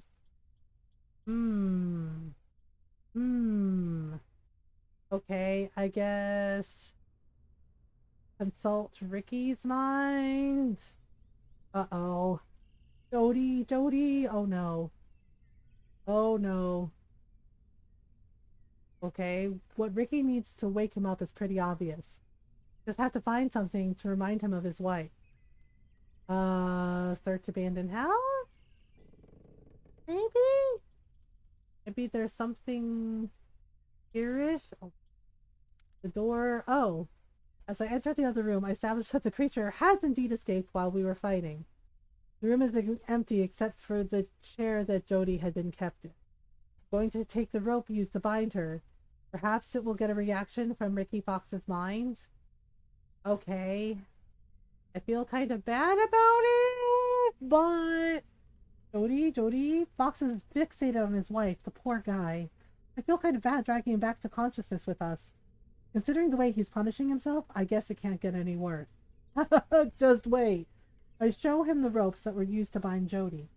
Ricky, I need your help. Creature, it's got away. We have to stop it. The creature? Jody. We have to save Jody. How can I put this? I'm not, let's say, entirely sure that it's possible to save your wife. But you have to think of your son, too. My son? Chris. Yes, I have to think of him. But how did you win, Ernest? You let me have control. Look, I don't know what happened. I do know that I'm not the one in the best shape physically to tackle what's coming. We have to do our best with what we've got, okay? But anyway, better me than Oscar, don't you think? Yes. In any case, I'm going to need your brains if we're going to get out of this mess. Count on you? Yes, I'll do all I can to help you stop that creature, I swear. Good. Thanks. Okay. So search the garage. I think we're missing a paper. But I don't know where we're missing a paper. Like, I don't really see... Wait. I think that's it. Right there. The missing page of the operating instruction for the system to detect the people affected by the bell. I guess Oscar might be able to figure it out. Fine. I think I've seen everything in the garage for now. Alright, consult Oscar. Here we go. My son. Nathan? My son? Not surprised that Morrison's thinking of his family. I already know what can wake him. A drawing. I hope if I show him one of his own, if he's actually left one in his house, that will be enough. Okay, search the abandoned house for a drawing? That looks promising. Oscar's drawing. Would that be enough to bring him out of his torpor? There's nothing else to find in his room, for now at least. Okay, consult Oscar's mind. Ruth, I know you are thinking of your wife, but look at this drawing I found. Can you concentrate on it, please? Little by little, I feel Oscar's mind become coherent. Thank you for calling me back, Mr. Bull. You absolutely must stop the creature before it can call its kind, and as you may imagine, time is of the essence. Hang on, you must have some information for us. You share your mind with that creature. You must have some information for us, don't you? Yes. The priority is still to find a way to get back to the town. I'm counting on you to find a solution, and I suggest we check. Be back before we leave. Until then, don't hesitate to call on me if needed. Hey? I found this case with electronic equipment. It looks a lot like the system you took from the hospital. Yes, it does indeed resemble my equipment, I suppose. It must be the system the Bureau developed to locate the people affected by the bell. That's what the instruction manual suggests. Parker must have brought it with him when he left the station. Will you be able to use it? With the manual you found? Yes, I think I'll manage. Oscar gave me step-by-step instructions to follow. Ah, there we go. Do you see that dot on the screen? That's us. And the other dot? That's the creature, heading for the dam. For the dam? Yes.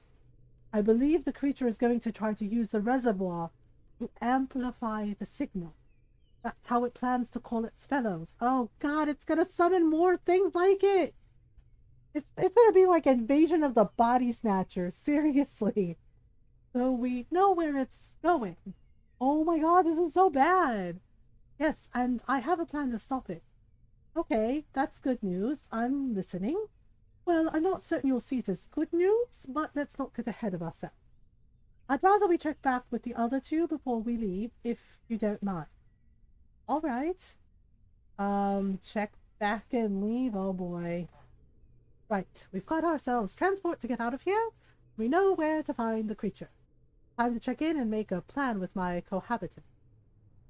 Right. We've got a way to get around, and we know where the creature is going. To the dam. I don't know if I can manage to beat it. It already defeated all of us. I promise you I'll do my best. All I ask is to find a way to send those documents of Parker's to my contact. No, Bull, stopping that thing has to be our top priority. Well, I may have a solution that will allow us to kill two birds with one stone. Really? I'm listening, Mr. Morrison. You're aware that the creature forced me to kill Raymond Kowalski. But do you know why? So it was Oscar going around killing everybody. As far as I know, that was just the first in a series of murders targeting Petrovsky's patients, wasn't it? No. Killing the survivors of the Viracocha project was the foreman's plan, in order to kill the creature's host and be rid of the threat. The creature only began wanting to strike down those people affected by the bell when its existence was discovered. Actually, Raymond possessed large quantities of explosives and was preparing to blow up the dam. Oh shit, for real? What? Why is this information only coming to light now? Because I, or at least the creature, stopped him in time. And you want to use those explosives to do what exactly? As some form of leverage against the creature? Exactly, but I must warn you, the chance of our having blown up the dam is far from non-existent. What about my documents? Perhaps we'll find some way of contacting your friends at Greenhearth Bank, Mr. Bull. Greenhearth Bank? Yes, that's where I hid the explosives. The sheriff is wary. Yeah, I can't blame her. Just what were you thinking, Morrison? What's the safest place? As you know, you can lease a safe deposit box in the strictest confidence, and the bank itself doesn't know what's inside. Okay, first the bank, then the dam. That works for me. For me too, considering the stakes, I'm ready to sacrifice myself. If that's really our only option. But what about Jody? And my son? I'm sorry, Ricky, but bar a miracle, I don't see how we could save Jody. Yes, I understand. Detective, usually so tough, seems to have given up completely. I can't really blame him for that. It has to be said. The situation isn't exactly easy. Right, let's not hang around, Bull. If that creature puts its plan into action. All right, let's go. Oh boy, when I climb into the car, Arthur's old cat slips in beside me. I let it. I start the car, and with the motor sputtering, I head for Greenhearth Bank. Like the rest of the town, Greenhearth Bank is completely empty. Oh. Had Parker sent in the evacuation order? Unless it had been an Agent Frank Busby's request. That means that at least if we're forced to blow up the dam, we're only placing our own lives in danger and that of the creature. Okay, so we're gonna... A family photo, probably a personal belonging of a staff member, on the reception desk. I turn around and notice a series of numbers jotted on the back. Interesting. Okay. What else we got? We got... The bank reception has a fairly new computer. Maybe I could use it to send Parker's file, but I'd still need to figure out the password. Oh. Okay, well there's like a USB drive here. Oh, it's a lighter. A lighter? That might be useful. For blowing up everything sky high? Yeah. Winner. Wait a minute. Where else do we go? We're supposed to find the explosives? Wait, what is that? Smoke detector. With a bit of luck, it might control the door locks. When I move the lighter flame close to the smoke detector, the door to the safe deposit boxes makes an unmistakable click. Oh, okay. I find the way to the vault without any trouble. What surprises me as I go inside, apart from the fact that the building is completely empty, is the relative disorder of the room. Looks as though some of the boxes have been hastily emptied, which seems to confirm the theory of a strategic retreat after a call from the authorities. Let's hope the explosives are still here. Well, let's see. There's a flash drive lying on the table. Exactly what I need to send the information in the file Parker had. Using the digital copier and the computer at the reception to send the files, it only takes me a few minutes to copy the most important pages. To prove that they were responsible for the death of his brother. At least if by some bad luck I don't make it out of the dam alive, my contacts will have what's needed to finish what I've started. Oh boy, so he was doing secret squirrel stuff. Okay, there's a phone, a telephone. Morrison's mind stirs at the sight of the phone. Rose, you have to call her. I need to be sure she and my son have been evacuated. All right. I pick up the phone and dial the number. Yes? Mrs. Morrison, this is the Federal Bureau. You must leave town immediately. But you called me a few hours ago to tell me to stay home, and that's a lie. It's a trick. And now you're asking me to evacuate? I suppose you still don't have any news on my husband? Sorry, ma'am. The plans have changed. It is imperative for your safety that you evacuate the town within the hour. But you'll be given more details later. I'm sorry, but I have to hang up. Wait! So I guess, okay, that means his wife and son will be safe. I feel Oscar's mind relieved as I hang up the phone. Okay, so we gotta find... Wait. It's glowing red over here. With Oscar's instructions, I find the right box without any difficulty. Okay. I'm no expert in demolition, but I guess there's more than enough to destroy the dam. I'm about to leave the room. I feel the sheriff's mind take hold of me. Wait, I've got a favor to ask you too. Arthur's cat.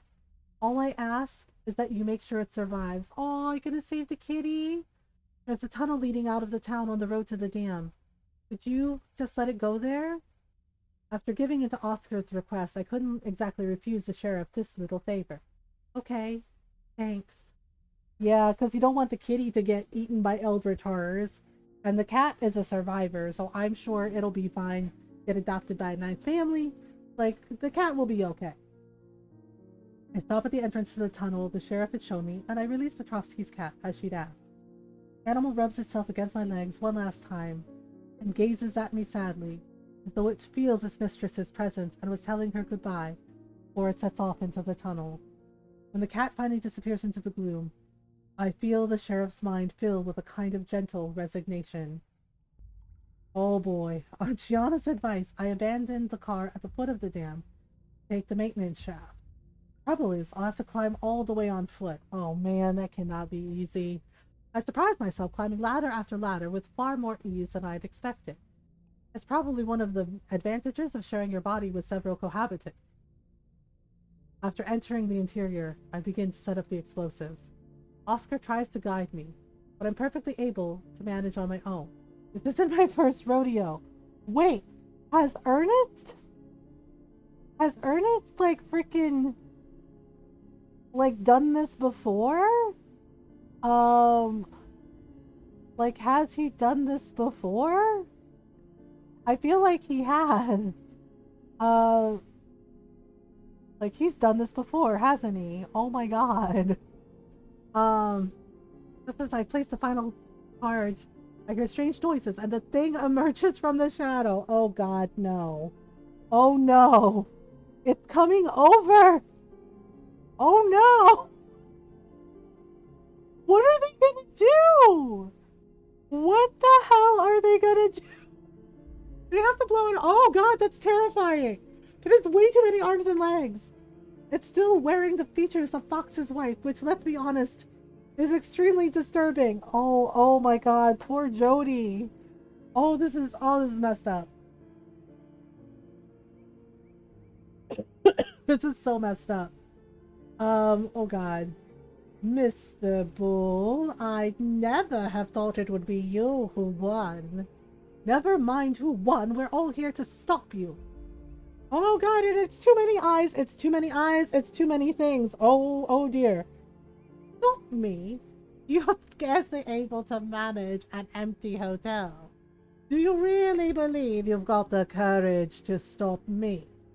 And anyway, it's too late. Oh no. Oh no. A low rumbling resonates through the structure of the dam. Come, my brothers, come! Dinner is served! Oh my god! I'm scared! Me too, Julius! Me too! It just rang the dinner bell, basically! Oh my god! We're scared! Hi, Oops! Hi! Thank you for the ring! Oh, hi! Oh my goodness! Oh, hi, Oops! Welcome! Hi, we're being terrified by Eldritch murder mystery. and the creature is gonna eat. It rang the dinner bell. I'm scared. Um, oh, thank you for thank you for the 100 biddies. Happy Pride. Yeah, and welcome on in, everyone. I love being terrified. How was Paper Mario? Yeah, everyone, go follow my friend Opes. Go say hello. Awesome person and streamer. Has been playing. He plays Animal Crossing and Neopets Browser. Neopets Browser is actually amusing because sometimes I'm not paying attention and then like I hear like really odd things. I'm just like, wait, what? Thank you. Yeah, Eddie's been playing Thousand Year Door, and welcome on in, everyone. Hi, I hope you're doing well. If you're new, hi, hello, I'm Mothergamer. I'm a variety streamer. I like to play story games, lots of RPGs, lots of indie games like this one that is scaring us. Lots of Animal Crossing, lots of cute farm sims. Yep, sounds like Neopet. And we do talk about mental health in here as well. I love depression and anxiety, and I talk about those things openly and honestly to show it's okay, not be okay. It's okay to talk about it. It's okay to need help. And we do our best to be kind, welcoming, and supportive of everyone. And yeah, and happy Pride. We are, yeah, Wishing Well Stream Team. We are raising money for Trans Lifeline for the entire month of June, for the entire month of Pride. So if you would like to donate, we have the donation link pinned at the top of the chat. Or you can do the charity command, and it'll give you the donation link via Streamlabs charity. We also have Nintendo Retro Roulette. For anyone who doesn't know, if you're new, we do Nintendo Retro Roulette for a lot of the charity streams. And basically, this Friday we're having our first one, me included. Yeah, yep. Julius is part of our stream team, the Wishing Well. So is Fox. Lots of Wishing Well friends. This Friday, we will be playing. It'll be our first Nintendo Retro Roulette. We're doing one the first Friday of this month. Yeah, we're doing one this Friday, and then at the end of the month on a Friday night. Basically, make any dollar donation to Trans Lifeline, and you get to choose which retro Nintendo game I play. Um, yeah, and I'm pretty sure that everyone's gonna cause a lot of chaos, and it's gonna be a lot of Mario Kart or Mario Party. Because every time I play Mario Kart, I'm bad at it, and I pick Princess Peach, and for some reason I always end up drowning her, and I feel bad. Yeah, like I always end up in the water hazard and just flip, and I have to reset. So yes, but that's what we're doing. Yeah, we're almost to the end of this chapter. We're probably gonna go on a raid after this. I actually streamed a little longer because I had to know what happened, and all of it was bad. And what we have learned from playing this game, it's called Echoes. Me playing Mario Kart 64 as a kid, right? Yeah, so this is a visual novel called Echoes. It's on Nintendo Switch. It is also on Steam. Shout out to Player 2PR who graciously gave me a code for the Nintendo Switch. So yeah, it's basically eldritch murder mystery horror. Um, so what we have learned, the life lessons we learned from playing this is if you find some strange artifact that looks creepy, like say a bell with lots of fangs, you don't take it with you. You put it back where you found it. Heavy on the horror and mortar. Yes, you take it. You take it back where you found it. Or you throw it into a volcano or sink it into the ocean. You don't take it with you. And you sure as hell don't use it to summon whatever thing comes from that dimension. Right? Because like so many of the characters in this visual novel made so many dumb mistakes. Right? They're like, we found this ancient artifact. It looked like a bell. It had teeth on it. It looked creepy. We decided to study it. And we're just like, for what? For what exactly? Why? We'll just like, have you learned nothing from Lovecraftian horror? Like, you put that thing back where you found it, or so help me. Not enough volcanoes, yes. And then, yeah, and the main character, like, he finds it, because his friend died, right? Like, his friend, something bad happened to him, and his friend put it in, the bank vault, and he opens the box, and it's like, oh, there's the bell. And I was just like, look, I was like, I'm just going to level with you. I was like, because I'm Filipino, and we're very superstitious. And, yep, and if you find something like that in the woods, in the ocean, at the beach, you put it back. You do not touch it. You put it back, you leave it alone. And you never speak of it again. Right? Put that thing where it came from. Or so help me, Mike Wazowski, right? It's solid advice. good advice. It's like, no, don't do that. Right? That's a good rule of thumb, yes. And instead, he took it with him. And I was like, why would you take it with you? What is wrong with you? Right? He took it with him. Why did he take it with him? I don't know. And he just kept carrying it on his person. And so many bad things happened. And now here we are with the creature summoning, ringing the dinner bell basically. And I'm just like, okay. I was like, what have we learned? I'm like, what have we learned? I was like, it's just like you do not grab eldritch things from the woods, from an ancient archaeology site. You leave it there, right? Now, I told a story earlier. My Lola, like we were walking in the woods, and my brother found like this really weird rock, and he said, "Oh, this rock kind of looks like it kind of right." He goes, "It looks." Yeah, he goes, "It looks different." He's like, "It's kind of glowing," right? And he picked it up, and my Lola, or my Filipino grandmother, he marched up and she slapped the rock out of his hand. Not even kidding. He's like, "You put it back where you found it." She's like, "Don't touch that." And he's like, "Oh, it looks like it's kind of glowing." And he's like, "Oh, kind of like a bit." And she slapped the rock out of his hand. And she's like, "You don't touch that. Like, don't touch that." She's like, "Come on." She's like, "We go home, we wash our hands." And my brother was like, "Lola, what's wrong?" And one of my brothers goes, "Lola, what's wrong?" And she's like, you don't pick up stuff like that." She's like, right? And she's like, "No, no, no." And she was like, "No, no, no, bruja." Right? And she's like, "Witch. You put the thingy down so we don't wake up." Yes. And my Lola was like, "You don't know what's there." And my mom's the same way, because when we were walking home one night, right? We were walking home from the store, because, we took the bus and it was kind of like the sun was going down. And we're walking, right? And my sister turns around and goes, "Oh, like I think I heard." She's like, "Wait, like I think I heard someone say my name." I never saw my mom grab my sister so fast. Grabbed her, spun around. She's like, "No, you fucking didn't." Right? And my sister starts laughing, going, "But mom," she's like, "if you think you hear something, call your name." She's like, "No, you fucking didn't." Like, walk home. Like, we are almost home. We are going into the door and we locking the doors. Like, we closing the curtains. She's like, "You did not fucking hear anything, okay?" And I was like, "You know." Yeah, and I listened to my mom because I knew. I was just like, nope, I'm not gonna mess with that. Because my sister was just like, "But I thought I heard someone say my name." And my mom says, "No, you didn't. No, you did not. Okay? Like, walk home." Like, "No, you fucking didn't." And I was like, "Oops." Right. Those might be reaction. So you fucking put down that glowing rock, right? So like this whole time, I'm just like, put it back. Why don't you put it back? Right? And we're at chapter 5 now at the end, and this guy is just like, "Yeah, I still kept it." I was like, "You're still carrying it around in your pocket, like a freaking pocket watch." It's just like, "Sir, throw it into the ocean in a volcano.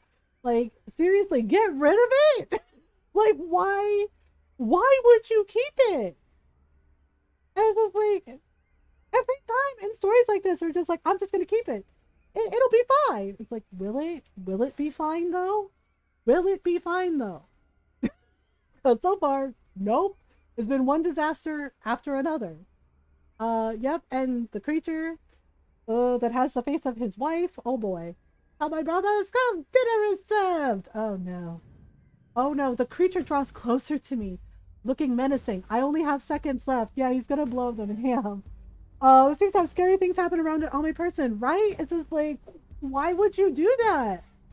Like, the survival instincts, come on. I know what I have to do. I just hope my contacts receive those documents. Oh boy. Uh-oh. Did it work? Did we get the creature? Whoop. I guess we did. 48 hours have passed since the explosion at the dam which submerged the town of Greenhearth beneath the waters. Okay. Uh-oh. Parker is there and so is the bell. Thanks to the evacuation order from the authorities, human losses have been minimal. Okay, so we know that Oscar's wife and son made it out. We don't know what exactly brought about the destruction of the dam, but an inquiry is underway. Note that Sheriff Gianna Walters is still AWOL and probably lost her life trying to stop the explosion. An official funeral has been scheduled. Oh no. A soul collector is bound to her home because of a voodoo doll buried in her backyard. Really? You leave it there. Don't mess with it. You can't really mess with stuff like that. I mean, it's just better to leave it alone. He's there. That squirrely guy, Parker. He survived, and now he has the bell. The good news is that the object has been located, and the experiments can finally recommence. You're still gonna summon that thing? You'll remember to note in the report that the terrorist threat was overborne thanks to the efforts of my team, won't you? What a shame that none of them survived. I do hope the next Curtis will be as malleable as the last one. Damn. Parker looks older though. Yeah, and he has the bell. And they're really gonna do those experiments again? That's such a terrible idea. What? Liz survived? Right. Come on, Liz. There's nothing left for us to do here. Liz survived the fall? Oh my god. The end. They're just like, dun, dun, dun. Everybody dies. The end. You're welcome. Horror story, horror story. Like, what? I kind of hate winning the Nobel Prize. She survived? How did she survive? How the hell did she survive? That means the foreman survived too, because, right? And so what? She's back to being his assistant. She's back to being his secretary. And they're going to do the weird experiments? What? Yeah, they're just like, look, it's Lovecraftian eldritch horror story, murder mystery. They're like, there are no winners here. Nobody wins. I was like, well, I mean, right? Yeah, it's just like, and then they keep doing the thing that got them all in this mess in the first place. Yeah, he's like, the experiments can continue. Like, he's excited about it. I'm just like, do y'all not understand, like, what just happened to y'all? I was like, I was like, y'all are messy. Nobody wins when you dig too deep. It's just like, seriously, eldritch horror. I mean, and also, like, his poor son, right? Like, Oscar's son and wife are okay. And I mean, I guess, like, Jody and Ricky's son is okay, but now he's an orphan. He's going to be, like, living with his great aunt forever because his mom and dad got eaten by, like, an eldritch horror. And I'm just like, what? That ending though? That ending though. So they stopped it, but now this guy has the bell, and he's gonna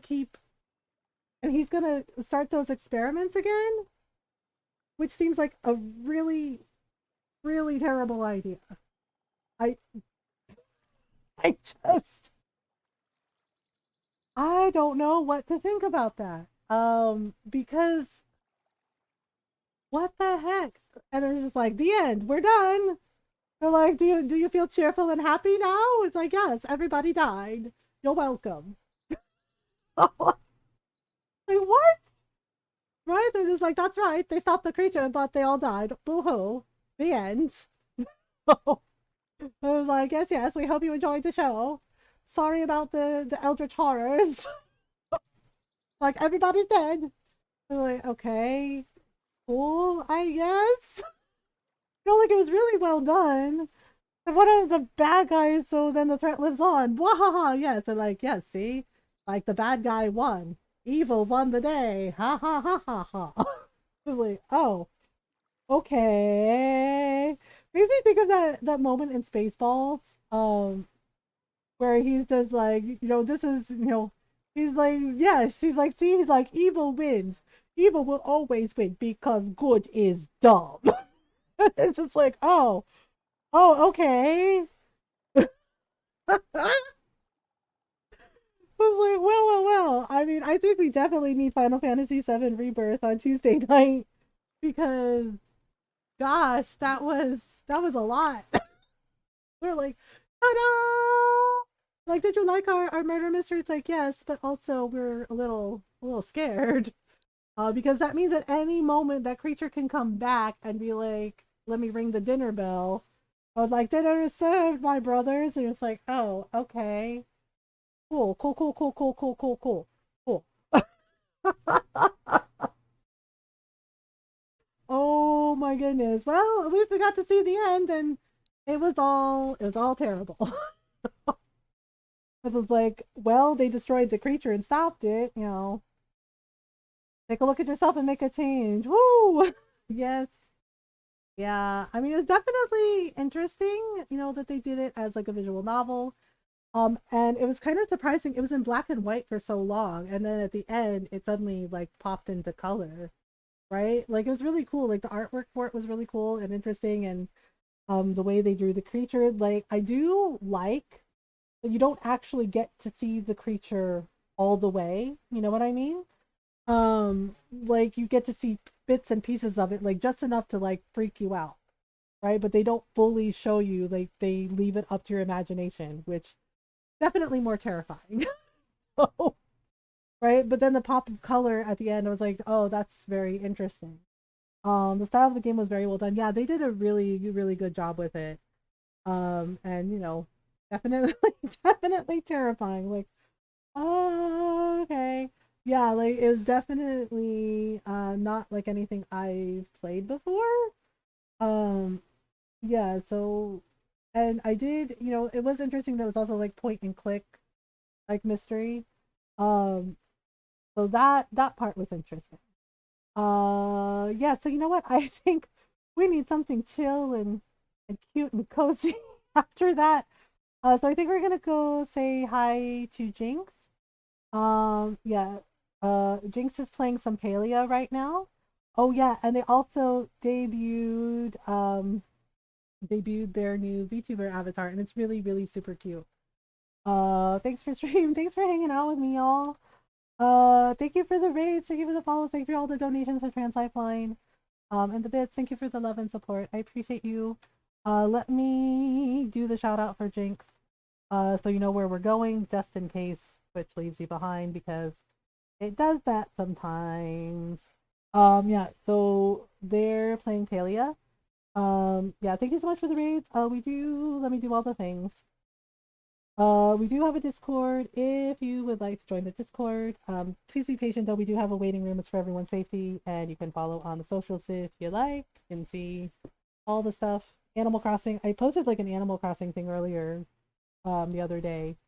Thank you, Golden. And I do have a YouTube channel. The goal is 100 subscribers. We're at 93. Yeah, 93. So close. Um, yeah, if you missed a stream or if you're curious as to what I've been playing, you can check the past VODs on the stream on the YouTube channel.